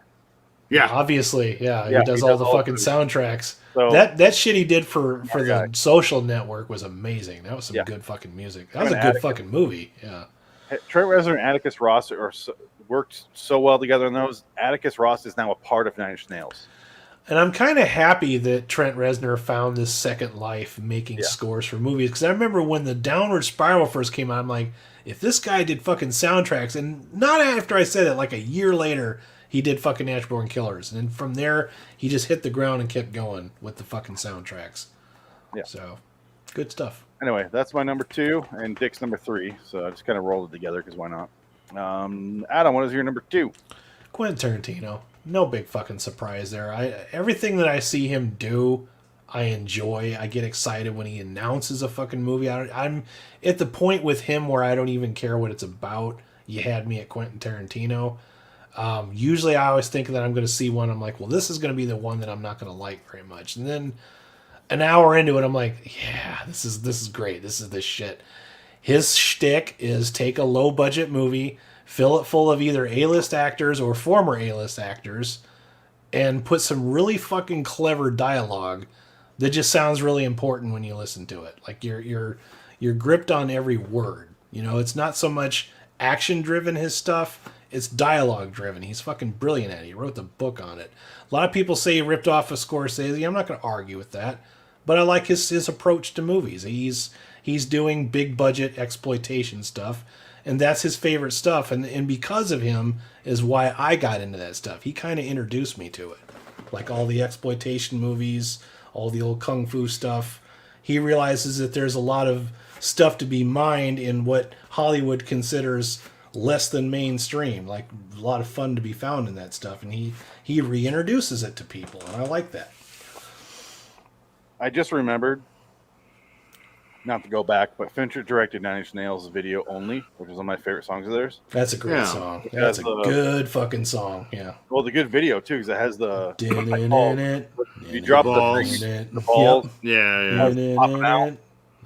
There is no you, there is only me. It's good stuff, man. I love that I song. made you up to hurt myself. That's a callback. Yeah. Pretty Hate Machine. Yeah. Yep. That's a callback. Yeah. Great work. I really do. I'm afraid of Americans. I'm afraid of the world. What? I'm afraid I can't help it. Anyway, yeah, Tarantino. When you say you hear his name and you see his name and you get excited, there's not one director I feel that way about, because a lot of them kind of start to fall apart. They get, even Fincher, I go, who's in it? kind of. Yeah. Michael Mann, my number 3, and I'm like, Black Hat. I didn't watch until a month or two ago. I was like, nah, I'm good. That looks terrible. So there's not one I looked at. There's a lot of directors, like, you really like some of their stuff, and then they get older, and it's like, oh, it's going to be another one of those. Good example, Ridley Scott. He's probably not on any of our lists because I hate God. That's all he fucking does anymore. It's like, okay, I get it. You're angry. You're bitter. You're not fun anymore. Go home. Well, my number 1 is brother of Ridley Tony Scott. Tony Scott? I love the way he threw himself off a bridge. Ooh. Well, he was on antidepressants, so they'll do it. Yeah. Ouch. Losing his fucking mind. He was all Probably pulled out. him and Robin Williams killed himself for the same fucking reason. But yeah, he's consistent, man. He hasn't fallen off. And the thing is, he's at the end of his career, so he's allowed to have a flop. I'm still waiting for it. I'm waiting for the flop. Never has. Yeah. It just happened. Oh, Once Upon a Time in Hollywood? That actually did pretty good. No, I know you didn't like it, but it still did well. It did really well. Yeah, it did great. It pretty much saved the box office. All his movies do well. Yeah, his shit profits. Yeah. He's done 2 movies I don't care for.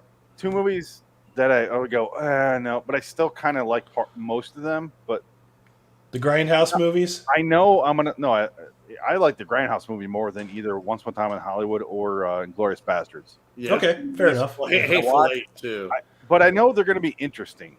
Yeah. If nothing else, like, Hateful Eight's awesome. Yeah, it's hard not to like that. It's really fucking great. It's got that great dialogue and shit, you know? If nothing else, I go, I'll be entertained by something. Like something. I'm in Hollywood. There's some things I did that enjoy. It might be a little long for people, and Dick brought up a good point. It's like you're making fun of one of the most horrible things that happened in history and kind of taking the piss with it, but it still has its moments, man. I mean, when he's out there with the fucking pitcher talking about the fucking hippies in his driveway, I can't help but laugh every fucking time. That part was funny. Yeah, that part's funny. That movie really shit on hippie culture big time, and I appreciated it for it. Yeah, when Brad Pitt is walking around that ranch, and it's just like that part is tense. There's fucking flies all over him and shit. Yeah. They're just like fucking rats. They're just living like rats and with the he rats. Turns around, you think it's gonna be a dead body, and they killed him. That was one of the most tense moments in that. I was waiting for something really bad to happen. You know, it's just Bruce Dern. He goes, "Fuck off," or something like that. Like, does it. Talk about a great cameo. Holy it's like shit! 20 minutes of tension of him walking into this house, and it's just fuck off. Yeah, that's it. I love that. That part was great. So there's always something interesting Tarantino has to do in his movies. Even if I don't care for the movie that much overall, I still don't regret watching it. No, you know you're gonna have a modicum of a good time. Yeah. There's not a Tarantino movie I go, I will not watch that. There are some movies of my other directors on my list that I will not Even watch. the stuff that he didn't direct. I got True Romance. It's his blueprints are all over that fucking movie. Oh, yeah, absolutely, yeah. So I love From Dusk Till Dawn. It's great. Yeah. Natural Born Killers, True Romance. Well, Natural Born Killers, even he doesn't like that one. He's wrong.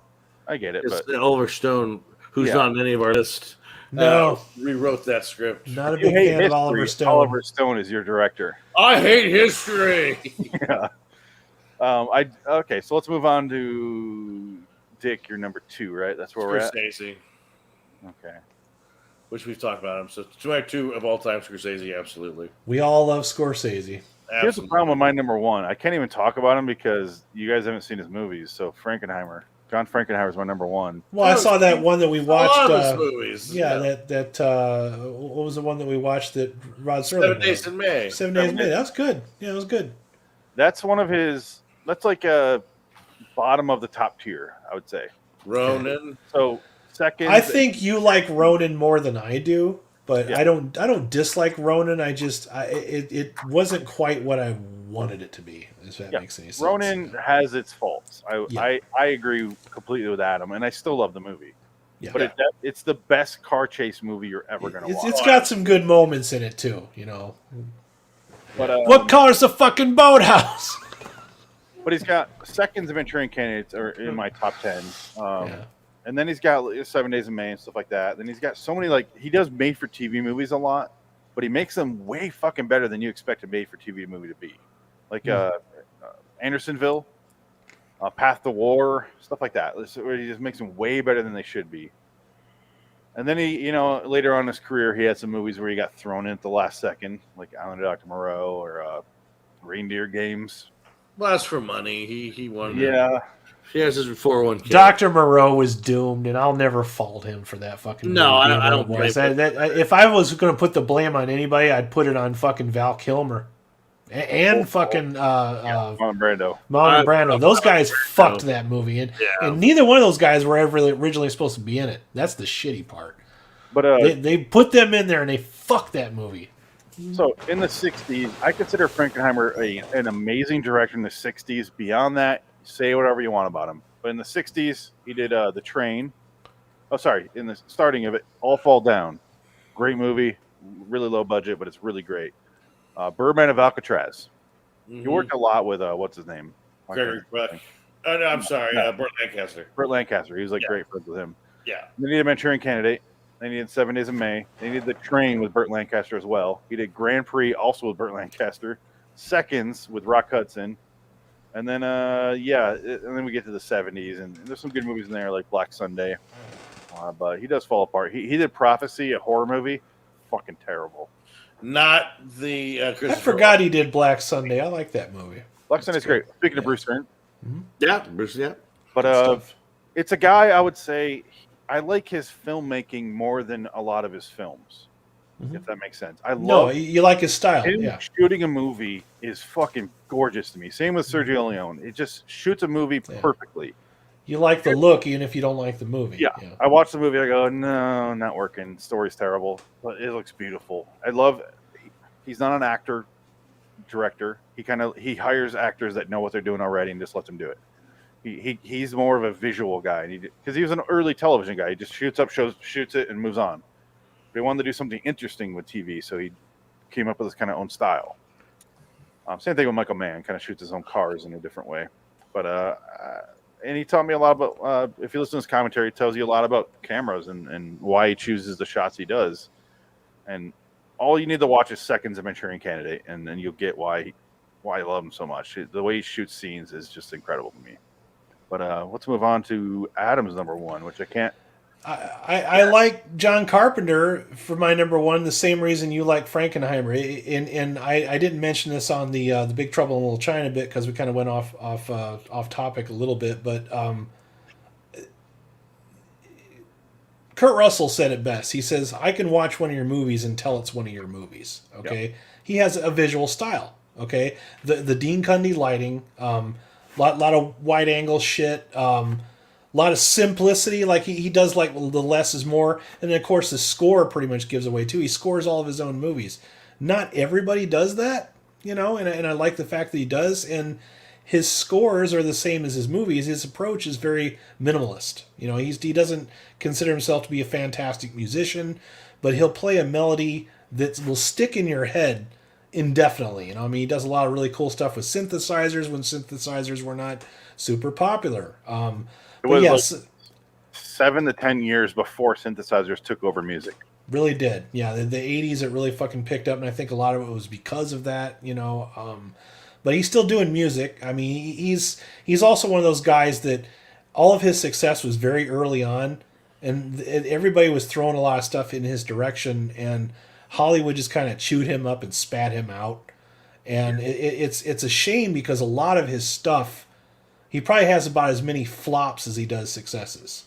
So he's not like consistently successful, but a lot of his stuff that flopped found its audience later. You know, I mean, a lot of people are copying him now. Stranger Things bites all his Carpenter shit. You know, I mean, Spielberg too, but it also I was just gonna say it's the perfect bites a lot of Carpenter too. Like with I call it the Carpenter stare. They do a lot of that in Stranger Things. You know, the showing the bad guy from a distance rather than zooming in on him, or you know, doing the jump scare shit. You know, even though there was some of that in the Village of the Damned that we watched, there was like at least 2 jump scares in that one, but that's not one of his better ones. You know, it got to a point to where you can start to see where he just kind of stopped giving a shit. You know, he was just in it for the paycheck. And The Ward, you know, I mean, he barely directed that. You know, I mean, that was not what I would consider good Carpenter, and I'm not even really that crazy about Escape from LA, but as long as he had a good time making it, hey, you know, and that's kind of one of the things is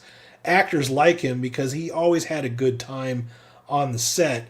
And even Kurt Russell said he's hardly ever gets mad. You know what I mean? So when he does, like everybody's like really worried because like, oh shit, he's actually getting mad. You know what I mean? He's not like Kubrick where he's yelling at people and fucking giving them, you know, permanent psychological damage like he did with Shelley Duvall. You know, he's not one of those type of directors. He likes his cast and his crew, and they never say anything bad about him. I just think it's kind of cool that he's retired now and he plays all of his theme songs out on the road with his son. That's neat. And I like listening to him talk.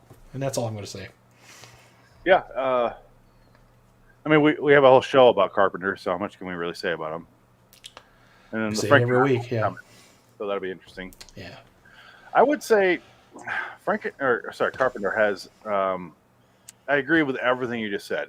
That part about him is fascinating. The fact that every 80s aesthetic movie that come out recently has that synth score is just completely calling back to him. Like the movies I like The Guest, which was 80s inspired, not set in the 80s, but inspired by the 80s. Had the synth score, the lighting, the neon lights and shit. Even because not every movie that came out in the 80s had synth scores. A lot of them had orchestral shit. You know, but Carpenter always did his own soundtracks. That's part of the reason Carpenter likes the synth is because he could do it himself. He didn't have to have a full band there. He records most of his soundtracks in his garage. He would just be editing the movie and being like, "All right, we'll play this."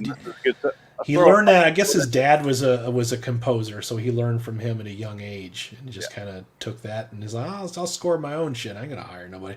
Except he did hire Ennio Morricone for The Thing, and still wound up scoring the whole thing himself anyway. Like Ennio Morricone did like 2 bars of a song, and then Tarantino stole it. And then he went in and finished it. And Tarantino stole it. Or was it an homage? No, he literally took the music from it. And then Ennio Morricone won an Oscar for that. Have you noticed, though, that my number 1 and my number 2 have a lot of similar like backgrounds? Like they both like Westerns and Kung Fu flicks and drive-in trash and kind of recreate a lot of that? Yeah. It's I have no problem with your top 2 there because they should be in most people's top 10. They're just personally not in mine. Yeah. But I do respect the hell out of them. They're very niche directors, both of those guys. So. But they're also massively popular at the same time. Yeah. Like absolutely. Carpenter, you can say someone and they'll go, yeah, at Halloween or something. Yeah, most horror fans hold him in high regard just for Halloween alone. If you say Frankenheimer, they'd be like, what the fuck are you saying? No idea. Frankenstein? Yeah. So I'm alone on that weird mountain. Frankenweenie? Yeah. But yeah, it's Frankenheimer or Carpenter is an interesting director, where some really popular movies mixed. He's kind of in the same category as Wes Craven, only way better than Wes Craven. But he has some really popular movies, and then a lot of kind of, oh, you did that movie, and then fell apart later in their career. Yeah. Only Carpenter didn't try to do a weird romance musical thing, music from the heart. Oh, the Wes And Craven. he only did Elvis because it was a job. He just straight up says, he's like, oh, they gave it to me because I knew how to make music. Yeah. So That was it. he's funny when you listen to him talk. Dick, what's your number one? Hands down, Sergio Leone. Okay. No surprise there. Because he's just the guy. You watch everybody worships him. Tarantino would be Tarantino if Leone would exist. Carpenter wouldn't be here if Leone didn't exist. Yeah. Everybody loves Leone. The guy couldn't speak a lick of English. Yeah. He could tell you a story with his hands and with his movements, and he did everything from his head. He had the music done before the movie. Yeah. And he used the music to guide the movie. Yeah. The guy was great. He did 3-hour epic westerns. Yeah. Filmed in Spain, in whatever language the actors talked in, and somehow made the greatest English spoken movies. Like, how the fuck? Well, those Italians, they used to film everything without any. They dubbed the dialogue. They'd film it without the dialogue, and then they just dub it in whatever language they were going to release it in. But it's because they would have the actors speak their language, whatever they spoke, and then they would just come over it. And how do you make a fucking movie that way? It's beyond me. But he did it. Which is funny because when you watch those old movies, it's usually Mel Blanc doing the voices. All I can think of is Bugs Bunny, like, yeah, I don't know where he's coming from, Doc. Bill Carson, Doc. Bill Carson, Doc. His name was Bill Carson. It's from Tutankari. I mean, we look at. He also ghost directed a lot of movies. One of them is My Name Is Nobody with Henry Fonda and Terrence Hill, or Terrence. I think it's Terrence, something like that. It's hilarious. It's a funny fucking movie. Great Western. And it's obviously Leone directed it. Those names not on there. He put the spaghetti Western on the map.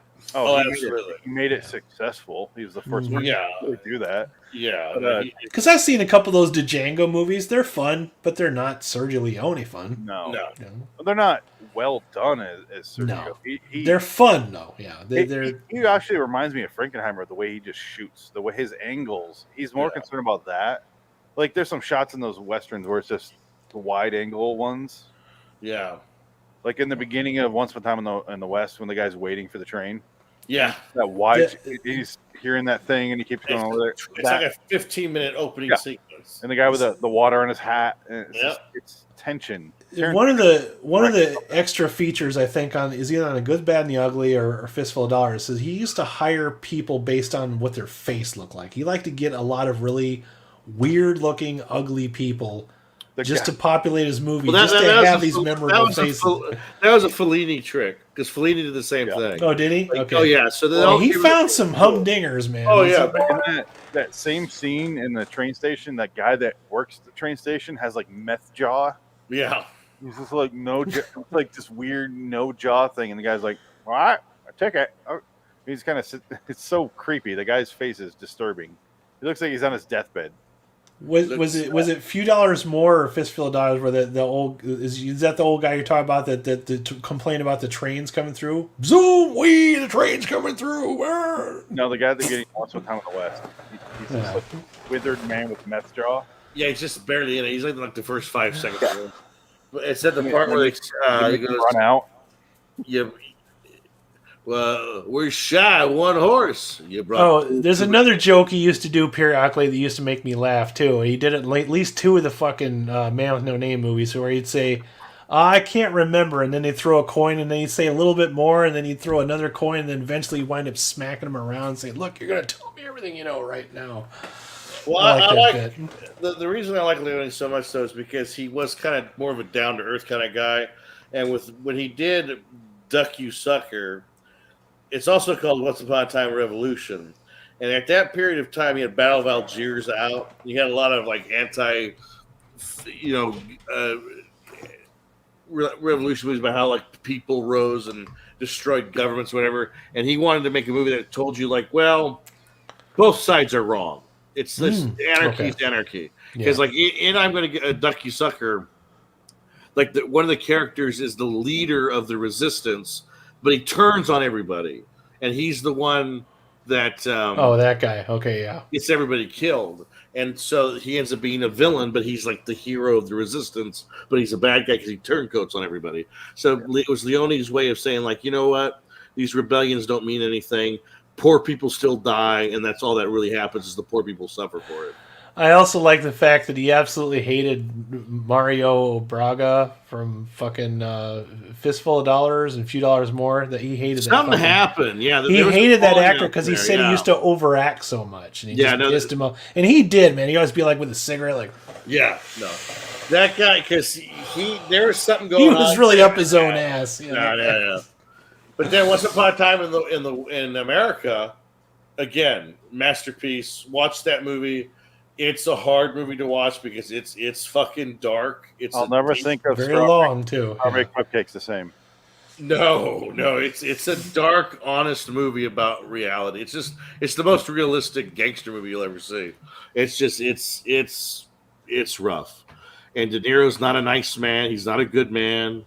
He rapes the love of his life, basically, and that's what destroys the relationship. He literally rapes her. I mean, and it's an awful scene. Look at this framing. I mean, well, look at that. Yeah, he's incredible. It's beautiful. He's an artist. Every shot, every scene is a fucking painting every time.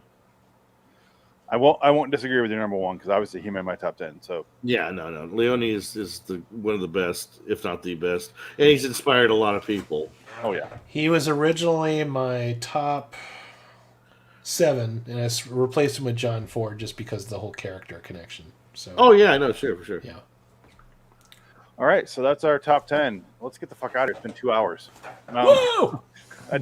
I was trying to rush through, but we couldn't. You can't rush through a list like this, goddammit. We're people that love directors and movies. You can't rush through a list like this. All right, so this will probably be a 2-part podcast. Sure. 2 hours. So that was John Carpenter Review, episode 13, randomly. That's what I'll call it. Yeah, part 2 you'll have to buy on Patreon because fuck you. That's why. No. Kidding. Fuck you. No, you want to hear our top 5? Go fuck yourself. You better pay $1. Anyway, LIWstudios.com for me. That's all I'll say. RaidersLostFlix.com. That's right. All right. Great top 10 list, guys. That was interesting. I'm glad they're all different for the most part. They're very different. Yeah, I think we had to go different because I think the one that made all of our lists was Scorsese, and I knew that was coming because we're always quoting that fucker. How do you go against him? You can't. Yeah, You can't say you love movies and say, "Oh no, you didn't make my top 10." He was the only one actually that made our top 10s. All of ours. Yeah. I was the only one with the Coen Brothers, though. That's weird. I was going to put him on there, but I figured you'd talk about him, so I didn't want to bring him up. That's weird. So you didn't really make a top 10. Well, I mean, I did. It's a top 10 of honorable mentions. So if we made a top 30. I will definitely talk about my top 30, yeah. All right. Let's get out of here, guys. Until next time, in the meantime, I'm Phoenix West. Adam Wilcox. Dick to cat. So long, citizens. So you got your